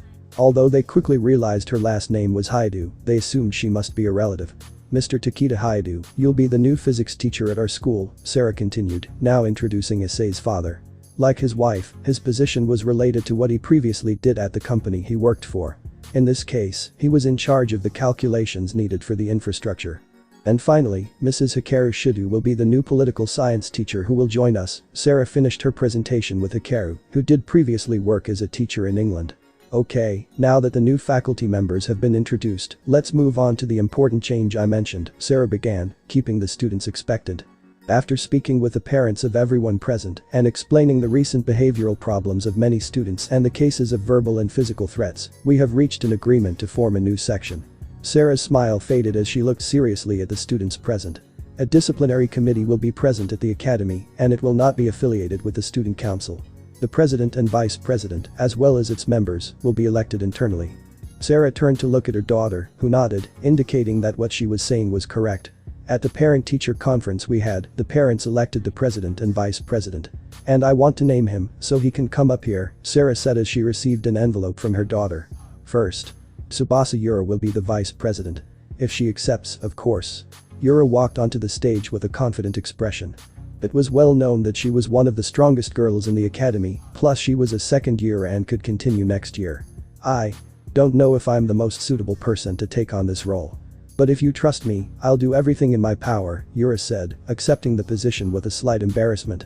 Upon hearing the vice president's nomination, Cage, who was sitting nearby, stood up loudly, raising his arms and displaying an arrogant smile. No need to say it, Sarah-sama. I gladly accept the position of president of the disciplinary committee. Cage had no doubts about his appointment. After all, he was the strongest in the school. You won't be taking that position, young Cage. The one the parents chose was Haidu Issei. The blonde youth's face was stunned. He couldn't believe that pathetic pervert had beaten him to that position. Issei, for his part, just went up on stage and stood next to Yura, showing a serious face. How can this be? I'm the strongest in the entire academy. I should be the president. How can this fucking idiot take everything from me? Cage shouted angrily, what else could that stupid pervert take from him? As I said before, it was the parents who elected the presidents, Sarah explained, not at all intimidated by the young man's pathetic attitude. I won it all last year. He's a stupid pervert who can't defend himself. Plus, he's injured. How will he defend the students when he's so pathetic? Cage said as he approached the platform and pointed discriminatorily at the brunette. If you have any complaints, Alexander, you can submit a note to management. We'll get back to you as soon as possible, Sarah said, further provoking the young man, who was lost in fury. How could it not be? The girls who had once praised and surrounded him had disappeared after showing interest in Issei. That idiot was taking everything away from him. Everything he thought he deserved was being lost to someone so pathetic. I won the martial arts title among the academies in the city. And yet, this guy is so much better than me. Issei was slowly losing patience with that guy, his face going from serious to annoyed. This was noticed by Yui, Murayama and Kiryu, who were somewhat anxious and uncomfortable about what was happening up ahead. I'm aware of your title, Alexander Cage. Sarah was annoyed, she had already let him interrupt the short meeting she had organized too much. But even so, I clearly said it was the parents who chose them. Now go back to your seat because no one gave you the authorization or the right to come here with the attitude of a spoiled child, Sarah ordered, clearly annoyed and fed up. The teachers were slowly approaching in case Cage came up with something stupid or something similar. You'll see what this kid can do. Yura watched in amazement as the idiot tried to surprise her. But his attack was stopped by the brunette, who used both arms to hold Cage back. "You too, huh?" Cage used what Issei did, raising his arm, exposing the brunette's abdomen, where he delivered a strong punch and then kneed him even harder. To finish with a punch to the face that sent him to the ground with a split lip. Even if he didn't like it, Issei had to pretend those blows had hurt too much. For now, he would stay on the ground, trying to catch his breath. Takeda and Kayako tried to intervene, but were stopped by Tsubaki and Sona, who explained that they weren't allowed to touch the students, now that they were teachers. And that Cage could use that to avoid being expelled. 2. Do you really think that idiot is capable of defending the weakest? Cage continued with his arrogant attitude. I have no doubt about it, after all. They were chosen to defend the students from people like you. Sarah watched out of the corner of her eye as Issei slowly got back to his feet, still in his act. Cage followed Sarah's gaze, only to find himself face to face with Issei. So you want more, huh? This time, it was Yura who intervened and pushed Cage with a strong slap to the chest. Wow. You sure hit that muscle mass hard. You remind me of those stupid girls from the kendo club. But, they're just that.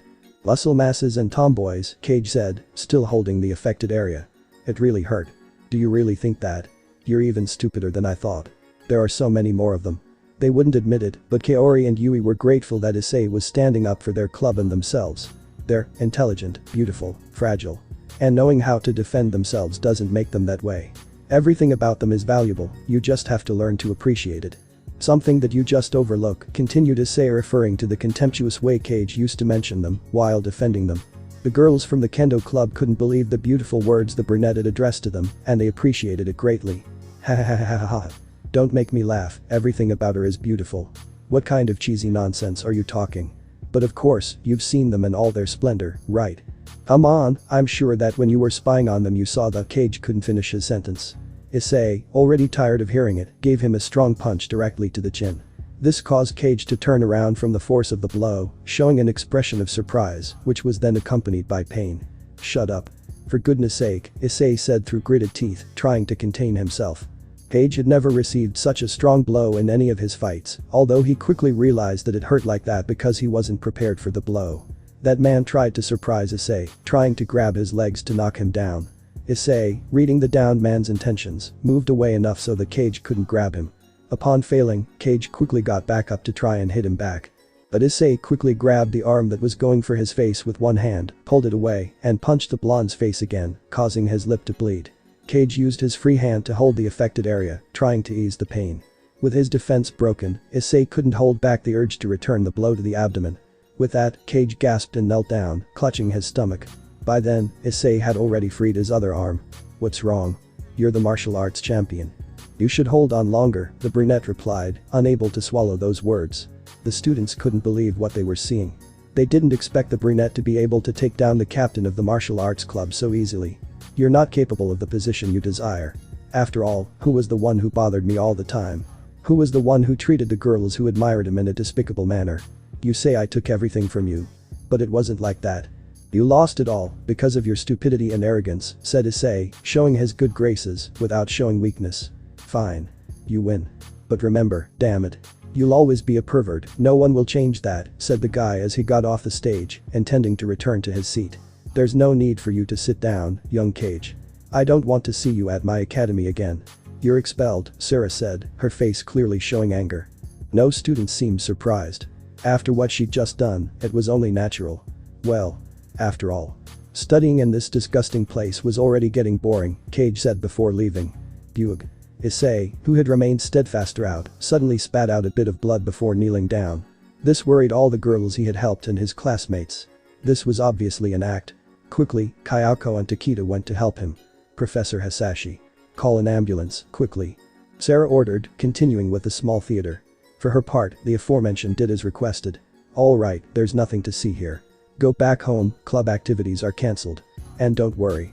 Your partner will be fine, Sarah said, then applied a simple obedience spell. Slowly and calmly each of the students left the room, this was due to Sarah's spell. Wow. That was quite a scandal, said Issei, getting back up. The act was fine until that idiot got involved, Kayako commented, clearly annoyed as she wiped her son's lip. Leave him alone, Mom. He didn't do anything to me, said Issei, separating from his mother. Well. At least I know that almost no one opposed my appointment as committee president, continued Issei as he headed for the exit. Well, something good had to come out of all this, right? Takeda mentioned positively, trying to calm his wife. I guess so. Ayako replied, still somewhat annoyed. Well, I'll catch up with you later. Now I have to look for something I forgot in the old building, the brunette said before running off, not wanting his friends or family to find out about it. After all, the dragon gods had forbidden him to speak of their existence, which was believed to be a myth. He hadn't sensed them by their great power, but by their sense of smell. For him, it was a great surprise that both deities had reappeared. He assumed they had something important to tell him. It's a pleasure to see you again, Red Sama. Office Sama, the brown-haired boy greeted, showing respect as he addressed them. Same here, kid, Office replied, sitting on one of the living room sofas. Red, meanwhile, remained serious as he stared out the window. Secretary. We have called you here to announce something very important. The face of the Dragon of Dragons soon showed a smile as he looked at the young brown-haired boy. What is it? It must be very important, so they feel compelled to show up again, the brown-haired man said, not ignoring the fact that those gods prefer to inhabit the dimensional gap. We've been thinking about it. For a long time. We've been away from the factions for millennia. Forgetting that once. We were a great faction, the most powerful of all, Red commented with a wistful tone. Apparently, he longed for those days. After seeing you spread the name of the Secretary and make it respected, it reminded us of those days when there was no one to defame the name of a dragon. Continued Office having the same tone as her partner. But we don't know how to start. We weren't able to defend our own in the past. Albion, Drake, Vritra. They were torn apart without us being able to do anything. Red repeated things from the past, obviously annoyed with himself. We didn't take care of our faction as we should have. And the dragon faction fell. I know that many remain living in the underworld under the care of an old dragon king who renounced his title to fulfill our duty. Office also shared that tone of guilt, looking very distressed. We won't make that mistake again. The dragon faction will rise again. We want to know. If you'll be willing to be one of our leaders, Red asked, looking at the young brown-haired boy, who was very surprised. We can't ask Drake directly, because he no longer has a physical body. What do you say, kid? Will you help us? Issei found it incredible that the dragon gods were asking him for a favor and not giving him an order. He couldn't explain why, but he began to think. It was true, he hadn't heard or read anything in Kalwarner's reports about the dragons. They were considered an extinct faction, even though Office and Red were the strongest gods. Of course. Don't doubt it, that determination to accept such an important position surprised both deities who smiled proudly. Okay. Then all that's left is to make the preparations. Red shouted this excitedly. We will let you know when we find a territory to inhabit, we even have a little surprise. Well Secretary, you will be receiving reports from us from now on, said Red as he opened a dimensional breach. Apparently he was excited to continue with his plan. See you next time, kiddo, Office said goodbye, then followed Red. Although she didn't show it on her face, she was also excited. The dragon faction. I guess you can tell me more about that, said Issei looking at his left arm. It's a long story, buddy. I'll tell you later. For now, keep this information a secret until they say otherwise, the dragon advised, still a little in shock from what he had heard. It didn't take long for Issei to catch up with his friends, who were walking slowly, hoping to wait for him. Of course, they were already close to the Sitri house, where everyone was staying, including June and Hinako. I'm back, said Issei as he was already close. What was it you were looking for? Sona asked, interested. Ah, nothing important. Just some papers I asked Haruko to look into, the brunette said, making the document appear with magic, then giving it to his friend. This is information about Jun-sensei and Hinako-san. Sona looked at Issei as she said this, drawing the attention of the aforementioned. How do you think I knew something was wrong the other day? Issei defended himself against Sona's words. Now she herself understood how her pawn had found the information so quickly. For their part, both June and Hinako didn't say anything. They preferred to let it go. Although June still didn't know how to fully thank Issei for taking such good care of them. Hey. Where's Akane? What Issei said was just to change the subject of the conversation. You know perfectly well that he stayed with Grafia and Yami, said Kayako, wanting to know why he had sent an investigation into her teacher. Yes. If I sent them to investigate, it was because of my enemies. The demons of the demonic council want me dead, and if they don't get it through their soldiers, they'll look for other methods. For example, attacking the people I care about. How do you think the Yakuza found them after so much time? Issei answered, giving the real reasons. Sarah quickly understood that the brown-haired man was keeping an eye on everything, and that was something she didn't consider. I see. That's something I hadn't considered, Sarah admitted, recognizing that the brunette had taken the lead on that small big detail. Well, I think we should hurry, Issei said, quickening his pace as he felt that something was not right with Sona Sitri residence. Minutes before. Throughout the afternoon, Sona and Akemi took care of Akane, playing with them. They never spoke to each other again. For the maid, it was strange to interact with Yami and Akemi without Issei around, which is why she felt uncomfortable around them. Although, strangely, he felt a familiar aura surrounding her. It gave him a feeling of melancholy he hadn't felt in a long time. You know. I've been thinking about it. And who would have imagined that now that we're seeing each other again, you already have a child, you're expecting another. And I'm in human form, Yami said unexpectedly, looking at Sona with a warm smile. Excuse me? At the maid's question, the young woman with amber eyes stood up from her seat. She was then enveloped in a black aura, then revealed her sword form to Sona. The latter was completely shocked, as Graham was right before her eyes. Why you? Sona, incredulous, tried to touch the sword. But Yami decided to return to his human form. You've really changed, Yami said, stroking Sona's head with some appreciation. After all, she had watched her grow up alongside the old Lucifer. Akane, for her part, was oblivious to all this as she was watching cartoons. I'm glad I can talk to you face to face, and not through my sister. But those words, Sona understood that the attitude Akemi had taken the other night had been hers, seeking to comfort her. And he also understood that Akemi wasn't an angel. She was Ascalon, who had finally found a bear.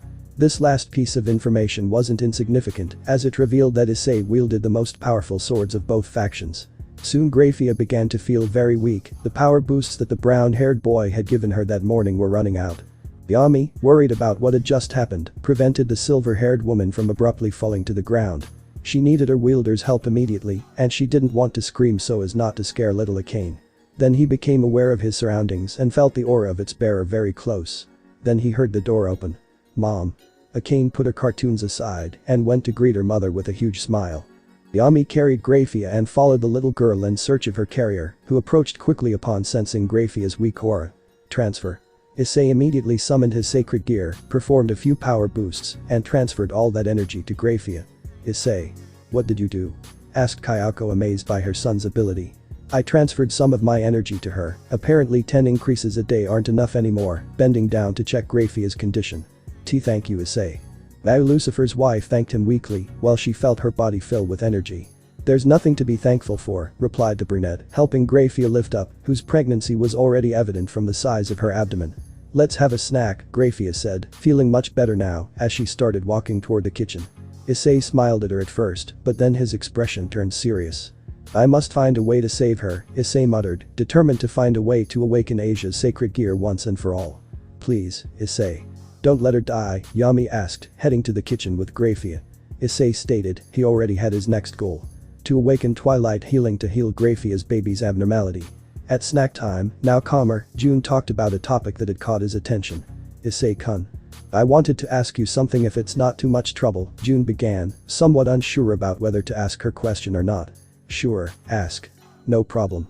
Although the brunette's kind tone cleared her mind, she felt it wasn't a good topic to talk about. But she knew if she didn't ask now, she never would. How did you get started in this? How did you become a demon? That question caught Issei's attention, and he couldn't hide his expression. Well, I think you deserve to know after everything we went through. But I won't make the story too long, the brunette began before taking a breath. One day after school. I ran into a girl named Amano Yuma. She introduced herself as a student from another school, but she turned out to be a fallen angel. Her real name is Rainer, the brunette began, using a carefree yet serious tone. She was the one who pierced me with a spear of light and left me to die in a park. I felt like my life was slipping away. When the last breath in my lungs ran out. Ria's Gremory appeared and saved my life by turning me into her pawn, Issei explained, revealing who had saved him and who he was. To say that June and Hinako were surprised was an understatement. Over time, I met my first friend, Asia Argento. She died at the hands of Rainer some time later. When her eyes went out, something inside me did too. I fell into depression, and my king took it upon himself to justify my faults and my presence at home, Issei said, revealing a detail that his parents were unaware of. That same night I also awakened my sacred gear, the source of my unique power, continued the brown-haired man, showing his gauntlet to the two humans present. It should be known by now, because rumors spread quickly, but I fell in love with Ria's.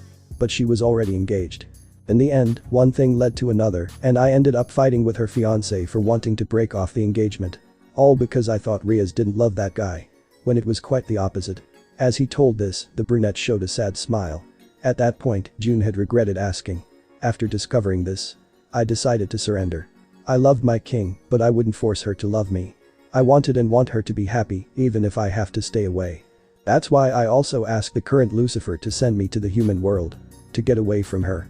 Since I know that if I stay by her side, I won't stop loving her. Issei looked at the contents of his cup with a lost look. And that's why I'm here. The rest isn't very important, but if you want, I'll tell you later, Issei finished, looking at June with a calm smile, so that the same thing that happened to Kiryu that afternoon doesn't happen to her. Issei-senpai. Thank you for sharing your story with us, said Hanako looking at the brown-haired boy with a sad smile. It was nothing, the brown-haired boy replied before getting up without having finished his snack. If you'll excuse me. I have to meditate, said Issei before leaving the room, looking for the exit. I think. After all, it was a bad idea. June was apparently consumed by guilt for having reminded his student of his past. No. If it had been a bad idea, Issei simply wouldn't have answered you, said Akemi as she finished her snack and got up to follow her carrier. She's right. What's happening to our carrier is simply emotional. After all, he lost the first woman he loved, Yami blurted out before mimicking his sister's actions. Though his words left many more questions. What did he mean by the first woman I loved? Kayako asked, visibly worried about her son.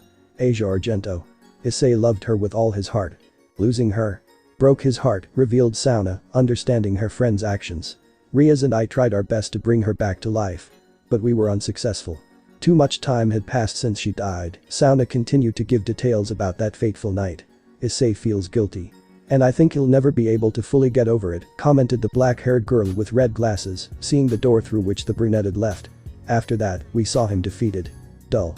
He wasn't the same, and I doubt he'll ever be again, even though he shows those flashes of light sometimes, Tsubaki added, recalling the days before and after that night. It would be better not to talk about the subject any further without him being here. It's rude, ordered Sarah in a serious tone, unable to hide her concern for the young brunette. Issei. Kayako murmured sadly. Hours later. Kuo City. It was already night, and Issei was now walking quietly down the street. He had gone to the forest outside the city to visit Asia. He was dejected, his gaze lost in his own world. He was so caught up in his thoughts that he didn't realize when he turned into a dark alley. He was on autopilot, after all. Soon, the brunette felt a very powerful aura. It had appeared suddenly, and the people he could see in the distance had disappeared. This gave him the clue that he was in a pocket dimension. Without even waiting a moment, he summoned Gram by getting into a defensive stance. Oh, calm down, boy, I didn't come to harm you, a voice was heard from the shadows. Who are you? Issei soon saw a black-haired man with violet eyes who had part of his bangs blonde coming out from the shadows, showing an arrogant smile. Don't worry. I'm not one of the bad guys, my name is Azazel. Leader of the fallen angels. What do you want here? The man seemed surprised to be recognized so quickly, but decided to let it go. He'd find answers later.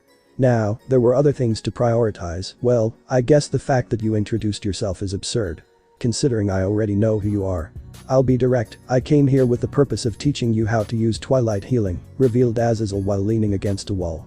The brunette only sharpened his gaze at this, since it seemed suspicious that he showed up at that moment. Listen. I know you're looking to awaken that power to save Graphia, and that's something I can't help you with, but I can help you optimize its use, Azazel explained before the brown-haired man considered him an enemy. Why? Why right now? And why precisely with that sacred gear? Issei didn't hesitate to ask all his questions without abandoning his stance. So, you want help with the boosted gear? Okay. You already know that you can double your base power to almost infinity. You should also know that you can transfer that energy to other beings or objects to enhance their qualities. Azazel wanted to convince the Sekiryu that he was trustworthy, and he wanted to do it quickly, since he still had to deal with the problems in his territory. You also have an ability capable of absorbing the techniques of others, whether ally or enemy, called Gift, which can not only do that. But you can also fuse your sacred gear with another object and improve it. Although the brown-haired man knew the first two qualities, that last ability had surprised him. He knew perfectly well that it would serve him later.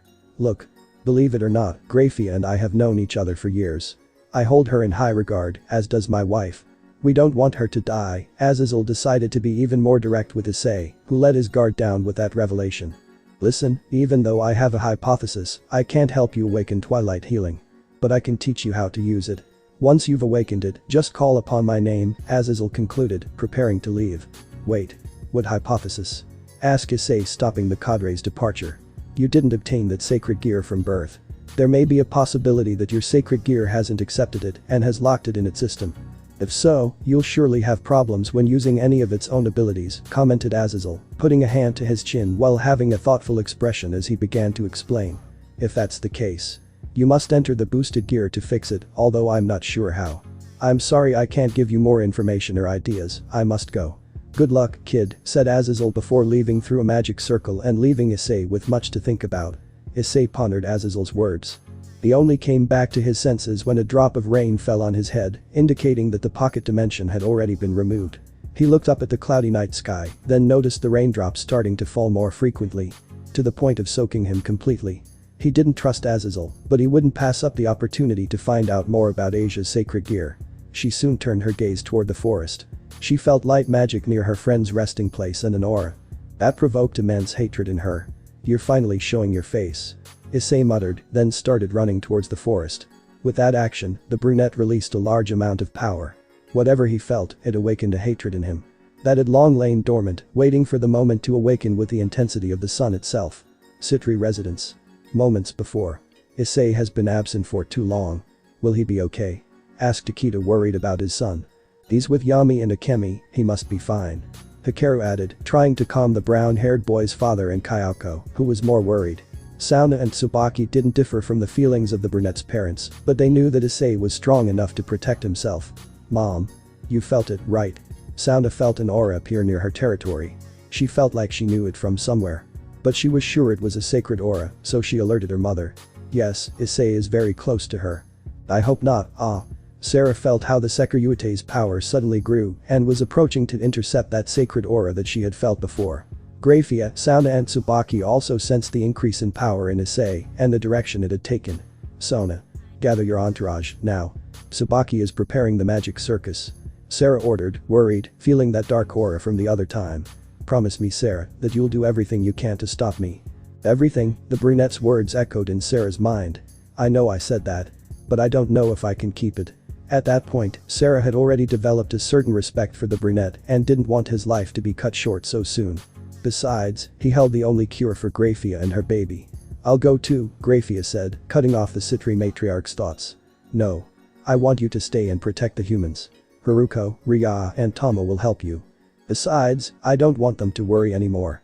Sarah's tone left no room for complaints. And the silver-haired woman agreed with her. If she left too, it would only alert the humans. Fine, I'll take care of entertaining them. I'll tell them you went on a mission, Grafia agreed, turning around. Promise me, Sarah. That you won't hurt him, said the maid before returning to the humans. Ayako, Takeda, Hikaru and June were nearby, trying to listen in on the conversation, but they weren't making any progress. Hinako, meanwhile, was playing with a cane. My subjects will arrive in 5 minutes. Is there something worrying you? Asked Sona, looking at her mother's expression. Yes.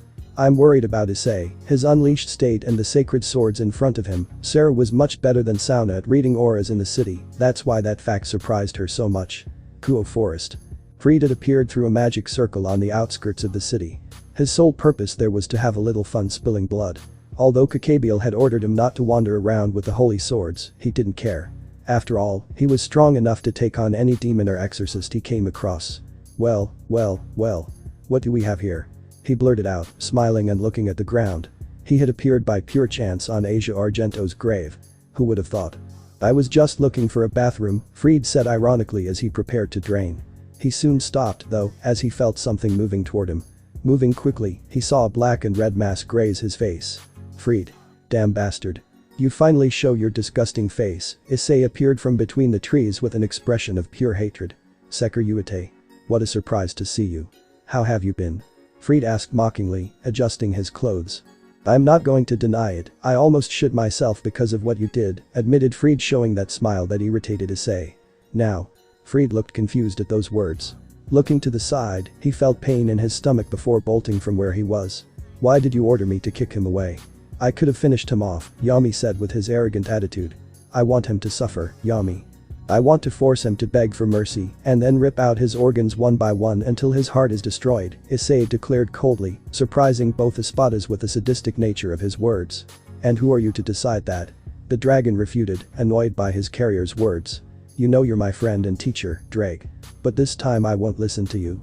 That son of a bitch beat Asia to the point of exhaustion and kicked her until she cried and bled. Tell me, what would you have done in my place? What would you have done? The brown-haired boy refuted, leaving aside the title of the dragon. Drake had imagined the situation, and boy did he not like it. This time, though, he didn't respond, and Issei took his silence as a sign that he would help him. Akemi. Stay here and protect the place, you will accompany me, you will be my surprise factor. After all, that sacred aura is not for nothing, ordered the brown-haired man looking at Yami before following the priest once more. Along the way, Issei decided to summon the sword that Kiba had gotten him. Wow. That really hurt. I can tell you hate me, but let's see if you can keep up. Fried said with a smile on his face before disappearing. He had evidently ignored Yami, believing it to be a skill of the brunette. But thanks to his previous experiences, Issei knew perfectly well where the crazy priest was. This won't be like last time. I'll spill your blood, you son of a bitch. The fight was about to begin. They both had different goals. Issei was looking for revenge, and Fried was looking for some fun. Underworld. Phoenix territory. Riaz, Razor, Akeno, Kaneko and most of her husband's harem were sleeping since tomorrow, there were important things to do. But suddenly, the red-haired woman woke up very excited. Because of this, the others in the bed also woke up and became worried. Riaz. Honey, what's wrong with you? Razor asked, quite excited about why his wife had woken up like that. It's Issei. Something's wrong. Riaz blurted out as she quickly got up from the bed, heading to the center of the room and summoning a magic circle to see what was happening to her precious pawn. In the magic circle you could see Issei, who showed obvious anger, he was all wet from the rain and was wielding his sword. Everyone was surprised to see him like this, especially Kaneko, Akeno and Riaz. They had a slight memory of the past that made them shiver a little. No one who saw that magic circle saw the enemy anywhere. Except Razor, Riaz, Akeno, Ubaluna and Cirrus, the only Razor Knight there. They could clearly see a man moving at high speed around Issei. The Gremory clan members recognized the man, showing obvious resentment on their faces. Issei, tired of waiting for the priest, poured a lot of energy into his legs to keep up. Sparks from the clash of metal against metal could be seen all around. Sitri residence. Sarah had just left the place with her daughter and her entourage using a magic circle. Of course, Ruruko, Ria and Tomo had stayed behind, as Sarah had ordered. Grafia-sama. Please, I know you can do it. Show me where Issei is. Ayako felt a chill run down her spine, telling her something wasn't right. Her son was the only thing on her mind, and she didn't hesitate to ask the only demon present to show her where the brown-haired boy was. Well. After all, I was planning to show them to you anyway. I was just waiting for the right moment, Grafia said, looking at little Akane, who had just fallen asleep. Grafia quickly cast a magic circle in the room, overlooking a section of the forest. There was no sign of Issei, though. And where is he? Kayako asked, looking everywhere possible in search of her son. He's fighting. Just look closely at the ground, the trees, the rain, Grafia replied, clearly seeing the chestnut-haired boys fight. The other young demons couldn't see it, except for Tomo, who was amazed by the chestnut-haired boy's swordsmanship. It's true. Hanako shouted as she saw cuts appear on the ground and trees in the area. They watched in amazement as more cuts appeared as time passed, although they could not see well. Kuo Forest. Sarah, Sona, and their entourage had just appeared near the chestnut tree. They came across Asia's resting place and Akemi, who was guarding the place. Why are you here? Asked Sona seriously, who had little to no communication with the sisters. I was ordered to protect this place, Akemi responded in the same tone used by the black-haired girl. Sarah raised her hand, and the young blonde could see a barrier forming around the area. She then turned her gaze to the Sitri matriarch. With this barrier, no supernatural being will come near this place, said Sarah, before heading towards where the brown-haired man was fighting. And although she was momentarily suspicious, Akemi prioritized the safety of her wearer and would intervene if necessary. Underworld. Phoenix territory.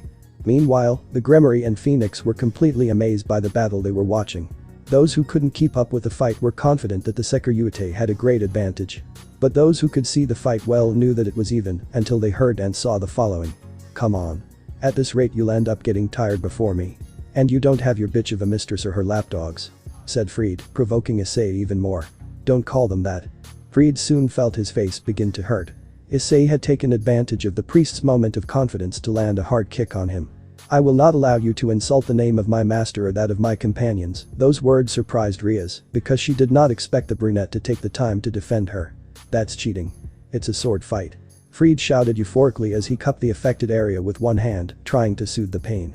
At the same time, he felt offended by what the brunette had done. This isn't a friendly fight, Fried. I'm here to make you suffer and then rip your heart out, Issei replied with hatred in his voice, while he once again emitted that dark aura from a week ago. The emerald iris of his left eye turned pure black. Those watching the confrontation were shocked by the chestnut-haired man's words. They had never heard him speak so sincerely. When it came to murder. Fortunately, you are not a supernatural being. My trophy will be your head, Issei, who was wielding his sword with his left hand, summoned his sacred gear, showing Fried that he was not using his full power. Suddenly, black rays began to emerge from the boosted gear, while its dark aura increased. The Sitri had already arrived and were observing everything firsthand. Sarah was afraid as she felt that aura growing steadily. When I go to hell, I assure you that I will enjoy torturing little Asia-chan as much as I did here. Because I hope you don't think I go up to Eden, after all. I help disgusting beings like you, in an attempt to further enrage the Sekiruyuite, Fried let out those words, looking for an opening in his fury. Managing to see how he faltered slightly at the mention of Asia. After all, he didn't die a virgin either, you know. And believe me, I would have loved to be the first. It's a shame you got ahead of me, Fried seemed to know more than he let on, and that was reflected in the Sekiruyuite. 2. Issei, who was approaching the fallen priest, stopped, holding his head, a pained expression on his face. This was so sudden that he dropped his sword to hold his head in a futile attempt to ease the pain. Sarah knew she had to intervene to stop Issei, but she hesitated on how to do it. She didn't want to hurt him, and being like this, approaching him unexpectedly would possibly trigger a reaction that would make everything worse. Doubt gnawed at her, and that thought worsened when she heard the next words. Issei began to recite a dark chant that sounded like a curse. The voice wasn't just his. Young, old, men, women, boys and girls accompanied him. The eerie sound was the result of the mingling of several people's voices. I, the one who will awaken. The great pressure was felt in the environment, the low-class devils could barely bear it. It started, it seems like it's about to start, those voices could be heard coming from Issei's sacred gear. I am the dragon who stole the principles of God's domination. Fried, feeling so much power, and seeing that Issei was not fully conscious, decided to flee from that place. But when he was about to leave, he decided to wait and see what would happen. The information could be useful for the future. It was always like this, no matter what. It's not right, it was always like this every time. It's a very great power. And it keeps increasing, said Saji as he felt Momo cling to him because of the fear she felt from that evil aura. What are those voices? Are they creepy? Momo screamed, very terrified. I don't know. Saji replied, equally terrified, although trying to stay brave for his partner. I laugh at infinity and hate sleep. One who claims the world. One who rejects the world. What's wrong with him? Asked Yura, worried about her clubmate. I don't know. But it's getting stronger. Tsubaki replied as she tried to stay firmly in place, as Issei's aura caused strong wind currents. I will become the Red Dragon Emperor, the king of domination. It was always power, it was always love. Issei's power continued to increase, and the black lightning moved even more frantically, damaging his surroundings. And I will drag you all into the depths of purgatory calm, and then, a scream mixed with the voices of old, young, men and women, was emitted, but before that devastating sentence was finished. Suddenly Issei's body was enveloped in several green and red rays that did have a damaging effect on the brown-haired boy. This caused Issei and the other voices to let out a cry of pain. The brunette fell to his knees, writhing in pain from something unknown. Wow. You really scared me. And I thought you would unleash a power capable of destroying this entire city. Of course, it's not that you can't do it. But it turned out to be a false alarm. You really are pathetic. Fried kicked Issei's stomach, causing him even more pain. Although of course, Fried expected to hurt Issei a lot more, since he thought he was still recovering from his battle against Rainer. You haven't changed at all since the last time we saw each other. I'm surprised that red-haired bitch still takes care of you despite what you did to her. I guess it hurts her. And I feel sorry for the poor thing who thinks you're worth it. Issei was very upset by that. It's one thing to insult him, and another very different thing to insult his mistress. It's no longer worth playing with you. I had a lot of fun watching you suffer from your failures and false victories that meant nothing when it came to protecting what was truly important, Fried said as he raised his sword. For once, the mad priest didn't seem to be insane. I will free you from your sentence. Die at the hands of Excalibur Rapidi. Before Fried's sword hit Issei, he grabbed his own sword that was at his side and stopped Fried's attack, but he wouldn't last long in that position. What happened recently had left him without much energy, and for some reason he no longer felt his sacred gear. Who would have thought it? You still have some strength left. Let's see how long you can hold out, said Fried, approaching the brunette's face, smiling maniacally. Boom. Guag. Fried shouted as he was pushed by Akemi, who quickly took her sword form and went with Issei. Although he decided to put it away. All this was done very quickly so that no one would see that he was possessing a sacred sword. Still annoyed, Issei approached Fried, grabbed him by his clothes, and headbutted him hard, causing both of them to bleed from their foreheads. Once on the ground, the brunette began to punch him, staining his fists with blood, although it was not clear whose blood it was. Enough, Issei. Finish him already, Sarah ordered, coming out of her hiding place, tired of being a spectator. Soon, the other Sitri members imitated the matriarch. Finish it. After everything he did and said, you're asking me to just finish it? Shouted the brunette, looking defiantly at Sarah. No. This wretch deserves to die suffering. Issei sentenced without taking his eyes off the Sitri matriarch, who was beginning to unleash her power. Issei, for his part, wasn't far behind, further challenging the Sitri clan leader and surprising those accompanying her. I won't do it again, Issei. Leave it at once. Sarah sentenced, already having a magic circle ready in her hand. If you want me to stop. Kill me, the brunette declared, blinded by his own fury. At that precise moment, his sacred gear responded again and began to accumulate power increases. But Sona saw beyond that look full of hatred, in those eyes full of fury. She saw Issei suffering. Issei. Please stop this, Sona stood between the brunette and his mother, trying to make the brunette see reason. It wasn't noticeable in his expression, but the brunette's anger was beginning to wane. And it really began to show when they saw that his body seemed to lose its balance. Wow. What a turn of events. But this won't be the end for me. Go ahead, Bishop. Nightmare. Fried muttered as he pulled out another holy sword. Suddenly, an illusion was created. There were numerous Frieds in the area. And a magic circle appeared behind him. It was obvious that the priest wanted to escape. But just as Issei slowly began to relax, the opposite happened when he saw the mad priest's intentions. His power increased again in a second. You won't escape. After saying those words, Issei, ignoring Sarah, summoned Gram. Surprising the spectators in the underworld since Riaz, Razor, Akeno, and Ubaluna knew the legend. You can transfer that energy to other beings or objects to enhance their qualities, Issei recalled Azazel's words, gaining a small idea. With his right hand, where he held Gram, he concentrated energy. Underworld. Phoenix territory. Riaz was shocked, as was everyone else with her. The Issei she once knew, the one who obeyed every order, had just challenged a clan leader. She was truly grateful that he stood up for her and was relieved that Sona had been able to calm him down, even for a moment, and had managed to stop the confrontation between him and his mother. Sitri residence. Ayako was the most surprised. After all, the brunette had never been defiant with him. Seeing him now about to start a fight with Sarah just because she ordered him to end the fight did affect her. The others, for their part, looked on in amazement at this behavior. They had always seen Issei as a kind, caring, and thoughtful person. After all, everyone has their demons. Kuo Forest. Returning to the battle, the chestnut-haired man unexpectedly launched a horizontal slash through the air, confusing his allies somewhat. This movement unleashed a large amount of energy that ended up destroying part of the forest and shattering Fried's illusions. Who had to concentrate the sacred essence of that sword to form an energy shield and protect himself from the attack. Issei didn't waste the opportunity, and in a moment he was already in front of Fried holding that sacred sword in his left hand while he had his sacred gear activated. But this one seemed damaged. It had serious cracks in its structure, and from time to time you could see a red ray or two running through them. Gift. The sword the priest was wielding disappeared along with Issei's sacred gear.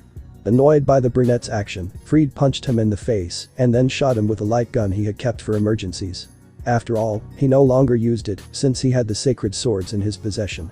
Fried shot Issei in the left shoulder, side of the stomach and right leg. Faced with the pain, the brunette knelt in place, holding his wounds.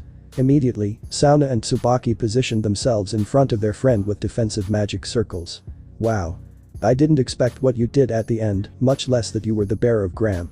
I guess I should retreat. Recovering Excalibur Nightmare at this point would be suicide, and I still have to cause more massacres. Said Fried as another magic circle appeared behind him. I assure you, bastard, that I will have fun doing the same thing I did to Asia, to the young girls I find. Ah. Ahhhhh. Fried couldn't finish his sentence since the brunette managed to straighten up, and from his position, he managed to hit the crazy priest's face with a fireball. Ahhhhh. Damn son of a bitch. Fried shouted as he arrived next to the magic circle. I swear. The next time I see you, I'll kill you. Fried swore as he disappeared through the magic circle. Issei knelt again, his wounds causing him to breathe heavily, trying to calm those negative emotions. 2. Sona knelt in front of him and grabbed the brunette's face, but he quickly moved his head to free himself from her grip. Stop repressing what you feel. Let it out, stop repressing yourself, advised Sona, while ordering that no one should come closer. I know you don't want us to worry. But first you have to stop holding back. Issei's body began to steam, the raindrops falling on him evaporating as soon as they got close. The brunette's allies saw this with concern and moved away a little as a precaution. The steam began to rise until Issei, looking at the sky, let out the loudest scream of his life while his body was covered in flames. The fire intensified as the same scream erupted before changing to a dragon-like roar. As the outpouring of hatred ended, the fire covering the chestnut tree's body diminished until it was completely extinguished. Issei only felt sadness, disappointment and tiredness. Sorry. No, I couldn't hold back. Again. Sorry, Sona, Tsubaki. Sarah, guys, the brunette began to say using a broken and tired tone of voice. Forgive me, Asia. The tears that Issei shed were more noticeable as well as his voice. I failed you. I couldn't protect you. I couldn't kill your murderer. I'm not capable of protecting my family. I shouldn't be by my king's side. And now. I put them in danger and I couldn't even finish off that idiot. Issei continued, worrying his companions, especially Sona. I'm alone again, despite being surrounded by his friends, who were all worried. Issei felt alone on that rainy night. Just like that night. At that moment, Issei felt something warm on his chest and right shoulder. To the surprise of many, Sona was hugging the brunette. No one present could hide their astonishment, not even the spectators. Look at me, Issei. You're not alone. We're here. I'm here, Sona began, a little embarrassed by her words, but she didn't want to stop. You have to move on. I'm not asking you to forget her. Because I know you truly loved her and that you gave everything you had to protect yourself. I'm sure she wouldn't have liked to see you like this. Defeated, hurt, and blinded by your resentment. Issei listened attentively to Sona and agreed with her completely. I promise you'll never be alone. I'll be by your side, no matter what, the young Sitri concluded, surprising her mother and subjects with her remarks. I'll never leave you. Please. Sona. Don't leave me behind. Don't leave me. Don't leave me. Alone, with those last words, Issei fell completely unconscious as he tightly held onto his friend's clothes. Although then, that strength disappeared. I promise. Sona said as she cast a magic circle to take Issei back home. Underworld. Phoenix territory. Riaz had watched the entire battle with her harem mates and husband, and they were truly amazed. She was even more surprised by the fact that Issei managed to get up after being shot 3 times with a light gun. But they could not hide their fear when they heard and saw him screaming while his body was covered in flames. Riaz smiled at her friend's words and decided to finish the magic circle so she could get some rest. She would soon request permission to go to the human world and visit her beloved pawn. Sitri residence. Sarah, Sona, and their entourage had just appeared in the living room. Kayako and Takeda rushed to hug their son. Sona had already stepped back and was looking at the brunette with concern. Her clothes were now stained with blood from her friend's wounds. Go take a bath. I don't want you to get sick. You'll find the baths upstairs, Sona's voice sounded muffled. Her servants were worried about her, but they decided not to ask questions and just obey her orders. Even Raruko and Ria obeyed. Mr. and Mrs. Haidu, let go of Issei. He's hurt and needs treatment. Sarah said, glancing at her daughter, who was staring at her blood-stained hands. The blood of her friend, whom she hadn't been able to help before. Just as their leader had instructed, the Sitri group headed to the hot springs on one of the lower floors. Fortunately for Saji, there were 2 separate baths. This meant he wouldn't get into trouble with the girls. Sarah and Kayako had bandaged Issei's wounds after closing them as best they could. Fortunately, the Sitri matriarch knew a lot about medicine. It was no mystery that Issei had lost a lot of blood and it would likely take him quite a while to wake up and be well again. Issei. Kayako caressed her son's hair after cleaning his forehead, where he had a wound from his recent fight. He couldn't stop thinking about what he'd seen and heard. After all, Issei does feel lonely after going through those traumas. Takeda, for his part, looked at the face of the unconscious brunette and remembered when he was just a child, sleeping peacefully in his bed. Knowing that this child was now the target of many beings seemed to make him believe it was all just a bad dream. Go relax yourselves. Issei will be fine, I'll take care of him, Grafia said, bringing the brunette's parents out of their trance. She had gone to get clothes for everyone present who were soaked after following the Sekiruyute. Here, take them to your servants. And you take a bath too, I don't want you to get sick, Sarah ordered, taking what Grafia had brought and handing it to her daughter, who had been silent the whole time. I'll go after I've made sure the forest is fixed, the Sitri matriarch said before disappearing through a magic circle. Sona looked at Grafia for a moment before obeying her mother. It was obvious she didn't want to leave Issei, but it wouldn't do any good if he got sick. Grafia looked at Issei and remembered when she used to take him to play in the park as a child, and he would get so tired that he would often fall asleep on the bench where they were resting. He still couldn't explain how he had managed to summon her, he would ask her another time. She noticed that Issei's calm expression had been replaced by one of fear and concern. She'd seen him like that before. He was having a nightmare, and apparently a very bad one. She could see him breathing heavily as he writhed, and his expression worsened. She soon remembered how she used to calm him down when something like that happened. She slowly ran her fingers through Issei's fine brown hair, continuing to do so for a while, until she began to stroke his head, while she began to hum a song they both sang a long time ago. Restrooms, men. Takeda and Saji were immersed in the water of the large bath. They were silent. After all they could think about was what had happened a few minutes ago. Takeda felt how the water managed to make the thoughts and worries that flooded his head gradually disappear. Your son is very surprising, said Saji, remembering how he had behaved with Issei and reflecting on the words he said before he fell unconscious. Yes he is. He did things that I thought were impossible for one person to do. And he has also suffered a lot because of it, answered Takeda, a little sad because he couldn't help his son with the problems that surrounded him. Yes, I guess that's the price for having such power, Saji said, unable to help but remember the story told by his king. Takeda, for his part, remained silent, not because the comment bothered him, but because he agreed with it and it had made him think. My king told us many things about him, do you have any other? Asked a bearer of a Vritra fragment, curious about the chestnut's actions. He saved my wife, Kayako, from being abused by some bastards, Takeda began, remembering that night. Issei had fought demons before, he was exhausted.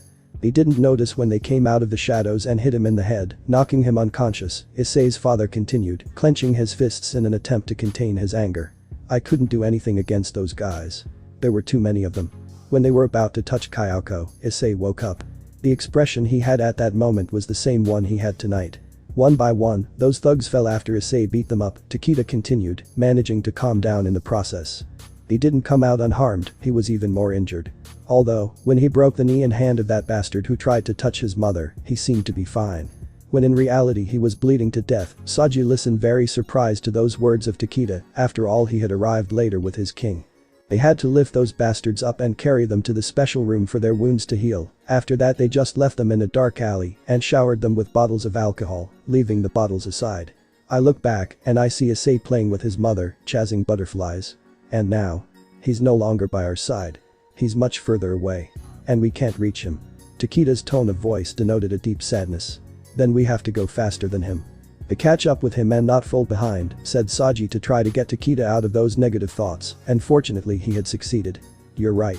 We have to achieve it, no matter what. After a period of silence, they both began to chat about more pleasant things. Restrooms. Women. All the women in the house were there except for Grafia, Sona, and Sarah. Hikaru, Hinako, and June joined in to try to support the brunette's mother, who was very worried. Some of the girls in Sona's entourage chatted quietly, while others relaxed their bodies in silence.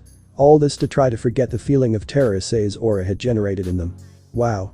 I see everyone is here, said Sarah, entering the bathroom covered only by a towel. When she entered, the whole place fell silent. Not because of Sarah's arrival, but because they had noticed Sona standing there, further away from the others, staring into the water. Apparently, she was still thinking about the events in the forest. Sona didn't feel comfortable there. And her discomfort increased as she felt the others gaze on her. Immediately, the thought of leaving the place using a magic circle crossed her mind, growing stronger and stronger. Sarah immediately noticed this and knew that her daughter's actions could make the atmosphere heavier, so she tried to change the subject. Kayako, how old would your daughter have been? In response to the Sitri matriarch's question, Kayako brought her knees up to her chest and hugged her legs before answering. It wasn't a subject she liked to touch on. With the chestnut tree's mother's action, Sarah knew she had only made things worse, and now she didn't know how to fix it. She would only be 2 years older than Issei. She would be 19 years old. I'm sure she would have gotten along well with your daughter Sarah, and also with your daughter, Hikaru, were the words that Kayako said while smiling, but an immense sadness could be noticed in her voice. I see. I think so too. Knowing your son. I don't think she would have been much different from him, Sarah said as she leaned on Kayako to try to fix her mistake. Looking a little more closely at her friend's body, Hikaru saw a bruise on her face that seemed to be covered by a layer of makeup, as well as noticeable bruises on her chest and stomach. Kayako. Those blows, were they from the demons, right? Why didn't you say so before? Asked Hikaru, very worried about her friend, since she never mentioned that she had those marks. Meanwhile, Sarah had wet a portion of a towel to wipe away the makeup covering Kayako's bruise, revealing it covered her entire left cheek. There was no doubt about it. It was the work of the demons Issei had slain a week ago. Takeda and I agreed to hide them so as not to worry Issei, revealed the brown-haired boy's mother very calmly. You should have let us take care of you, we could have helped you sooner, Sarah said, very worried about the brunette woman. I didn't want to worry my new friend, Sarah looked surprised at the smile Kayako gave her.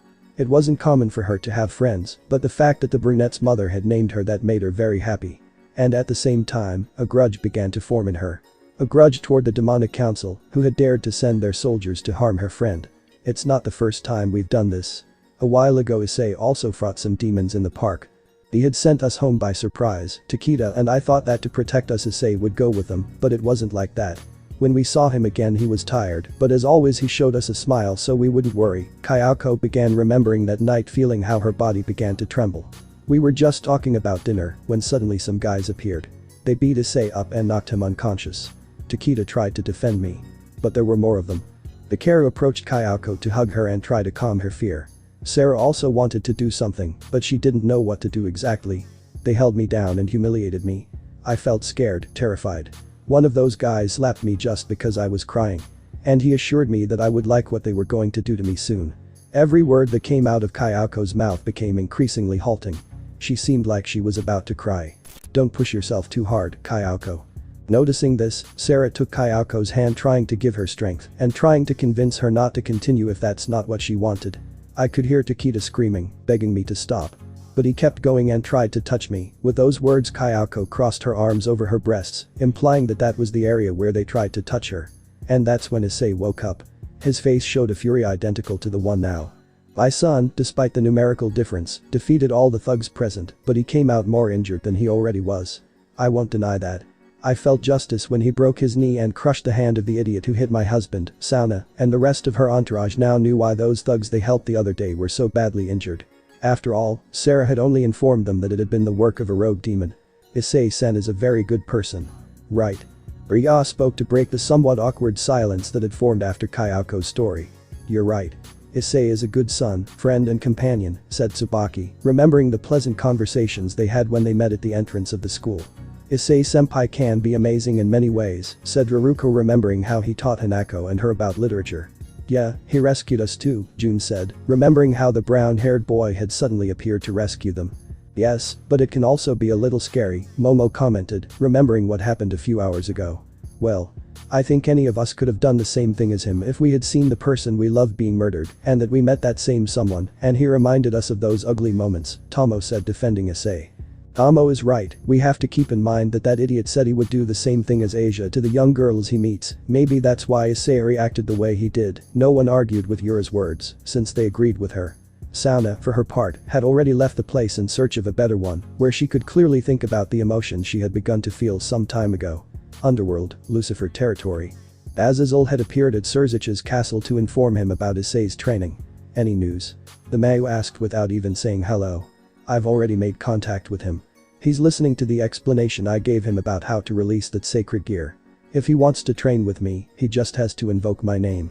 If he awakens Twilight healing quickly, he'll be able to help you wife even faster, Azazel replied seriously. He knew something was wrong with his friend, and his doubts were confirmed when he saw the sad expression that formed on Surzich's face when he mentioned Grafia. Surzich's? Did something bad happen with Grafia? No. Or so I want to believe, she disappeared several days ago. And I don't know anything about her. Such words made Azazel extremely serious. Did you send for her? Do you have any idea where she could be? Surzich's nodded at the first question, but at the second he just nodded. Do you want me to help you look for her? No. You have your own problems without having to mobilize your own soldiers. It could become too big a problem if the council members started to get suspicious, Surzich's said, rejecting Azazel's proposal. Those bastards. I thought they had disbanded with the last stupid thing they said about you, wife, said Azazel, searching for some answer as to what reasons there would be for not getting rid of them. That old fool intervened again. He managed to give the council 6 more months of life through the old rules, revealed Surzich's, showing his discontent. You know it's Surzich's, they're behind this and something even bigger too. Even in my territory I've been noticing something strange, and Michael doubts one of our brothers. I don't want to be pessimistic, but we must be prepared for the problems that arise in our territories. I don't want to face another useless war. That only causes pain. With these words, Azazel disappeared through a magic circle, leaving Surzich's with much to think about. I swear. When Grafia appears, the stupid council will cease to exist. I myself will slowly kill them, said Mao Lucifer, unleashing part of his power, which made the entire castle tremble. After calming down, Serziches went to continue investigating Graphia's possible whereabouts in the underworld. He only trusted the members of his entourage, and he had to wait for them to return and report on the places he had sent them to before. Human World, Italy, Vatican. In this place, all the high-ranking officials were gathered, including the Pope, and in front of them were two girls. One of them had light brown hair, violet eyes, she was wearing a white tunic with blue trim, and you couldn't see what she was wearing underneath or appreciate her body in detail. And the other girl had long blue hair tied in a ponytail with a strand of green bangs, she had hazel eyes, and was dressed the same as her companion. 1. We called you here after hiding you for several months to tell you that we will send you to another hiding place. The girls in front of them just nodded, somewhat tired of having to move from hiding place to hiding place. Well, we want to be honest with you. We can't keep you here any longer. Attacks on churches in nearby cities are becoming more frequent and we've lost many exorcists, the Pope began, his voice filled with frustration and sadness. I'm not blaming them, they gave their lives with honor to protect those swords they now carry. Irina Shidu, wielder of Excalibur Mimic, and Zenobia Quarta, wielder of Excalibur Destruction. Right now, we are looking for an inaccessible place to hide the swords, and even God entrusted us to destroy them if necessary, continued explaining the Pope, showing a serious expression. Why not blame those sinners for the deaths of our allies? Surely it was the demons or the fallen angels, Irina said, protesting her faction's lack of resolve. We can't. On the bodies we examined from our exorcists, we found wounds from light bullets and cuts made with the same holy swords. That's why we suspect heresy rather than an attack, said a nun standing next to the Pope. Irina was baffled. How could anyone have grown weary of the Lord's grace? We don't know why you're gathering them all, but you can't lose what you have, were the words of the one who seemed to have the most influence of all the priests present. No. We don't know what to do, said the Pope, not wanting to risk another of his offices in another country. Why don't we send them to Japan, to Kuo City, proposed a young man with blonde hair, green eyes and dressed in priestly robes. To Kuo. It's the territory of the demons, why send them there? Asked the nun, a little surprised. I heard that the Securitate awakened some time ago and recently claimed part of that territory for itself, the young man replied, looking with a small smile at the Pope, who began to seriously consider the young man's proposition. Tell me more about the Securitate, young Giulio, the Pope ordered, seeking advice before deciding. He awoke many months ago, some time after one of the leaders of the territory returned to the underworld, leaving behind the entire territory that protected the Securitate. Although he has a history of fighting against us and the fallen angels, he doesn't side with anyone. Perhaps they can ask him for help, the young man summarized, not wanting to go on too long. The highest authority in the Vatican began to think, trying to decide on the best proposition. Send them to another church headquarters, or send them to ask the Securitate for help. Good. I've decided. You'll go to Japan in 4 months. In any case, if the Securitate doesn't accept, I'll prepare a nearby place for you to hide in, decided the Pope, praying that the legendary dragon would protect his exorcists. 1. I don't know his name, so you'll have to find out for yourselves. I can't guarantee he'll help you, but in any case, inform him the white dragon is awake. Maybe that way you can convince him to help you a little, Giulio added, happy with the decision. After all, what was stronger than a celestial dragon? Don't be too confident, part of Kuo City is demon territory, don't do anything hostile that could spark war again, said the nun present at the scene. I'll be honest with you. It's a very dangerous idea if you must give your lives to save or destroy the swords. Do it. Or give them to the Securitate. I prefer a neutral dragon to have them than that heretic who murdered our people, said the Pope, showing some anger in his tone of voice. Of course, we will give our lives if necessary. Right, Zenobia. The one who said that was the brown-haired girl, to her blue-haired companion. Don't speak for others, Irina, was the only whisper that came out of Zenobia, but since it was so low no one could hear her, so she just nodded. Good. You may go. Start preparing your things. You will be given some monetary assistance before you leave on your journey.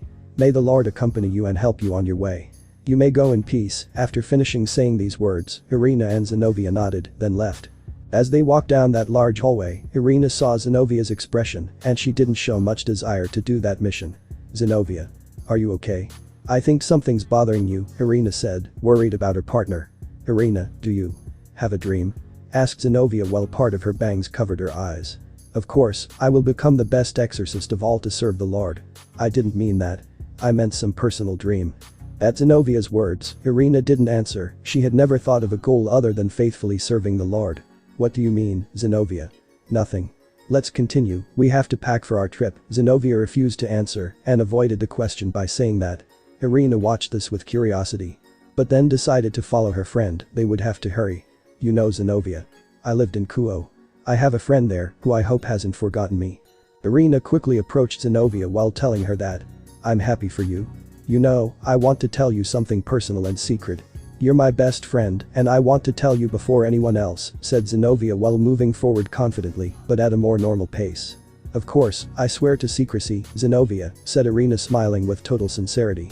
I'll stop being an exorcist and I'll leave the church, don't get me wrong, I'm not going to join the demons or the fallen angels, I just want to feel a little peace, rest a little from all these missions we're doing. To be able to relax for a moment without the worry of being attacked by surprise. I'll hand the sword over to the security and I'll disappear, said Zenobia, partly hiding her true desire. 1. I see. Then I'll keep you company for a while. Irina said with a smiling face as she continued walking. Well, if you want of course and if there's no problem, said Irina realizing that Zenobia probably wanted to be alone for a moment. No, of course there's no problem. Besides, it won't be much fun spending it alone. At least with you it will be more relaxing and fleeting, said Zenobia with a smile on her face. You know, I still wonder what you would look like with short hair. Long hair doesn't look bad on you, but I have that doubt, Irina said remembering a past event.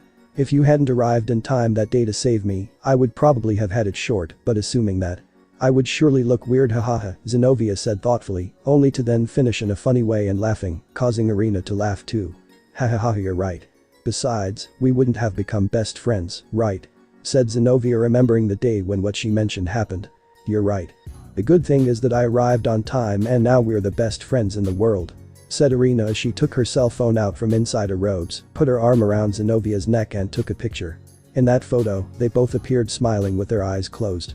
Zenobia had grown accustomed to Irina's sudden photos. She no longer minded them and she knew when to put on a smile or a surprised expression to make the photo fun or happy, depending on the occasion. Human World Japan, Kuo City. After a few hours, Issei began to wake up feeling his entire body damp. But as he became aware of his surroundings, he also began to remember his attitude from the night before. Defiant, angry, and full of vengeance. These were the feelings that echoed in his heart again. Then he became aware of the wounds he'd suffered, noticing they were gone. After all, the water in the room was healing. When he got up, he saw his parents, Akemi and Yami, asleep in their seats. They had decided to stay and look after him right there. She realized that if her parents were there, they, and probably everyone else in the house, had seen what had happened in the woods. She started to feel terrible for having lost control again. He didn't want his friends to see him acting that way. He didn't want his parents to see him acting that way. He wanted to think on his own, he wanted to get out of there. He didn't want his parents to see him, to see the monster he was becoming. Issei, making as little noise as possible, headed for the exit of that room. With every step Issei took, he felt the extreme fatigue in his body. It barely responded to him.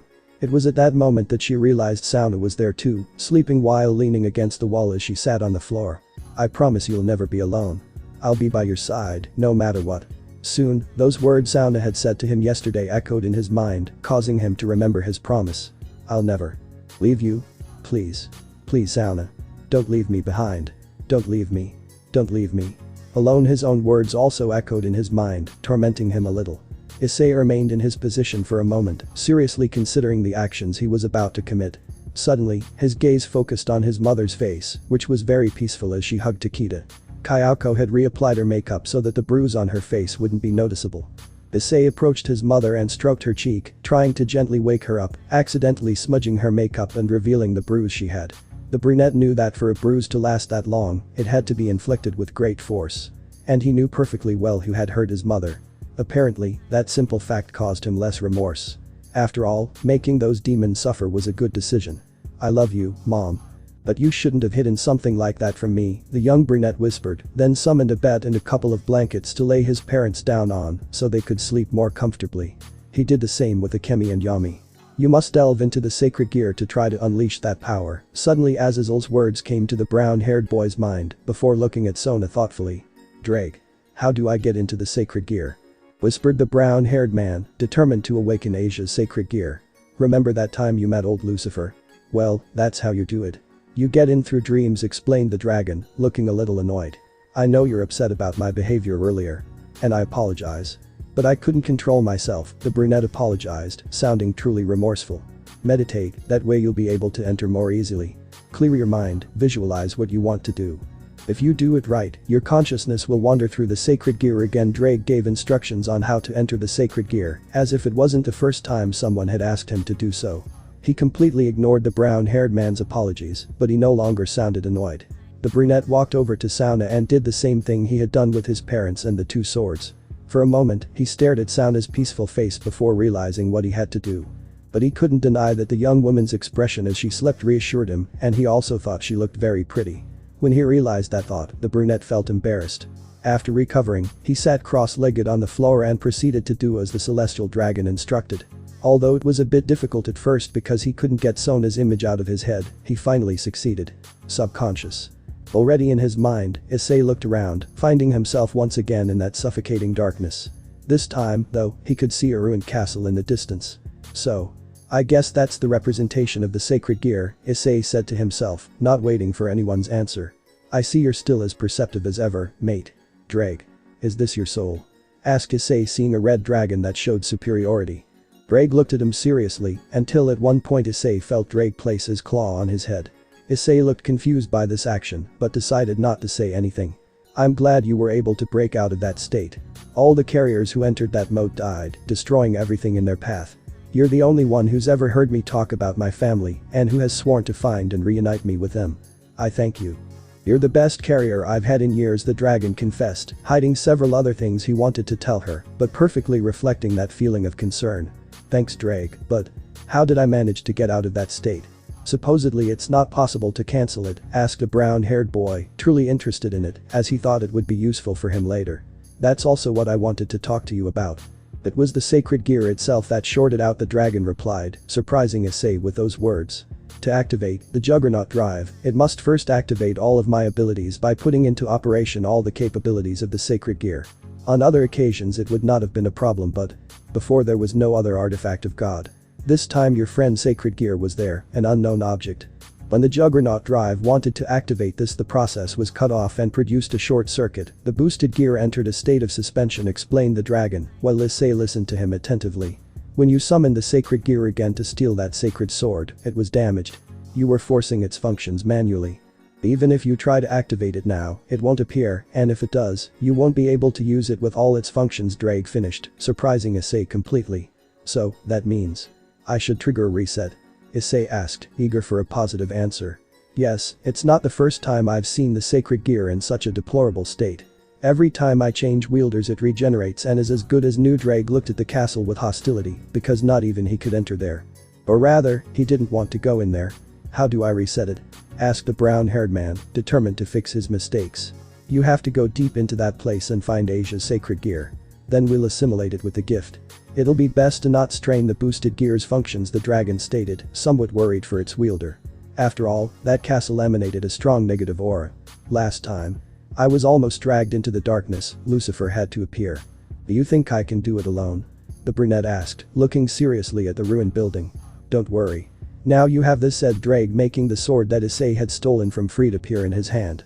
Its name is Excalibur Nightmare. Its light will help you push away and keep the shadows of the sacred gear away for a while, Drake explained as he handed the sacred sword to Issei. He was about to take it with his left hand, but the same dragon stopped him. Don't carry this sword with your left hand. Carry it with your right. With the other you carry Gram. One hand for the sacred and one for the demonic. Don't forget. Issei silently took the sword with his right hand and began his path with the objective of removing his friend's sacred gear from her body. He felt nervous, remembering the last time he came in and was almost engulfed by the shadows, making him unable to move or think. Issei had already reached the entrance to that castle, which looked even more dilapidated up close. He entered through the doorless entrance and made his way deeper into the building. The sword in his right hand had begun to glow, making it easier for him to see where he was going. He was exploring the ground floor of the entire castle, and when he didn't find anything, he decided to explore the upper floor, but that didn't work either. He couldn't access the third floor anymore since the staircase was missing, and he believed that was where all the old carriers were gathered. She went downstairs and still couldn't find her friend's sacred gear after thoroughly searching every room. Until she remembered Azazel's words. You didn't get that sacred gear from birth. There may be a possibility that your sacred gear didn't accept it and locked it in its system. The basement. The dungeons of a castle are usually there, the brown-haired boy whispered to himself after relating lockup with him prison. Exploring the ground floor a little further, he found the stairs that would lead him to the basement. Without wasting any time, he headed there.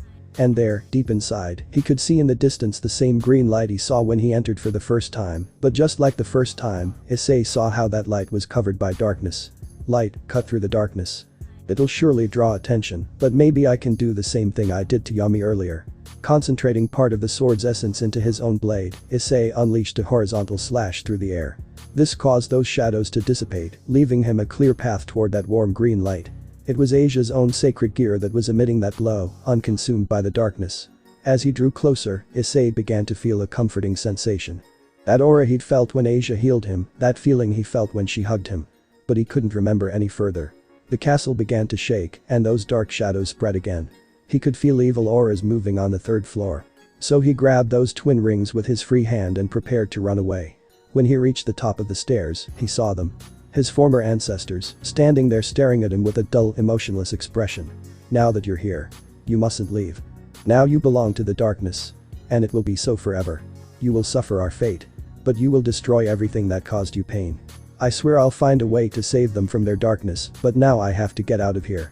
Said Issei before doing what he did a moment ago, only this time he directed more energy into the blade of the sword, which began to shine brighter and brighter. Lend me your power, Excalibur. Help me return to my family. Mirage. Those words echoed throughout the castle, the activation of an ability. Around Issei appeared a multitude of silhouettes, each one identical in shape and mimicking his movements. It was an illusion that managed to confuse the former boosted gear users. This was the ability Freed had activated the night before, and Issei took advantage of this to run for the exit. But the former wielders weren't going to stand still. They began trying to trap every Issei in the place, failing every time. When one illusion disappeared, another formed. In just a few seconds, Issei was already very close to the exit. It was then that one of the current Sekiryute's predecessors thought that the one in front of the others was the true and current wielder of the boosted gear. This is the real one. You won't make it out. The demon screamed as he lunged at Issei, only to fall flat on the ground. He had wanted to catch an illusion. Realizing that he had failed, the former wielder who looked like an old man, looked at the exit, only to see that the real one passed by him and left the place. Issei had managed to get out of that castle that represented his sacred gear. Thank you for helping me. Excalibur, Issei thanked the sword he was carrying, only to see it stop shining, leaving Issei confused. His light went out when you stopped feeling that you needed his help. It will shine again when you need it, Drake spoke, surprising Issei a little. Drake. Thanks for explaining it to me, I was starting to get worried. I thought I'd exhausted my sacred essence. Don't worry too much, holy swords never lose their essence. Did you get it? Yes. Issei opened his right hand, revealing his friend's twin rings to the dragon. Issei stared nostalgically at those rings, which were wrapped in a very warm green aura. They are a gift that Asia left you, the last one she left you. Take good care of it, said Drake before starting to walk towards a distant place. Why can't you go there, Drake? It would have been easier with your help, Issei asked as he approached the red dragon. It's one thing not to be able to, and another not to want to. The former bearers plunged my previous bearers into darkness. Even children, the dragon began explaining, who stopped after no longer seeing that castle. I hate you, mate. For everything you did, the celestial dragon continued, showing a spiteful voice. And why does everyone fall into darkness, Drake? Issei asked as he sat on the ground to accompany his friend. Because God cursed my bearers, they will not suffer directly. All those he loves will suffer as long as they remain by his side, Drake commented, staring blankly into space. But, didn't you try to break that curse? Issei asked, looking for a way to break it. I once faced Ozzy Dahaka, an evil dragon, who was invading my territory. The fight was tough, but when I got serious I easily defeated that dragon. But when I was about to kill it, it cast demonic curses on me and then fled. I had to enlist the help of the ancient demons who praised dragons to get rid of them, Drake said, surprising the brown-haired boy. It's incredible. If you had to resort to demons for demonic curses, then maybe you can resort to angels to free yourself from God's curse, said Issei, drawing the attention of the dragon who hadn't thought about that. Although it will be a little difficult since I am a demon, but maybe we can convince them if we talk a little. That observation greatly surprised Drake, who could not understand that his wielder was capable of doing that. What happened to that dragon? The brown-haired man asked after a few minutes of silence. Ozzy Dahaka, the dragon of 1,000 demonic spells, was killed by his enemies in Persian mythology just after our battle. He was dying and didn't put up much of a fight. But he still managed to kill thousands. You really are powerful, Drake. And you still have a lot to learn. Wake up, the sacred gear has already finished resetting. We will assimilate it with a gift just like that sacred sword, ordered Drake, encouraging Issei to finish his work. See you soon, friend. Thanks for everything, Issei said goodbye before disappearing, leaving the dragon alone with his thoughts. After all, it wasn't a bad idea to try talking to the angels. Reality. Issei's eyes snapped open, only to feel his hands carrying two objects. The twin rings and the lightless holy sword. The room was still dark, suggesting that less time had passed than he thought. Although he was happy now, he was also confused. He had mastered both objects perfectly, but he didn't know how to activate Asia's sacred gear. It was then that Drake's voice echoed in his head. What did she feel when she used her sacred gear? With those words, Issei began to remember the expressions Asia made when healing someone. She didn't think about herself.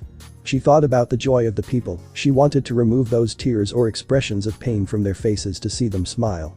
What Asia wanted to see was people happy. But her power was stronger when she was with him. When she saw him smile, Asia felt love and affection. When it came to healing. Look at your hands, Issei obeyed and was surprised by what he saw and felt. The warm greenish aura that Asia once used was now in his hands, flowing gently. Sacred gears activate differently in each wielder. Maybe she did it out of a desire to see people happy, to see you happy. But you activate it remembering her smile and the love you felt and still feel for her. And that I will never stop feeling. Issei affirmed, valuing and appreciating those beautiful memories he had. Issei. Hearing that voice, the brunette snapped out of his thoughts and looked to the side. Only to find himself staring at Sona's face, who was looking at him worriedly. Sona. Immediately, the brunette lowered his head, ashamed of his actions last night. Forgive me. For everything, the brunette apologized once again to the young black-haired girl. Soon he felt the young woman hug him again. He remembered that hug from last night and the words she had said to him, but he never thought it would happen again. I was reading through old texts and I found the chant you were reciting yesterday. Don't do that again. You promised me you wouldn't leave me. So don't, Sona said, hiding her face in the brunette's shoulder. I promise. I won't use that chant again, said the brunette, and then reciprocated that hug, being somewhat shy, but at the same time enjoying the closeness with the young black-haired woman, since being there gave him peace. After a while they separated, somewhat embarrassed and without looking directly at each other's faces, but showing a smile and without moving too far away. No. I didn't know my mother had bruises, said Issei, getting up from the ground and then looking at his mother's cheek, where her makeup was smudged. We don't either. He told us yesterday, replied Sona, looking somewhat sadly at the chestnut-haired boy's mother. He said he didn't want you to worry and he hid it, just like your father, the young woman commented, still somewhat embarrassed by what she had just done. Issei once again emitted that warm greenish aura from his hands, a product of Asia's sacred gear. He then pointed his hands at his parents and began healing them. He soon watched in amazement as his mother's bruise slowly disappeared, a sign that the healing was successful. Even though there were no more marks on his mother's cheek, he decided to look a little further to make sure there were no more places he hadn't seen. That's. Sona looked at all this in amazement because she didn't know that the Sekiruyute had any ability to heal. It's the last gift Asia left me. Her sacred gear, the Twilight Healing. It's a secret to everyone except you, revealed the brown-haired man, indirectly asking Sona not to tell anyone. Sona appreciated her friend's gesture and promised not to say anything about it, but she wanted more explanations. I say. Said Kayako, who was beginning to wake up. Yes, Mom. It's me, Issei replied, giving his mother a loving smile. Kayako was so happy to see that smile that she couldn't help but hug her beloved son through tears. Forgive me, Mom. For worrying you so much, Issei apologized as he hugged his beloved mother, who was surprised to no longer feel the pain that had previously bothered her. He assumed it was an effect of the healing room. I'm glad you're okay, darling, Kayako said affectionately. She then turned her gaze to Sona, who was standing a few steps behind her. Thanks for taking care of him too. Sona just nodded, blushing a little. Issei, don't you think your hair is a little long? Asked Kayako while stroking her son's hair. Yes, I think you're right, Issei replied with a smile. They then waited for Takeda, Akemi and Yami to wake up so they could leave the room without worrying them. When they woke up, they had a similar reaction to Kayako's. After a few hours, already clean and changed, the members of the household were waiting for the Sekiruyute to arrive for breakfast. He was in a separate room, about to speak with Sarah. I see you're okay after all, Sarah said, entering the room. She seemed a little annoyed by his tone of voice. I know you're upset about my behavior last night. And you're absolutely right to be upset. A low-class devil openly challenging a high-class devil. It's unacceptable. I know it won't do. But I want to apologize for my behavior and my attitude. Issei's tone of voice had been very serious, but at the same time, filled with regret for his boldness yesterday. It's not because of that, Issei. I'm just upset with myself for not being able to do what you asked of me, Sarah replied, showing a face the brunette had never seen before. When I saw you like that, I knew immediately I had to keep my promise. I had to finish you off as quickly as possible. But I couldn't. I can't because you're like a son to me. Issei was very astonished by Sarah's words. 1. Seeing you smile, talk, and share things with Tsubaki and Sona. I've never seen you so happy with someone other than the three of us. When I approached you, I understood the reason for this. You're someone who can be greatly endeared to you in a short time, Sarah continued with her explanation after receiving no response from Issei. I learned to control myself. I still have a lot to live for and I won't leave Sona or my parents alone. I'm going to keep my promise, said the brunette to close the subject once and for all. Thank you, Sarah said simply knowing that Issei's death would hurt her daughters a lot. Let's stop thinking about the past for now. Let's focus on the future, the brunette continued, so that Sarah wouldn't feel uncomfortable. Already at the table, the house's inhabitants were having breakfast while chatting. None of them had brought up yesterday's topic, not wanting to upset the young brunette. Until Hanako finally dared to speak. Issei-senpai. What was that chant last night? It seemed dark and hateful. It's a curse. That I'll have to live with until I find a way to break it. The good thing is that I didn't end it. Otherwise, this entire city would probably have disappeared and I would have done it a long time later, said Issei, moderating his language to have little Akane by his side. Suddenly, the brunette felt something uncomfortable in his head. His body tingled strangely. The demons present noticed something odd about the young man as his power began to increase, seemingly involuntarily. The brunette stood up, staring into space. He felt like running away to somewhere he didn't know and he couldn't explain why. Unrecognizable whispers began to flood his thoughts, gradually overwhelming him. What's wrong, Issei? Asked his mother who was worried when she saw her son's confusion. The brown-haired man could barely stand. Great and powerful. Siki. Ryuite, help me and end my life. Will be yours. Suddenly those words were heard in his mind as clear as a whisper. Immediately a magic circle appeared and Issei was covered by a pillar of fire. When this stopped, Issei was no longer there. 2. It must surely be a demonic contract. I'll make sure everything goes well. Wait for us here, Sarah said, getting up from her seat and heading to another room to see what was going on in that place. Kuo Forest, just a few moments ago.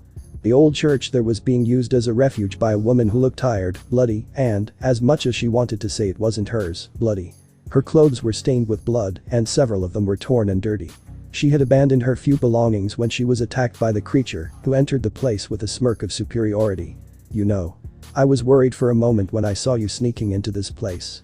I thought it was holy territory. Said a man with scratches on his face and disheveled clothes. But it's obvious no one has visited this place in years. It's no longer holy territory. And now, you're all mine, exorcist. As he uttered those last words, the man's face grew maniacal. That woman knew she could no longer defend herself. She hadn't eaten or rested properly in days, and the strength she just used to try to defend herself had exhausted her. Believe me. I'm going to make sure your last moments are torturous, said the being, getting close enough to lift the woman by her hair. So. This is the end for me, huh? The woman wondered, feeling all hope drained from her. After all, her god hadn't answered her prayers by confirming her discovery. So you will run away. Well, at least go to Japan, and you can ask the Sekiryute for help. He was once a demon of the Gremory clan, but I think he acts alone now. The woman remembered those words given by one of her apprentices, who had managed to rise much higher than her in the church. If you're in trouble, I've heard that dragons always respond when you invoke their name with great devotion and sacrifice, though I don't know what kind. Perhaps it will help you, the woman recalled those last words given by her young student before he left the Vatican. Great and powerful. Siki. Ryuite, help me and end my life. Will be yours. Without hope in the god of her faction, she decided to firmly believe that that powerful being would come to her call for help. 3. The Sekiryute. Hahaha. He'll never find this place. And there are no supernatural beings around. Okay, let's get started, said the disgusting creature, prematurely beginning to taste the blood of his victim. Do you know what's most important for an exorcist nun like you? The woman simply continued repeating her rant, limiting herself to just nodding her head in response, perhaps looking for more time. Her virginity.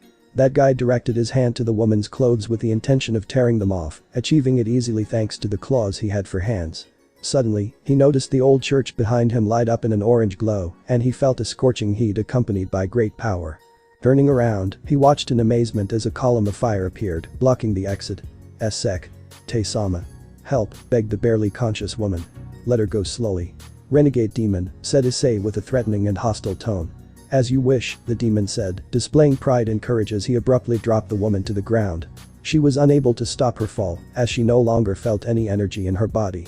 Although she was pleased that the powerful Sekiruyute had not ignored the call of a mere human. Fine. She's all yours. I'm leaving, the demon declared, calmly passing by Issei. Only to run into a magical barrier that prevented him from leaving. Open up, will you? I'm not here to play with a kid. The creature blurted out, showing disgust. Burn this into your memory, Issei said before moving quickly and grabbing the demon's neck with his right hand. I'm not a child. I'm your nightmare come true. The brunette declared before lighting his body on fire, terrifying the man. Sitri residence. Sarah looked at this seriously, as she came to think that the Sekiruyute would murder that demon with brutality. Kayako, who followed Sarah, felt a little scared when she saw her son's face. You don't have to worry, Kayako. He won't kill him. Sarah had noticed the presence of the brown-haired boy's mother and said these words to try to calm her down. I wasn't worried about that. I'm just worried that Issei might become a demon just like the ones who invaded our house. Kayako couldn't keep her doubts to herself and preferred to tell someone who knows a lot about the subject, like Sarah. I think he needs to hear your words too, Kayako. Go finish breakfast, then we'll talk to him, Sarah said to reassure Kayako. Seeing her friend's calm expression, she agreed and headed back to the dining room. Kuo Forest. I wonder how many more people you've killed this way. How many you've tortured. What you did to this woman and to your other victims. Suffer. Like they did. Burn with the fires of hell. The brunette proclaimed before filling his hand with fire and beginning to burn the man, then letting go and letting the fire do its work. The man began to scream in pain and suffering. Until only his ashes remained, carried by the wind, leaving no trace of his existence. Die, yelled the guy as he felt his neck burning. For a moment he thought that everything that happened had been a nightmare. But that thought left his mind when he saw Issei standing in front of him, looking at him seriously. How? I died. It felt so real.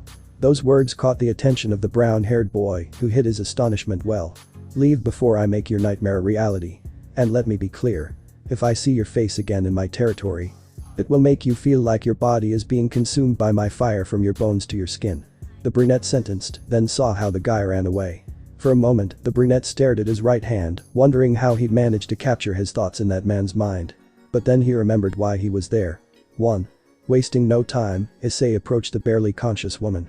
She was naked, so he could clearly see the wounds she had and the amount of blood she was losing. Seki. Ryute. Thank you, was the only thing the woman could whisper before she fell unconscious. The brown-haired man, without saying anything, carried the woman in his arms and summoned a magic circle that would take them back to the Sitri residence. Sitri residence. Issei appeared in the house's regeneration room. He placed the woman in the water, making sure her nose wasn't covered. He clearly saw how the water easily washed the blood off the woman's body, leaving her increasingly exposed. But the chestnut-haired man wasn't paying attention to this. He was more concerned with finding the places where the woman was losing the most blood. And this task became easier every time the blood was cleared from her body. After finishing closing the most serious wounds of that woman, he saw the other wounds and bruises on her arms, legs and face, leading Issei to think about whether to use Asia's sacred gear again. She didn't want anyone to know yet about this new power she had acquired, but her status as a woman made her doubt. Close the wounds on her face if that's what worries you, leave the rest so it's not so obvious. Get her out of there, those waters don't heal bruises, bandage her wounds and put some clothes on her. Don't let them see her like that. After all, she belongs to you now, the dragon advised, to prevent the chestnut from rushing in. Although he was more interested in that last part. What do you mean by that, Drake? Asked the brown-haired boy, stopping in his tracks. Look at her chest. The brown-haired man was amazed to see how a symbol appeared in the middle of the woman's chest and then disappeared. She summoned you by offering her life, and you answered the call. She shows what she offered, and what now belongs to you, Drake responded to the brown-haired man's doubts. His life. Issei didn't know how to react, or if that was good or bad, and more doubts arose in his head. Don't think too much about it now, focus on that woman's health first. Or did you only respond to her call to watch her die? The dragon commented, bringing Issei out of his thoughts. It's okay. Said the brunette, closing all the wounds on the young woman's face, and then bandaging the rest. Issei was very embarrassed when he bandaged the woman's legs. But nothing compared to when he had to bandage her chest, as they were exposed, and he tried not to think of anything lustful while doing so. Although those thoughts soon vanished when he saw something on the woman's neck that caught his attention. Drake had summoned some easy-to-put-on clothes, so the brunette wouldn't be so embarrassed. After doing what the dragon told him, Issei placed the woman on the bed he had summoned for his parents and covered her with the blankets he had. Then he left the room and headed to the dining room to continue eating breakfast. He couldn't stop thinking about what he saw and heard from Drake and that woman. She had a rosary around her neck. She was a messenger from the church, since Asia also had that rosary when he met her. "Issei Nai-san," yelled little Akane upon seeing the young brunette appear at the door before running out to hug him. The young woman had tears in her eyes. It seemed something had happened while he was gone. "Mom wants to force me to do homework on Saturday." The little girl accused her mother, who smiled nervously at the look from everyone. "So you don't want to do your homework?" Issei asked, looking at the little girl. "No. It's Saturday. Saturday is for resting and playing," the little girl declared, determined in her decision. "Are you sure? Sooner or later you'll have to do them. I'd say do them now." "I'll help you so you'll finish faster and can play longer," said the brunette, trying to convince the little girl with the reward. "Do you promise you'll play with me?" Little Akane looked embarrassed by his request. "Of course. But first finish your breakfast." The little girl jumped from Issei's arms to run and finish her breakfast. "Thank you," Hikaru whispered, smiling at the brunette. He, in turn, simply nodded before finishing his breakfast. "Issei, what happened before?" asked Akita, interested in what Sarah had said. "They invoked my name. They begged for the presence of the Securitate. It's something I'm just beginning to understand. I'll explain it to you in more detail later." Issei simplified his explanation, more curious about something else. "What happened before Drake? How could that guy see what I was thinking?" Issei began to mentally ask the dragon. "That's what I was investigating, my friend. It's a unique ability of Excalibur Nightmare. And its name itself describes what it does," replied Drake, who had also been surprised a moment ago. "Nightmare? Can I create nightmares?" the brown-haired man whispered, deep in thought. He didn't realize his words had been heard by the demons, who looked somewhat surprised. "Yes, you can create them now. Although it would be more effective against enemies if you knew what their worst fears were. And I suppose the effect would be stronger if you had the sword in your hand," the dragon also opined, showing quite interest in it. 1. Winning through fear, winning without fighting. "That's very interesting," the brown-haired man thought to himself, beginning to devise a method to read other people's minds and thus find out their worst fears. Until he remembered that Asa and Hajim can alter the memories of humans, maybe he can use that spell to read the minds of his enemies in a short time and find their fears and then use nightmare. "Issei," Sona said, snapping the brunette out of his thoughts. Incredibly, for those who knew him, he had answered the first knock, even though it usually took him 2 or 3. "Today I'll go with Tsubaki to the underworld to consult Rias about some things. Do you want to come?" The young woman with red glasses asked the young man with brown hair, who seemed somewhat surprised by the opportunity to see his king. "Of course," the brown-haired boy replied, somewhat anxious to see his old companions again. "Well, I guess I'll cut your hair before you go then," Kayako said, wanting her son to look presentable for his reunion with his mistress. After all, he'd always told her wonderful things about her. Underworld, Lucifer territory. Surziches was already growing impatient. His wife hadn't appeared, and now he couldn't leave his own territory for some strange reason. He wanted to speak to the Securitate, ask him if he had any information about his wife, and ask for his help in finding her. His mind wouldn't let go of the idea that Graphia's disappearance was due to the demonic council, and he swore that he would kill them in the worst way if he ever confirmed his suspicions. Helplessness and despair consumed him, and his only consolation was his son, Milikas. He couldn't count on his parents because he was still upset with them over what had happened at Ria's wedding. Right now the Retid could be seen on the balcony of the room, looking at the artificial moon of the underworld. "Graphia. I'll do everything in my power to find you and save you," the Crimson Mau swore, as he did every night in the underworld. Those words were accompanied by a surge of energy that shook the foundations of his castle. "You called us Urziches?" The one who said that was a man with glasses and green hair like his eyes, who was wearing a somewhat disheveled suit and over it a lab coat. He was accompanied by a woman with long orange hair, matching her eyes, and wearing a yellow dress. Next to this woman was another woman, slightly smaller than the previous one, with large breasts, her black hair tied in 2 pigtails, and wearing a secretary suit. They were Ajuka Beelzebub, Erica Asmodeus and Serapho Leviathan respectively. "Yes. My wife disappeared and I want you to help me look for her. For some reason I can't leave my territory, and I've already sent my pieces to another place," Surziches confessed, surprising the other kings of the underworld. "How come Graphia-chan disappeared? What do you mean you can't get out of the underworld?" These questions were asked by the 2 women present, who were deeply concerned by Surzich's words. But Ajuka simply remained silent, staring sternly at the red-haired man. The surprised expressions of both women disappeared only to put on a face of disappointment and anger. "Serapho, Erica. You've noticed, right? Ajuka asked her two companions, who only nodded. Erika raised her hand, and a magic circle the same color as her hair appeared in it, from which a large magical pulse emerged. They were in an elegant room, with sofas, a mini bar, a large television, and various other decorations. With Erika's magical pulse, a barrier of illusion began to slowly fall, revealing that the entire room was a complete mess. The television screen was completely shattered, the sofas were overturned, the mini bar was in disrepair, and there were a pile of broken and empty drink bottles. The decorations were shattered and scattered all over the floor of the place. And there in the middle of all the mess, sitting and leaning against the wall, was Sirzich's all disheveled and in very bad shape. He had dark circles under his eyes. It was clear he hadn't slept in days. His clothes were all disheveled, as was his hair, and he smelled strongly of alcohol, and he was holding an empty bottle of the intoxicating liquid. Heh. And I thought I'd done it right this time. A dying Sirzich's admitted as he tried to drink a sip from the bottle he was holding, only to find it empty, and then throw it away in anger, causing it to break. Ajuka looked at his old friend with pity, Serafal looked at him with a sad expression, and Erika just clenched her fists in anger, because she never liked seeing her friends like that. Neither of them expected to see Sirzich's like that again.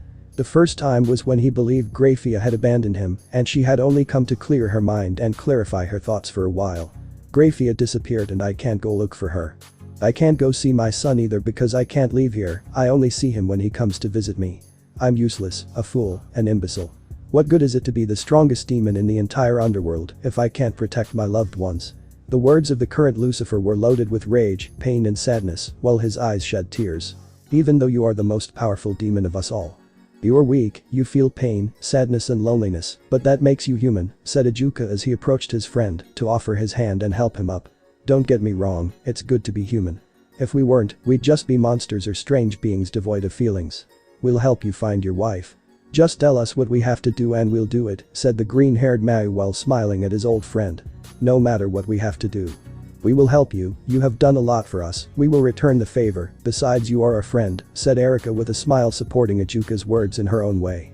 Yes, and Grafia-chan is a great friend to us, even though she was once our enemy, she is a great person and can give a lot of love and comfort. Unnecessary, and I want to help her, said Serafal, remembering the times that Grafia helped comfort her when she got very depressed when she couldn't see her beloved younger sister and her mother. Sirzich's was speechless, his Mau friends were there willing to help him as much as they could. Thank you. Really, thank you very much, Sirzich's thanked him as he stood up, trying to compose himself. Okay. Take me to the room where she was resting, asked the Mau Beelzebub. I can't get out of here. She was at my parents' house when she disappeared. What are you looking for? The Mau Lucifer explained and asked. I just discovered that magic circles leave a small essence that indicates where they were created. If it's not too late, I'll be able to identify where she was taken or where she fled to, Ajuka replied, drawing Sirzich's attention, as he had no idea. Fine. Go to the Gremory territory, but don't let the devils of the council find out. If they are behind this, they shouldn't know that you are helping me. For now, stay out of the way with them. And then we will kill them if they have anything to do with it, Sirzich's sentenced, accidentally releasing part of his power. Gremory territory. Ajuka, Erika, and Serafal had arrived at Sirzich's parents' mansion. They had camouflaged their auras and changed their appearances to pass as simple servants. It took a while, as the other higher-ranking maids ordered them to do one thing or another every time they crossed paths with them, but they had finally managed to find the room where Grafia had been. Where are those new kids? They have to clean the gardens again, they left a lot of things undone. Those words made the three Mau tense up, and they hurried into the room to avoid being found by that young maid, who always found them when they tried to sneak away. Once inside the room, they could breathe easy, knowing they were safe. The three of them resumed their original appearances, and Ajuka began analyzing the room, finding a small trail leading back to the human world. It was a magic circle created by Grafia, with that he was convinced that she had fled, but he had no idea what or from whom. Good. Go and search in the human world, specifically in Japan. That's where Grafia activated the portal, ordered the Mau Beelzebub, while a magic circle changed his clothes. And what will you do, Ajuka? Erika asked while doing the same as the green-haired man. I will return with Sirzich's, I will help him break the seal that holds him in his castle, and we will join in the search afterward, Ajuka replied, leaving through a magic circle back to Lucifer Castle. Well. You start in the west and I'll start in the east. Serafal asked, knowing that in the east she could take a detour to visit her mother and sister. Okay. But don't stray too far, Sarah-chan, said Erika, leaving through a magic circle towards the human world. I'm not a child who gets distracted by everything. Besides, I don't see anything wrong with visiting the family for a moment, said Serafo while pouting before leaving. In this way, the four Mau went to do their respective mission to find Grafia, Phoenix territory. At the same time that the Mau headed to the human world, Issei, Sona and Tsubaki appeared at the entrance of the mansion of the leaders of the territory. Issei was amazed by the colors of the garden in the mansion. It was orange and its various variations, alluding to the fire of his clan's immortal bird. Wow. They really love fire around here, said Issei, a little amazed by the extravagance of the place. And it's night here, revealed Sona, who looked at Issei somewhat strangely. Haven't you been to the underworld before? Tsubaki asked, somewhat puzzled. I've been here before. But I've never entered the Gremory mansion or strayed too far from the territory. This is the first time I've seen a mansion owned by the clan leaders, the brunette commented as his gaze shifted from one place to another, admiring the landscapes of the enormous garden. Welcome, Sona-sama, said a maid approaching to greet the newly arrived young people. Hi to Issei, I am the Sekiryuite, the brown-haired boy introduced himself to the maid, who immediately bowed formally. It's an honor, Sekiryuite-sama. Issei was surprised by the young maid's reaction, although he would ask Sona about it later. We came to visit Rias. Please inform her of our arrival, asked Sona, knowing that the brown-haired boy did not like that bow from the maid Phoenix. Yes. I'll go right away, the maid said before walking quickly into the mansion once more. Why did he react that way to my presentation? The brunette asked, looking at Sona. They sense what kind of pieces we are. She knows that I am the queen of Sona, and she didn't address me with the same formality with which she treated her, she didn't even greet me, Tsubaki began to explain while looking at the brunette. She already knew you were a pawn, although she refused to believe it when she felt your power. She probably thought you were some other chess piece. But she felt stupid when you introduced yourself. How was it possible that someone like her could have confused a simple pawn with the current Sekiryuite? The long-haired young woman finished, feeling somewhat discriminated against by the maid's attitude. So even the queens are separated from the status of their kings. It's something I'll keep in mind for the future, said Issei, thinking about how to behave in front of other demons, although of course, he would ignore this rule. Issei. That conversation was interrupted by Rias, who came out covered only by a towel and still wet. Apparently, she had been taking a shower recently. Just like that, she jumped to hug Issei, who was surprised by his king's condition. Being like that, he couldn't avoid Rias, who buried the brunette's face in her chest while hugging him affectionately. I'm glad to see you too. Rias-sama. Said Issei, who, surprisingly for the girls who accompanied him, tried to separate himself from the young Redeed. I think you're not letting him breathe, Rias-sama said, getting Razor's wife to release the young Sekiryuite. Once free, he took a deep breath, relieving his lungs. Does that girl have no shame? Apparently not. Akemi and Yami said from where they were, while covering their eyes. You shouldn't go out like that, Rias-sama, Tsubaki said, also a little embarrassed to see Rias. You should be thankful that now she at least remembered to use a towel. When we were kids and her brother came home, she would quickly jump out of the tub to greet him. Without even noticing that she was naked, Sona commented, reminiscing about old times. She looked at Issei, thinking he was lost in his own world, imagining lewd things. But he was surprised to see this very serious man looking in one direction without paying attention to his story. Issei. What happened? That confirmed his thinking. Something had recently caught his attention, and he'd lost track of what was happening. Well, anyway. What brings you here? Asked Rias, who was already dressing casually while watching Issei. We wanted to consult you about the function and other things of the disciplinary committee, said Sona, drawing her friend's attention. And I wanted to ask you if you could remove the seals you put on me before the raiding game, the brown-haired boy mentioned, surprising Rias, because she didn't know that he had found out. How do you do it? I knew it ever since I couldn't use my abilities to their full potential during the raiding game. I knew something was limiting me. Then I noticed the seals, the brown-haired boy answered his mistress's doubt. Oh. I see. So, aren't you upset? Rias asked, a little embarrassed by her actions. She also remembered when she faced those two demons in that abandoned factory. No, why should I? It's not such a bad thing. That's how I learned to use every skill and resource I had, the brunette replied, trying to calm his king, who was wearing a guilty expression. Okay. Follow me, Rias said, pushing those thoughts out of her mind as she started walking towards the mansion's gardens. Issei, Sona, and Tsubaki then started following her. Issei admired the tranquility that emanated from that place. The exotic flowers that filled the garden with color, bringing him joy. I dream of the day I can pick flowers with my friends. Or with you. Suddenly, her pacing stopped in its tracks. It was Asia's voice. She had remembered something unexpected. Is something wrong, Issei?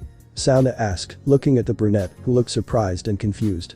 Riaz and Tsubaki also looked at him somewhat worried.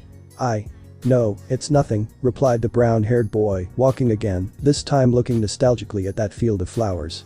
Okay, we're here, Riaz said, drawing the attention of the others, who saw a small resting place. There were a couple of chairs, a small table, and a small fountain shaped like a phoenix. Take a seat, Riaz invited, wanting to sit next to Issei, as she wanted to spend time with the newest member in her class. And she had achieved her goal, while Sona and Tsubaki sat in another chair. Well, where do I start? The disciplinary committee is responsible for monitoring the halls and surrounding areas of a school, and to differentiate them from other groups, they are identified with a band on their left or right arm, Riaz began, having not forgotten the reason why they were visiting her. Yes, I remember you mentioned it, and Issei already chose the symbol with which they would be differentiated. Sona's words caught Riaz's attention, who did not hesitate to ask. How? Issei already chose a symbol. The young Retid looked really confused. I guess I forgot to tell you. I'm going to be the new president of the disciplinary committee, Riaz-sama, revealed the brown-haired boy looking at his king, who quickly showed a huge smile. Really? Congratulations, Issei. Riaz shouted full of emotion, because she knew that Sona wouldn't choose him just because. Well, you could put some magic seal on the band so they don't get counterfeited, said Riaz, suggesting a very good idea to her young pawn. I'll keep that in mind, my king, replied the brown-haired boy, who had once again been captured by the young Retid. Issei-senpai. At that call, the brown-haired boy couldn't help but turn around to look at the person who had said those words. Kaneko-chan. The brown-haired boy immediately recognized the young albino girl standing behind him. She could also see that far behind her, Akeno, Kiba, Razor, and their entourage, dressed in casual clothes, were walking towards them. But someone in Razor's entourage caught her attention. A young girl with long blonde hair and dark blue eyes. Her hair was tied in two large curly pigtails, with blue ribbons to keep them in place. She wore a light purple dress with dark purple accents and a blue bow in the front. Wow, this is a real reunion. It's a pleasure to see you again, Sona Sitri-sama, the blonde girl greeted with pride. She is Razor's younger sister. She is, mentioned Tsubaki, standing next to the brown-haired boy and whispering this in his ear. I don't need mere servants to introduce me, I am Ravel Phoenix, fourth daughter and heiress of the Phoenix clan. Right. Issei's tone caught the attention of the young women accompanying her. I remember your introduction the first time we met. I didn't know the Phoenix clan raised their children to be conceited. I guess the only one who can be redeemed is your brother. The others must be idiots like you, the brunette said, hurting Ravel's pride a little and defending Tsubaki, who was amazed. Don't talk like that about my brothers. They're so powerful they could wipe you out just by breathing, Ravel refuted, not wanting that simple pawn to sully her brother's name. Enough, Ravel. You must be more polite with the guests we have. When Razor arrived, the young woman lowered her head, ashamed of his attitude. The third heir and Issei stared at each other with serious expressions as the atmosphere grew tense. Something that surprised Riaz and Sona, as they hadn't expected such a radical change in the brunette's attitude. I'm sorry for my sister's behavior, she doesn't know much about you, said Razor with a serious tone. Well, you should teach him. Maybe I have self-control. But I'm sure the other high-class demons won't tolerate his behavior, the brunette replied dryly. Don't worry about that, I'll personally take care of teaching him about your history. Sekiryute-sama, Razor commented without losing that serious attitude. Ravel was surprised. She didn't know that guy was there as a Sekiryute, after all before he was just Ria's miserable pawn. For his part, Issei didn't respond. Razor's maids had just arrived and didn't understand the atmosphere between their king and Ria's young pawn. Heh. I guess this is the tension that exists between beings who manipulate fire as their main trait. I remember feeling the same way during our confrontation in the raiding game. Some things never change, said the brunette, lightening the atmosphere and starting to ignore the young blonde who was looking at him, now, with curiosity. Phew, for a moment I thought they would start a fight, Sona mentioned, somewhat relieved. Yeah, me too. I don't want them to do that again. Shouted Riaz, who was just beginning to relax. Very well, my love, very well, my king, both men said at the same time while bowing their heads. Hello again, Issei-kun, Kiba greeted, accompanied by a young woman with light brown hair and green eyes. He wears a headband that crosses his hair and forehead. Despite wearing casual clothes, he carries a sword and a dagger. Hi Kiba, and you're Carloman, right? Greeted the brunette, making a small effort to remember the name of the young woman next to his companion. Yes, it's a pleasure to see you again, Sekiryute-sama, the young brunette greeted, slightly surprising her companions. After all, they hadn't heard the way their king had introduced himself to Issei. Carla-chan. You shouldn't treat Riaz-sama's pawn like that, a woman whispered, taking advantage of the fact that the blonde knight was chatting with the young brunette. This woman has large, noticeable breasts, with long, wavy purple hair that reached her waist. Her eyes matched her hair. But Yubaluna-sama, he came here introducing himself as Sekiruyute. Not as a pawn, that fact surprised a purple-haired woman. And how do you know that? Asked the Queen of Razor's entourage, watching as the latter chatted with his wife and the heiress of the Sitri clan. I heard Julia-san lamenting with the other maids, how she had confused the essence of a simple pawn with that of the legendary Sekiruyute. That information made Yubaluna understand that the brown-haired man was there holding an important title. Issei-kun. Would you like a training match like the old days? Kiba asked, wanting to remember some old moments with his partner. I won't be as easy to defeat as before, Kiba.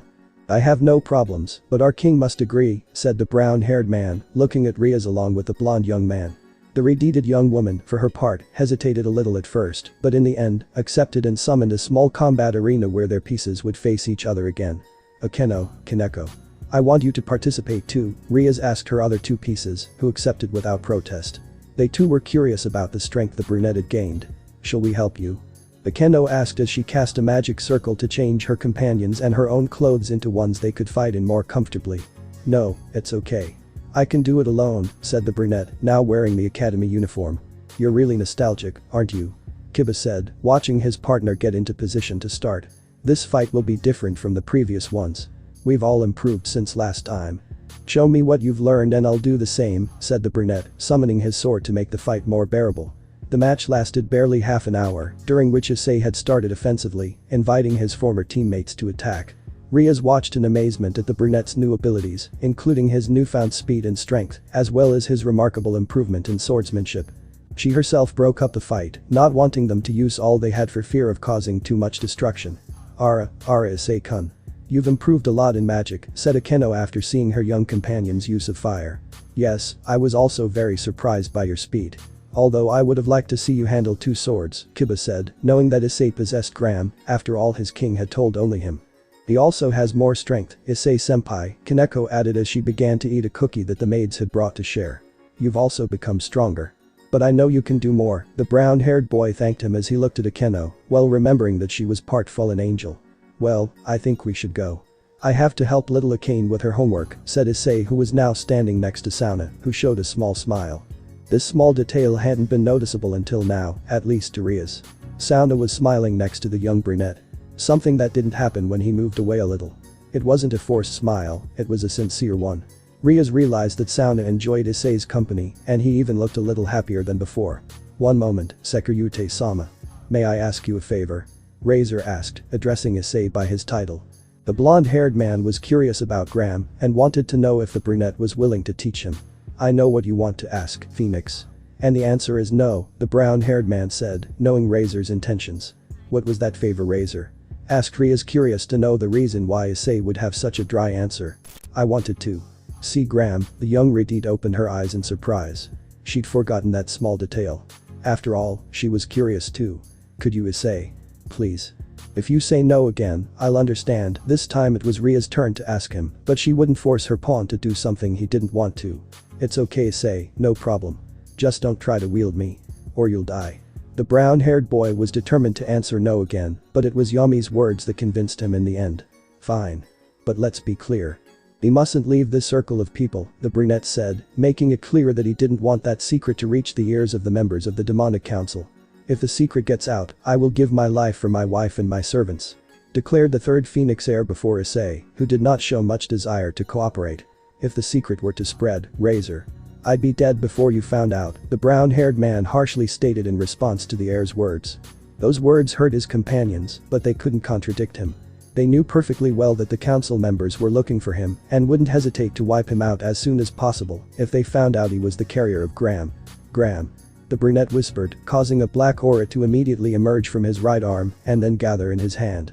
As the aura dissipated, the legendary demonic sword, the one once wielded by the ancient Lucifer, could be seen. It's beautiful, Kiba said, feeling an overwhelming urge to wield it.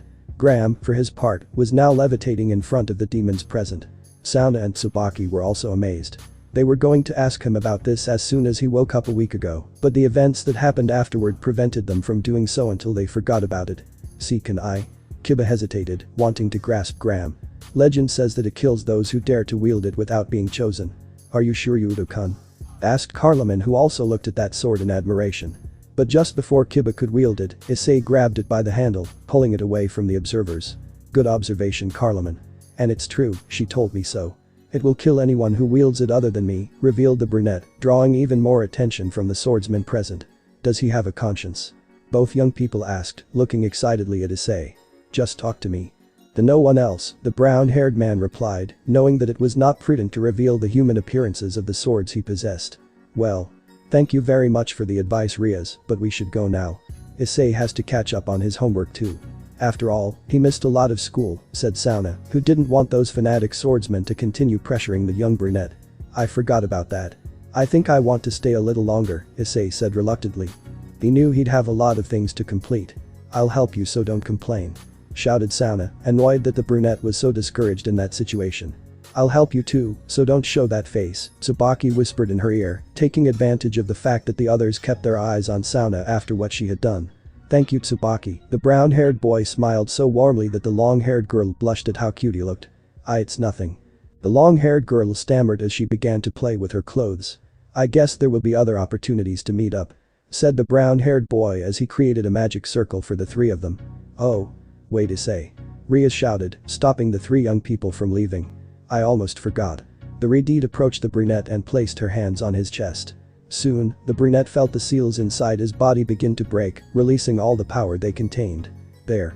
The seals are gone, Riaz said once she finished her work while smiling warmly at her only pawn. Thank you, Riaz-sama. See you soon, thanked the young brown-haired boy while creating the magic circle again. See you soon. Ice. With those words, the three young people disappeared towards the human world. Razor watched as his wife slowly lowered her head, finally staring at the ground with a melancholic smile. He knew perfectly well that she missed the human world. He remembered the things she told him after her days there, and he knew that if she stayed there, she'd slowly fade away. How would you feel about going back to school in the human world? That way you'll be closer to him and your friends, proposed Razor, who hadn't seen his wife so happy since the day they got married. I would love to, said Riaz, very excited to return to the human world after several months. Well.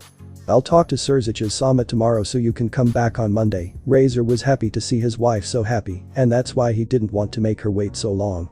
Thank you, my love. The young redhead shouted before passionately kissing her husband, who reciprocated the gesture with affection. Besides, Ravel will go too. There she'll learn to behave like a girl her age, said Razor, looking seriously at his little sister, who was hiding behind Yubaluna. Human world, hours later. The brunette had already finished his homework with the help of Sona and Tsubaki, and he had also helped Akane finish hers. He was currently playing hide and seek with her. Akemi and Yami also joined in, enjoying seeing little Akane smile. Well. I think that's enough for today, the brown-haired boy mentioned, a little agitated after running after the little girl. Go wash your hands, Mom will probably have dinner ready by now, said the brunette looking at the clock, which read 9 at night. I'll win. Akemi shouted before running away, leaving her sister and the little girl behind. Hey, that's cheating. Yami took little Akane in his arms and began to chase his sister. Partner. Is about to wake up. Just at that moment Drake announced something very important to Issei, who knew perfectly well what it was about. Okay. I'll go right away. She'll probably be hungry when she wakes up. The brunette started heading toward the kitchen in search of something for the woman to eat when she woke up. Hey Mom, is dinner ready? The brunette said as he entered the kitchen and saw his mother and Sarah finish preparing dinner. Yes, I made hamburgers today. Sarah-san helped me a lot, Kayako smiled as she looked at the embarrassed black-haired woman. After all, she rarely cooked. Really? That's great. But I don't think I'll be eating with you. She's about to wake up. Issei started to feel a little sick, knowing that he probably wouldn't be eating with his family and friends. Don't worry. I was already starting to get worried about that girl. Take this to her, we'll wait for you for dinner. Don't forget to bring her up. Even Issei seemed surprised by his mother's actions and words. While receiving a bottle of water, he handed a plate with some light sandwiches. Why yes, I'm going, said the brown-haired boy simply, who had already understood his mother's behavior. After that, the brunette started down the stairs toward the recovery room. He entered and sat on the side of the bed, patiently waiting for the young woman to wake up. And it wasn't long before the blonde-haired woman began to wake up. She felt a great comfort and warmth she hadn't felt in days. She didn't want to wake up, but her body craved food to survive. As he tried to sit up, he felt a sharp pain throughout his body, and that same pain helped him remember some of what had happened a few hours earlier. He thought it had just been a nightmare due to not having eaten in days and how tired he was. Looking around, she saw she was in a very beautiful room and could hear the sound of falling water, which brought her peace. As she continued to explore, her gaze fell on the silhouette of a young man with brown hair, his gaze lost in the water. Who are you? Were the trembling and weak words that he could barely pronounce. He didn't sense any hostility or malice from the young man, and for that reason, he dared to ask. The brunette, for his part, looked at the woman in surprise, believing she would be unable to speak until he at least gave her a burst of energy. I'm glad you woke up, miss, Issei said, smiling calmly so as not to worry the woman. My name is Griselda. Guarda, the woman tried to introduce herself, feeling pain even when breathing. 2. My name is Haidu Issei. You invoked my name this morning, the brunette introduced himself, reminding the woman of everything that had happened hours ago. Sisiki. Ryute Sama, the young woman pronounced with great effort. Here, I brought something for you to eat and drink, said Issei as he brought the woman what he had mentioned. It was clear that Griselda was craving what the Sekiryute had brought, but she couldn't stand up due to the pain. Issei knew how the woman felt and decided to heal her a little more, but in secret. Now I'm going to give you an energy boost. So you can get up and eat, the brunette had devised, with Drake's help, to disguise the healing with an energy boost. This was to keep the awakening of Asia's sacred gear a secret. Transfer. Immediately after hearing those words, Griselda felt her body receive energy, while some of the pain she felt began to fade. This was thanks to Twilight Healing. Thank you very much, Sekiryute-sama, the blonde woman spoke without hesitation and in a stronger voice this time. Before taking what the young man had brought her to eat. She was truly grateful that the Sekiryute himself had responded to the call of a simple injured exorcist. And the fact that he had nursed her back to a minimal recovery made her even happier. After a moment of silence, Issei wanted to clear up a small doubt he had. After all, that woman had a rosary identical to Asia's. I know you just woke up, but I want you to answer me something. Issei began, not knowing exactly how to formulate his question. Are you an envoy from the church? Finding no gentle means, the brown-haired man decided to be direct. Griselda seemed very surprised when asked about this fact, as she couldn't explain why he had that suspicion, and she highly doubted he would ask that of everyone he helped. Why yes. I was once. But how did you know? Griselda replied, drawing the brunette's attention with her answer. That rosary. I know it well. They only give it to important members of their faction on Earth. A friend told me about it, Issei explained, giving a simple explanation, not wanting to go into details. The woman noticed this, and he wouldn't ask her about it now. Now, you don't belong to the church anymore, do you? The brunette continued with his questions, genuinely curious. Feeling a little more confident, she prepared to answer the question. They covered up something very important for a long time. God is dead. I know. Michael takes his place. But it's best to keep it a secret from the other factions, the young brunette interrupted, knowing that mentioning that was very difficult for a believer. When I confronted them, they accused me of heresy, and I had to flee. They started trying to hunt me down, Griselda continued, grateful that the young Sekiryute already knew about her god. This led her to believe he'd done some research of his own. Someone recommended I come to Kuo. He told me I could request your protection here because you manage part of the city. It took me 2 months to reach Japan on foot despite my speed. The last 2 weeks I couldn't sleep because I felt like someone was following me. And I couldn't eat because I had no more money, and stealing. Isn't right, the woman continued her story, pausing a few times to eat more because she was truly hungry. I was very tired and weak when that guy found me. He chased me for days. I felt like I was just a toy. I saw everything was lost. When I called your name and you answered. You saved me. And I am very grateful to you, said Griselda while smiling through tears, slightly hurting Issei's heart. What position did you hold in the church? The brunette asked, wanting to know what position she held. I was an elite master exorcist. For 10 years, with that answer Issei knew that the members of the church did not care about the rank or the number of years that person had spent in the service of God. If they accused him of heresy, they would persecute him to death. Griselda tried to calm her tears, but for some reason they kept coming. She remembered the helplessness and fear she felt, and she couldn't stop crying. Now you are in my territory. And all those who dare to touch you before that will have to go through me, said the brunette while gently hugging the woman who unloaded her fear on the shoulder of the young brunette. After a period of silence in which Griselda calmed down and in which Issei meditated for a while with Drake, the latter spoke. You know what summoning me means, right? Issei began, having some trouble trying to bring up the topic of conversation. What does that mean? Griselda asked, somewhat confused by the brunette's gaze. You gave your life so I could save you. I still don't have a good control over that aspect, but now in a certain way, you belong to me, continued the brunette pointing to his chest, an act that was imitated by Griselda who saw how a symbol appeared, shining in a scarlet color for a moment before disappearing again. believe me.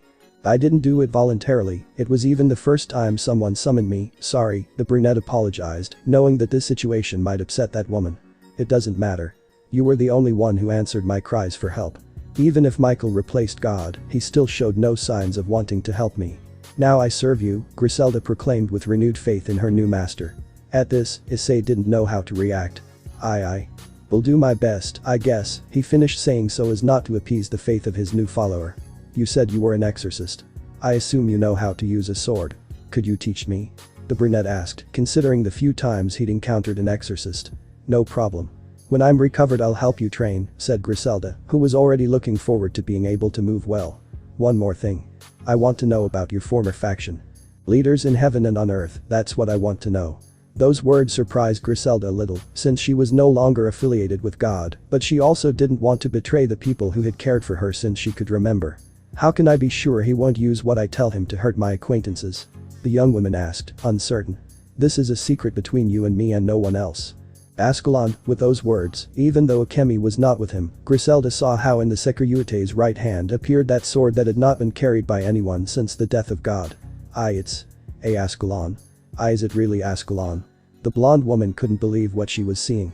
A demon was wielding a sacred sword, and not just any kind. Ascalon chose its bearer after many years. I will not use the knowledge you give me against heaven.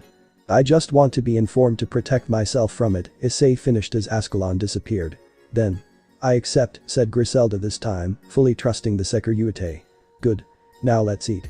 They're waiting for us upstairs for dinner, said the brunette, offering Griselda his hand to help her up. Already standing, Issei could clearly see what Griselda looked like physically. She was a shapely adult woman, with curves and measurements, she had loose blonde hair and dark blue eyes, she was very pretty. Putting those thoughts out of his head, the brunette helped the blonde up the stairs due to her weak physical condition. There's not much left. Issei said, lying because there were still many steps left, and Griselda felt her legs losing strength due to the pain. I can't. Griselda whispered, stopping to try to soothe her pain. Let's see. Excuse me, the brown-haired boy carefully carried Griselda so she could have dinner, since he didn't want to overexert her. The former exorcist blushed a little, but appreciated her leader's gesture to get there faster. We're here, said the brunette who had gone up the stairs quite quickly, because he thought he might be hurting the blonde. Oh. I'm glad to see you're awake, Kayako greeted when she saw the young woman leaning against the chestnut tree to walk. It's a pleasure to meet you, Griselda replied, feeling her body relax and feeling a little better. After all, the brunette decided to use Asia's sacred gear a little more. This is my mother, Kayako, and there is my father, Takeda, the brown-haired boy introduced, seeing how his father greeted from afar, as he was looking for some cutlery. One by one the people who were present went to greet Griselda as they introduced themselves, welcoming the injured woman. Come sit down.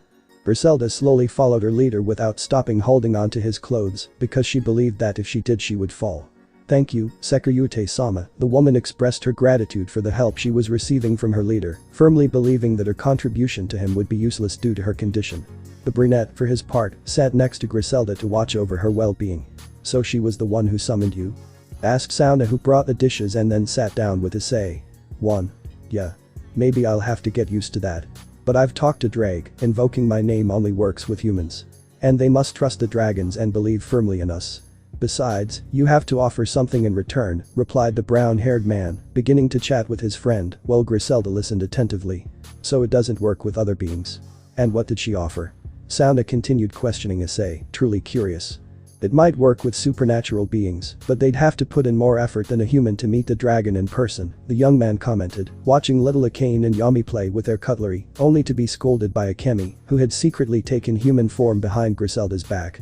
It was clear she was ignoring the second question. And why does it work more easily with humans?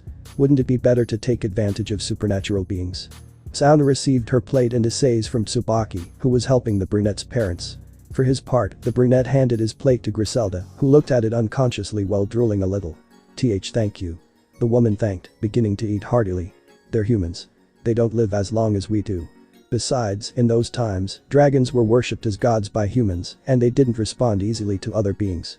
Because they were generally traps, the brown-haired man revealed, slightly surprising his friend, as she didn't know that fact. She's impressive. After all, not all humans would be able to summon a celestial dragon, said Sona, watching as Griselda almost devoured her food because of how hungry she was. Yes. You're right, the brown-haired man took a napkin and offered it to the woman, who was a little embarrassed but still continued devouring her food. Here you go, Issei. Tsubaki brought another plate to the brown-haired boy while she had a bottle of ketchup in her hand, although this one had a red heart on the hamburger. 2. Thanks, Tsubaki, the brown-haired boy thanked without noticing this as he watched Akane eat while Yami helped her not to get dirty. And that? Asked Sona, looking at her queen while her entire expression showed that she was jealous. Nothing, just something her mom added, Tsubaki replied, hiding the bottle behind her back. Oh, Tomo. I wanted to ask you a question. The brown-haired boy, oblivious to the king and queen situation, stopped eating when he saw the young knight enter through the door while being accompanied by Ria. Yes, Issei-san. Asked the red-haired girl as she got a little closer. Griselda is a fencing master. Do you want to practice a little when she recovers?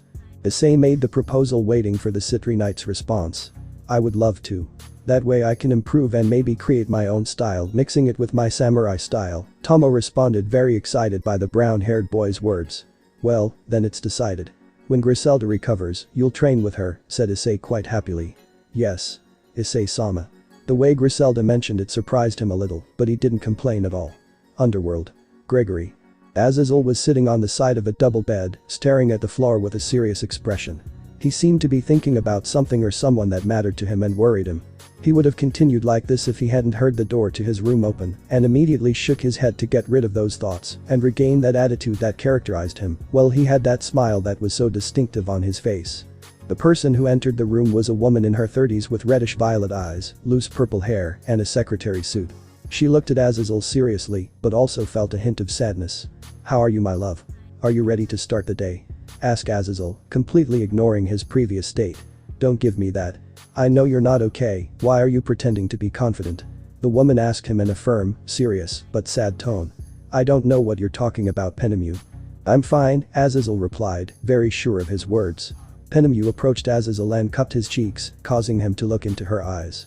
Azazel could see firsthand how his wife's eyes filled with tears. I know it hurts, don't hide it. Don't pretend you don't care. Don't pretend you don't care about your daughter. Penemu shouted at Azazel, who broke away from her grasp. And what do you want me to do? For the first time in my life, I can do nothing. I don't know where she is, and if the other cadres find out about the papers she stole, they'll sentence her and imprison her, or worse. Send her to the depths of the underworld. Now the strongest cadre of all, the one who held the leadership of his race, found himself broken. Divided. Do you think I don't know? She's also my daughter and I know the consequences of her actions like no other. But my little Rainer, what was I wrong about? Penemu fell to her knees on the ground as she remembered the times when she played with her little daughter. 1. She's what I love the most besides you.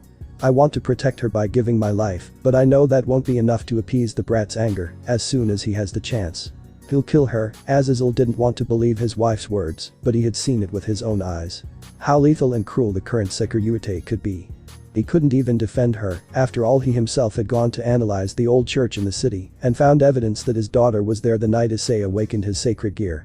Azazel, now trying to reassure his wife, had to make a decision.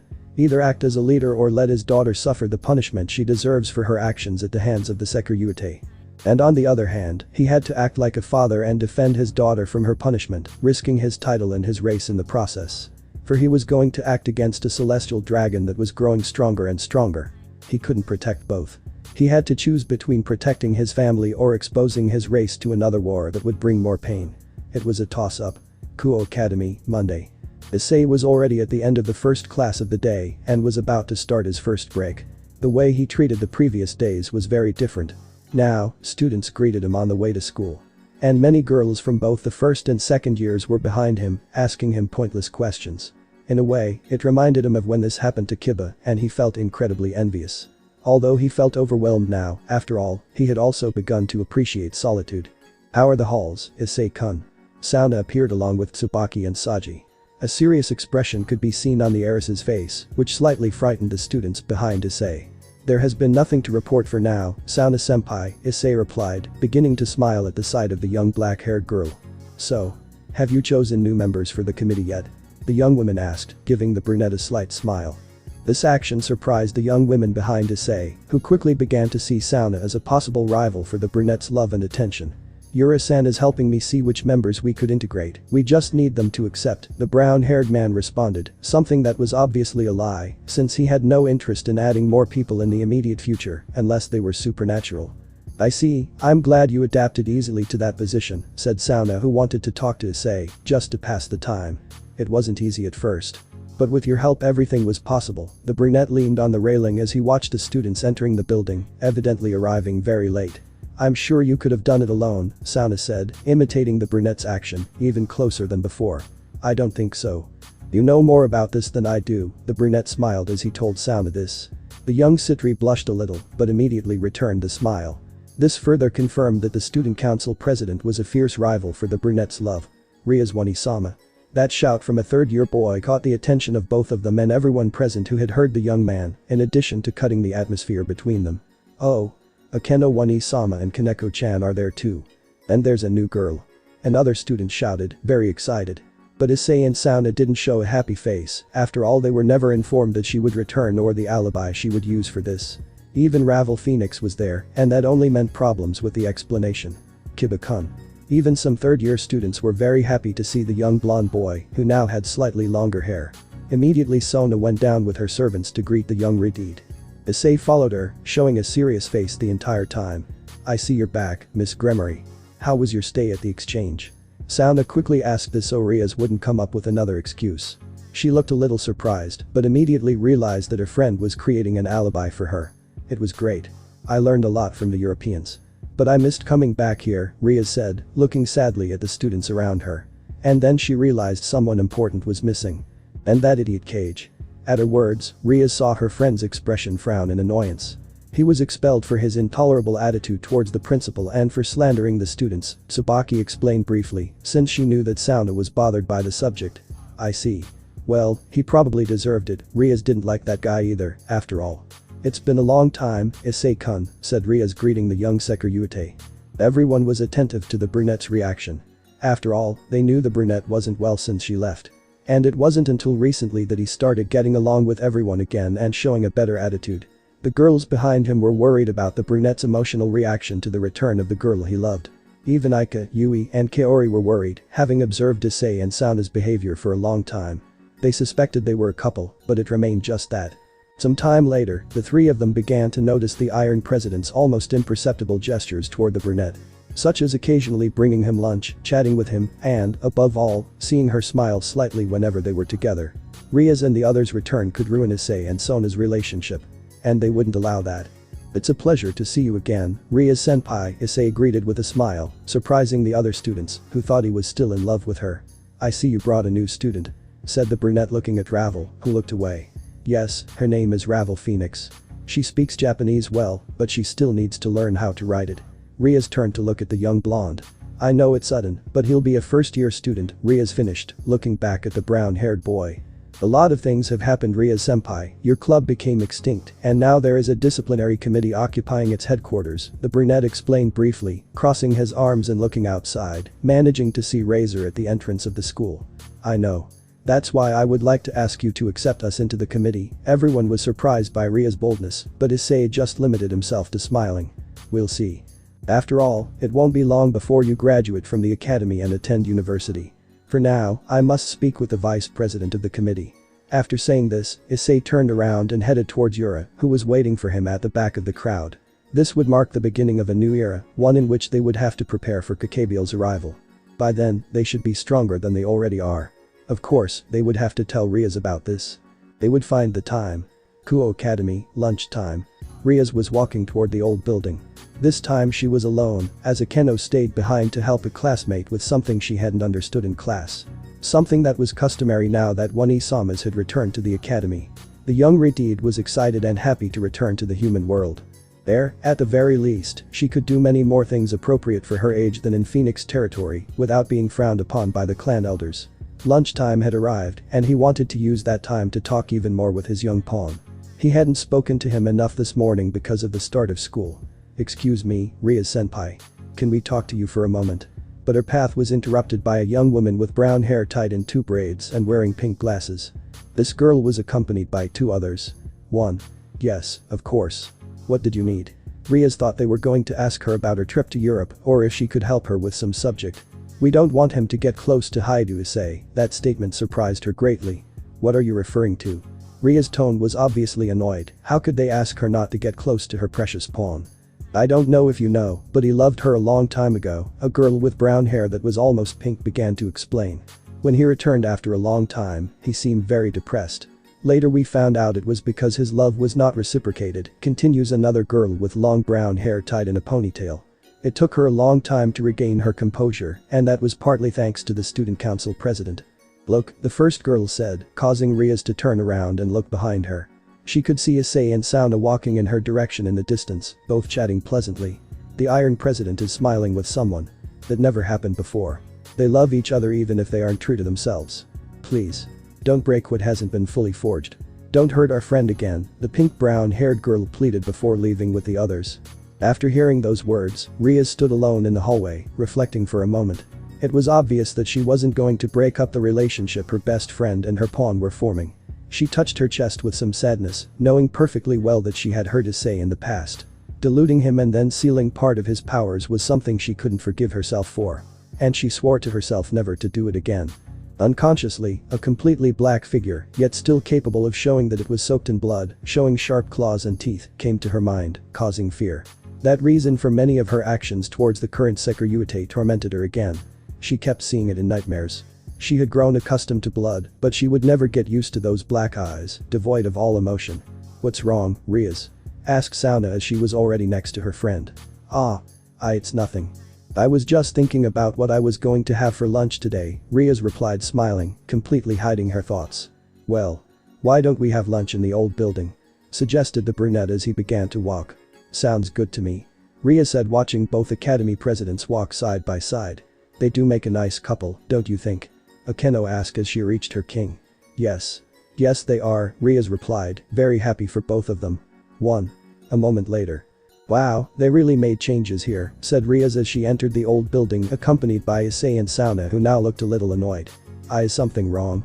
Asked the young Redid, noticing the expressions of her friend and pawn, which made her feel nervous.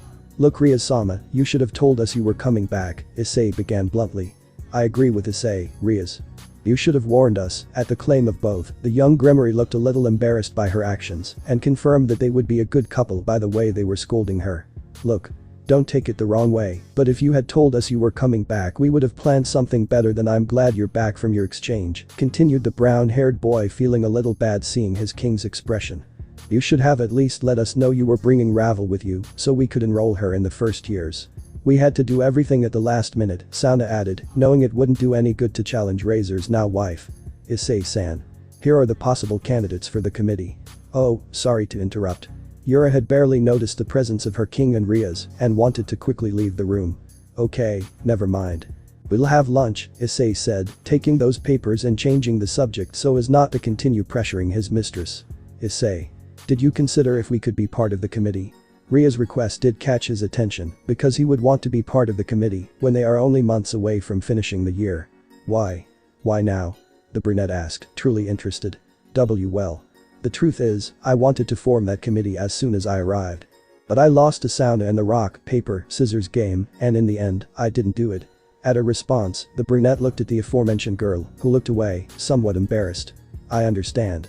I have no problem, but it will have to wait until next week, at least, so that it is noticeable that I debated it a little, or that I put them to the test.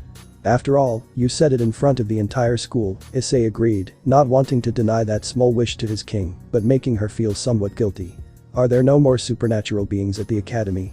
Asked the brown-haired man, who didn't want to add humans to the committee. No, it's just us for now, replied Sona, who sat down on one of the sofas Issei had kept there, but then shifted to get her lunch. Soon, both presidents and the vice president present heard the sound of a stomach growling when it's very hungry. Riaz, for her part, was the color of her hair because she had forgotten to buy her lunch and was regretting doing so.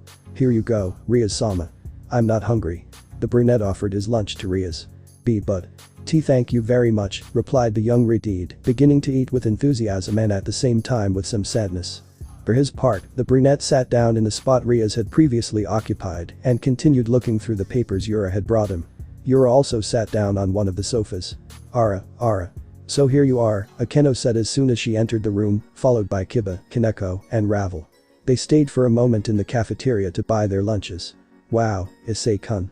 I'm not used to seeing you there, said the blonde looking at his friend, who smiled at the comment. There sits Ria's senpai, Kaneko said dryly, only to then show a slight smile, showing that this was meant as a joke.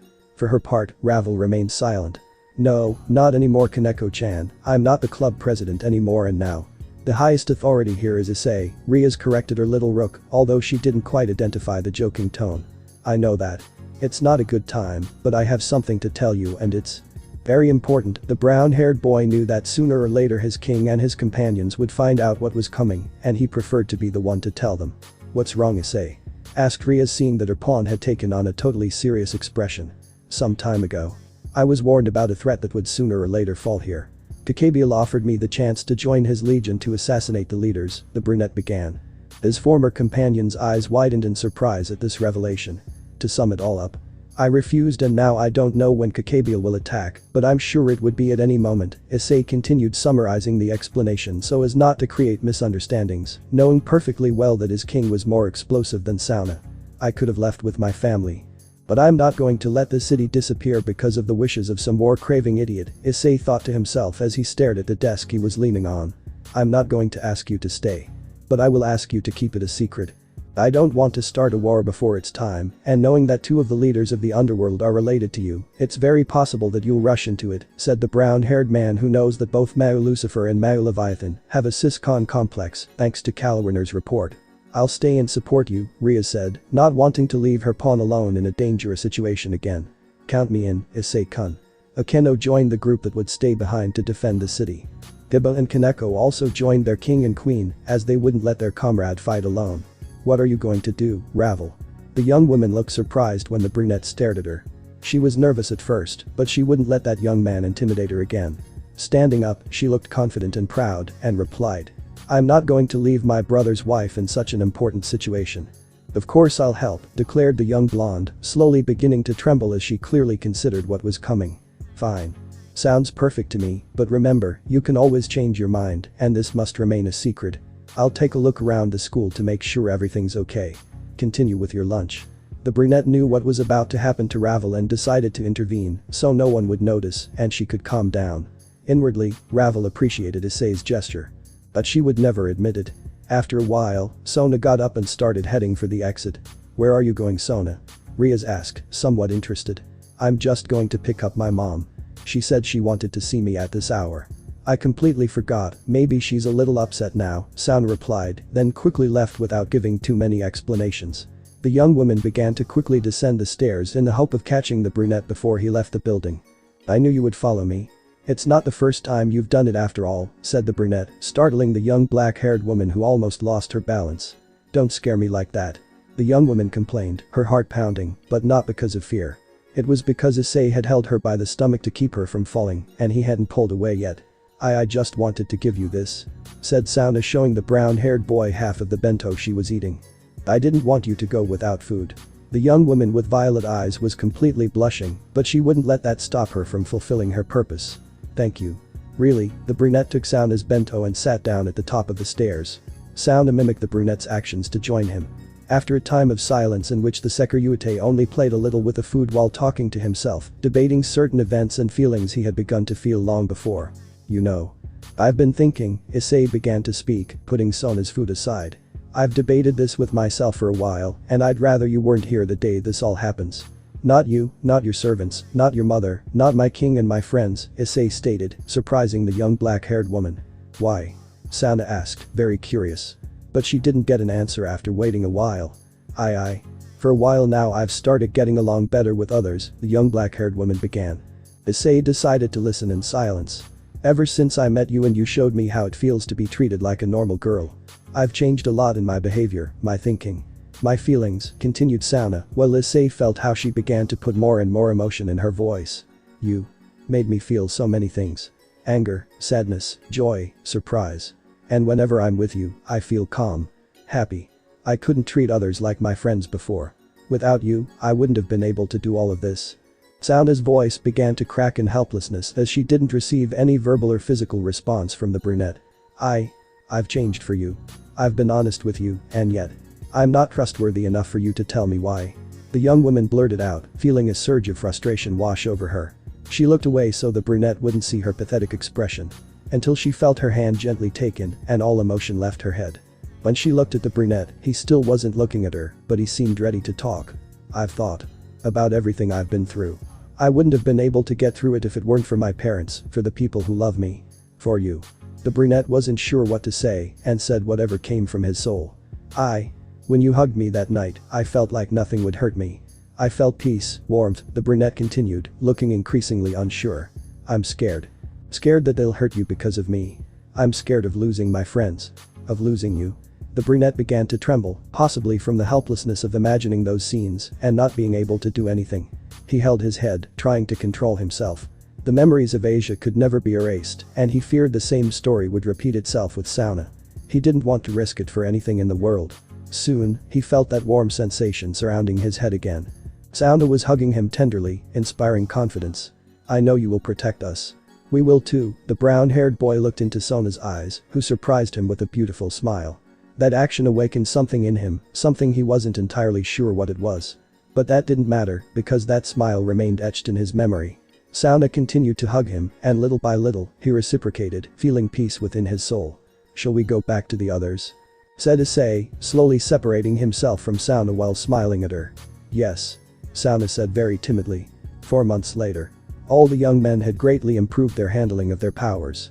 Even Ravel had decided to learn to use her powers without her brother's help, usually practicing with the Securite, since he was the one who best handled fire. Sona used to think a lot before acting, which made her predictable, but with the help of Issei and Riaz, she now manages to think on her feet. But what she was most proud of was her ability to wield her family's special magic, ice. All thanks to rigorous training with her mother. She managed to combine it with her water magic, achieving a very unique fighting style. Riaz had greatly improved her ability to use her power of destruction. She could now easily destroy certain objects, whereas before it took much more power. She had also begun to study other spells that would be useful in battle. Tsubaki greatly improved her Naginata and sacred gear in combat, managing to use both simultaneously without much difficulty. Her mirrors could now contain and reflect Issei's dragon shot up to a limit of 3 times. Akeno did practically the same thing as Riaz, but Issei demanded more from her. And she knew she could give it, but she refused to unleash her power as a fallen angel. He only insisted twice and never bothered her again. There was a reason he would hide it and not force her to use it. Ria and Momo worked together, achieving great advances such as increasing their magical abilities, learning new spells, and achieving something great. Spell combinations. This was something very advanced for low and middle-class devils. After all, only their kings, Grafia, Sarah, and Issei, could use this. Now they could both use offensive spells as well as defensive ones, achieving incredible combinations and strategies for them. After practicing with Griselda, once she recovered, Tomo polished her samurai-style fencing and managed to partially combine it with the European style. Kiba was the one who evaluated her through duels. Issei also taught her that she shouldn't rely solely on her sword. In a fight to the death, anything goes, something Tomo would never forget. Although Kiba tried to include himself in Griselda's training, he decided to continue training alone. There was something about the blonde woman he didn't quite like. Still, on his own, along with the occasional sparring with the brunette, it was enough for him to improve quite a bit. Haruko, lacking sacred gear, decided to hone her magic, hoping to be of help from a distance. That's when Issei intervened, telling her she was a pawn, one of the most versatile pieces in chess, due to her unique ability to promote. With this, she could achieve amazing combinations, moving from one promotion to the next. The chestnut tried to apply the same to Saji, but he decided to train his physique, speed and his abilities with his sacred gear. Unlike the others, Saji liked to train alone. There was one occasion in which he boasted too much by challenging Issei to a direct confrontation. Saji was defeated with a single surprise blow to the stomach. He complained about what the chestnut did, and he refuted, saying that the enemies would not wait for him and would attack him to kill. Thus he realized that he still had a lot to improve. Yura helped him evaluate his progress with small fights. Yura trained with Kaneko to develop their rook strength and endurance. The young blue-haired girl had to admit that the albino was much stronger than her. But as the weeks passed, that gap narrowed. The secret training she did with Issei was bearing fruit. Griselda slowly adapted from the day the brown-haired man accepted her as one of his followers. She found it somewhat uncomfortable spending time with demons. After all, until a few months ago, she had hunted them so they would leave humans alone. When I asked Issei about this, he replied that most of them already knew she used to belong to the church, but she was with them now, and that's what mattered. As long as she didn't do anything against them, they would treat her as a friend. More confidently, she told him she wanted to find someone to protect her from the church. She wanted her to have a normal, peaceful life, as much as possible. But considering she saw Issei as more of a family member than a leader, it was hard for her to return to her normal activities, and he helped her on many occasions. Whenever she failed at something, Issei was there to encourage her and motivate her to be better. After all, she was just another orphan of the church and hadn't known the love of a family. Until she met her little adopted daughter, she couldn't express the happiness that came to her being with her leader and the others she now considered family. Akemi and Yami practiced different combat modes with the chestnut. They had discovered that both swords could change size depending on the wielder's desire. With the chains he'd started using since the fight at the factory, Issei was now capable of many other things. The relationship with both sisters had also improved significantly compared to before. Akemi felt much more confident when speaking to her wielder, and Yami smiled more often, behaving like a normal young human whenever she was with him. Every time they were with him, they couldn't help but feel a little embarrassed and a little emotional. They began to experience a feeling that was unknown to them. They blushed when they saw Issei training shirtless or when they played with little Akane. Akane, for her part, liked to play a peculiar game. The family game. Akemi and Issei were the tender couple, with Yami as the little offspring and Yami as the licensed lawyer specializing in divorces for young couples. Hikaru only participated when they were summoned to testify. She was the judge. Upon hearing this from the little girl, the four of them were speechless. From that day on, they banned her from watching much television. She didn't care, though, as she said it was just children's games, and even began drawing pictures of situations related to the game. On many occasions, Akemi and Yami would switch roles at the little girl's command. This led to a deeper connection between them and their bear. That feeling, unknown to them, grew stronger when they held Issei's hand while playing with the cane. It was something they couldn't explain, but they didn't dislike it, and whenever they could, they sought to prolong that feeling. Tsubaki also began to fall in love with the brunette. Issei's gestures toward her, their close relationships, and how he defended her from Ravel's demotion, produced feelings she'd never known before. It took her a while to realize it was love. Whenever she could, she tried to find some time alone with Issei, but they were always interrupted for one reason or another. She wanted to confess her feelings to him before another girl got the better of her. Something similar happened with Yurita Tsubaki. As the vice president of the disciplinary committee, Sona Tower was the one who spent the most time with the brunette at school. She got to know him better and became interested in his tastes, and vice versa. She felt a lot of affection for her president, but the words Cage once gave her sank into her mind, and she minimized herself. Believing she'd never be able to attract a brunette unless she acted more delicately. That feeling prevented her from getting closer to Issei. Ravel was one of the ones who made the most progress when it came to relationships. Spending time with Sona's servants and living with humans who treated her as if she were almost an ordinary young girl gradually grew on her. She became friends with Raruko and Hinako, and they shared many things together. Of course, she wouldn't have had the will to get involved on her own. It was Issei and Rias who brought her in, though Rias more so. It felt like when her brother Razor introduced her and looked after her when she was just a little girl. She liked the feeling and began to have a great respect for the brunette after seeing how he faced Rias and her servants alone.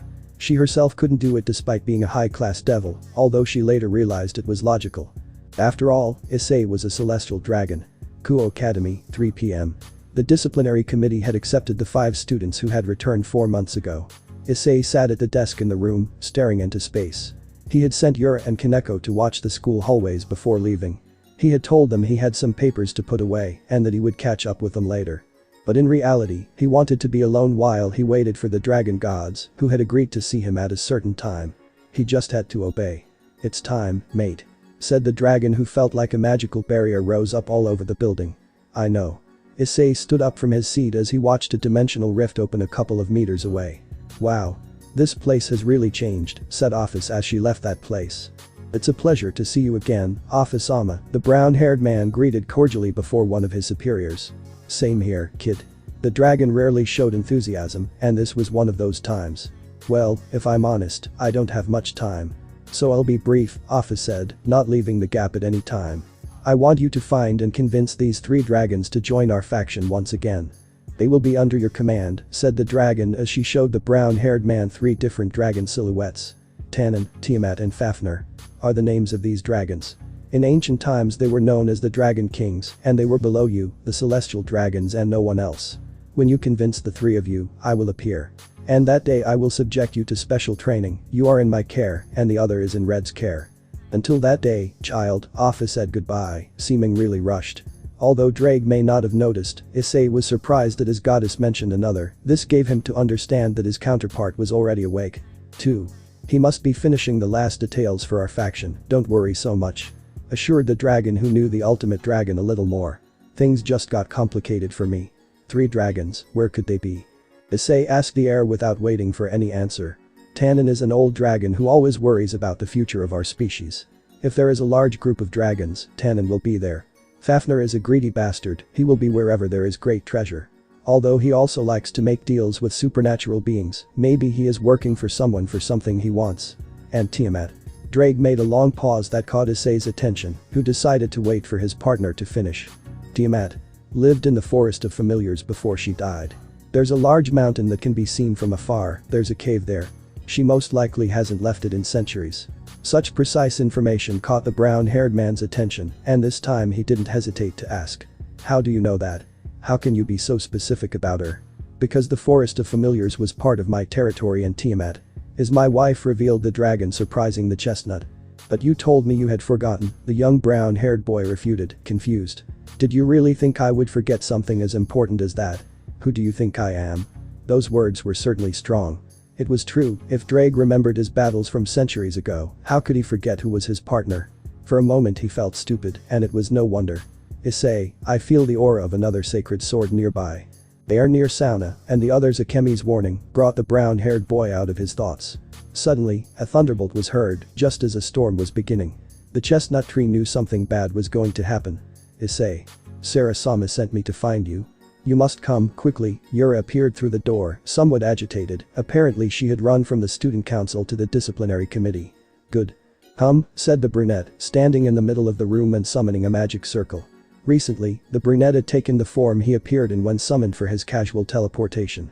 Student council, just a moment ago. Sarah and Sona, along with their entourage, looked seriously at the young women in white robes, who had refused to introduce themselves.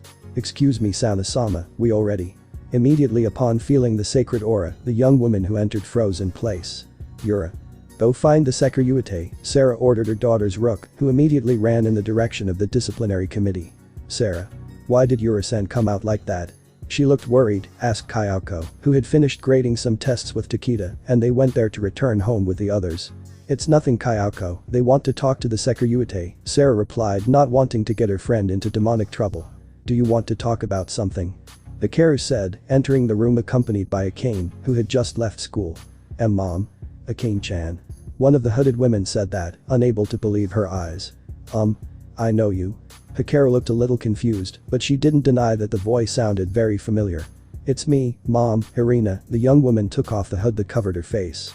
Wani-chan. The little girl shouted, running to hug her sister, who bent down to hug her back.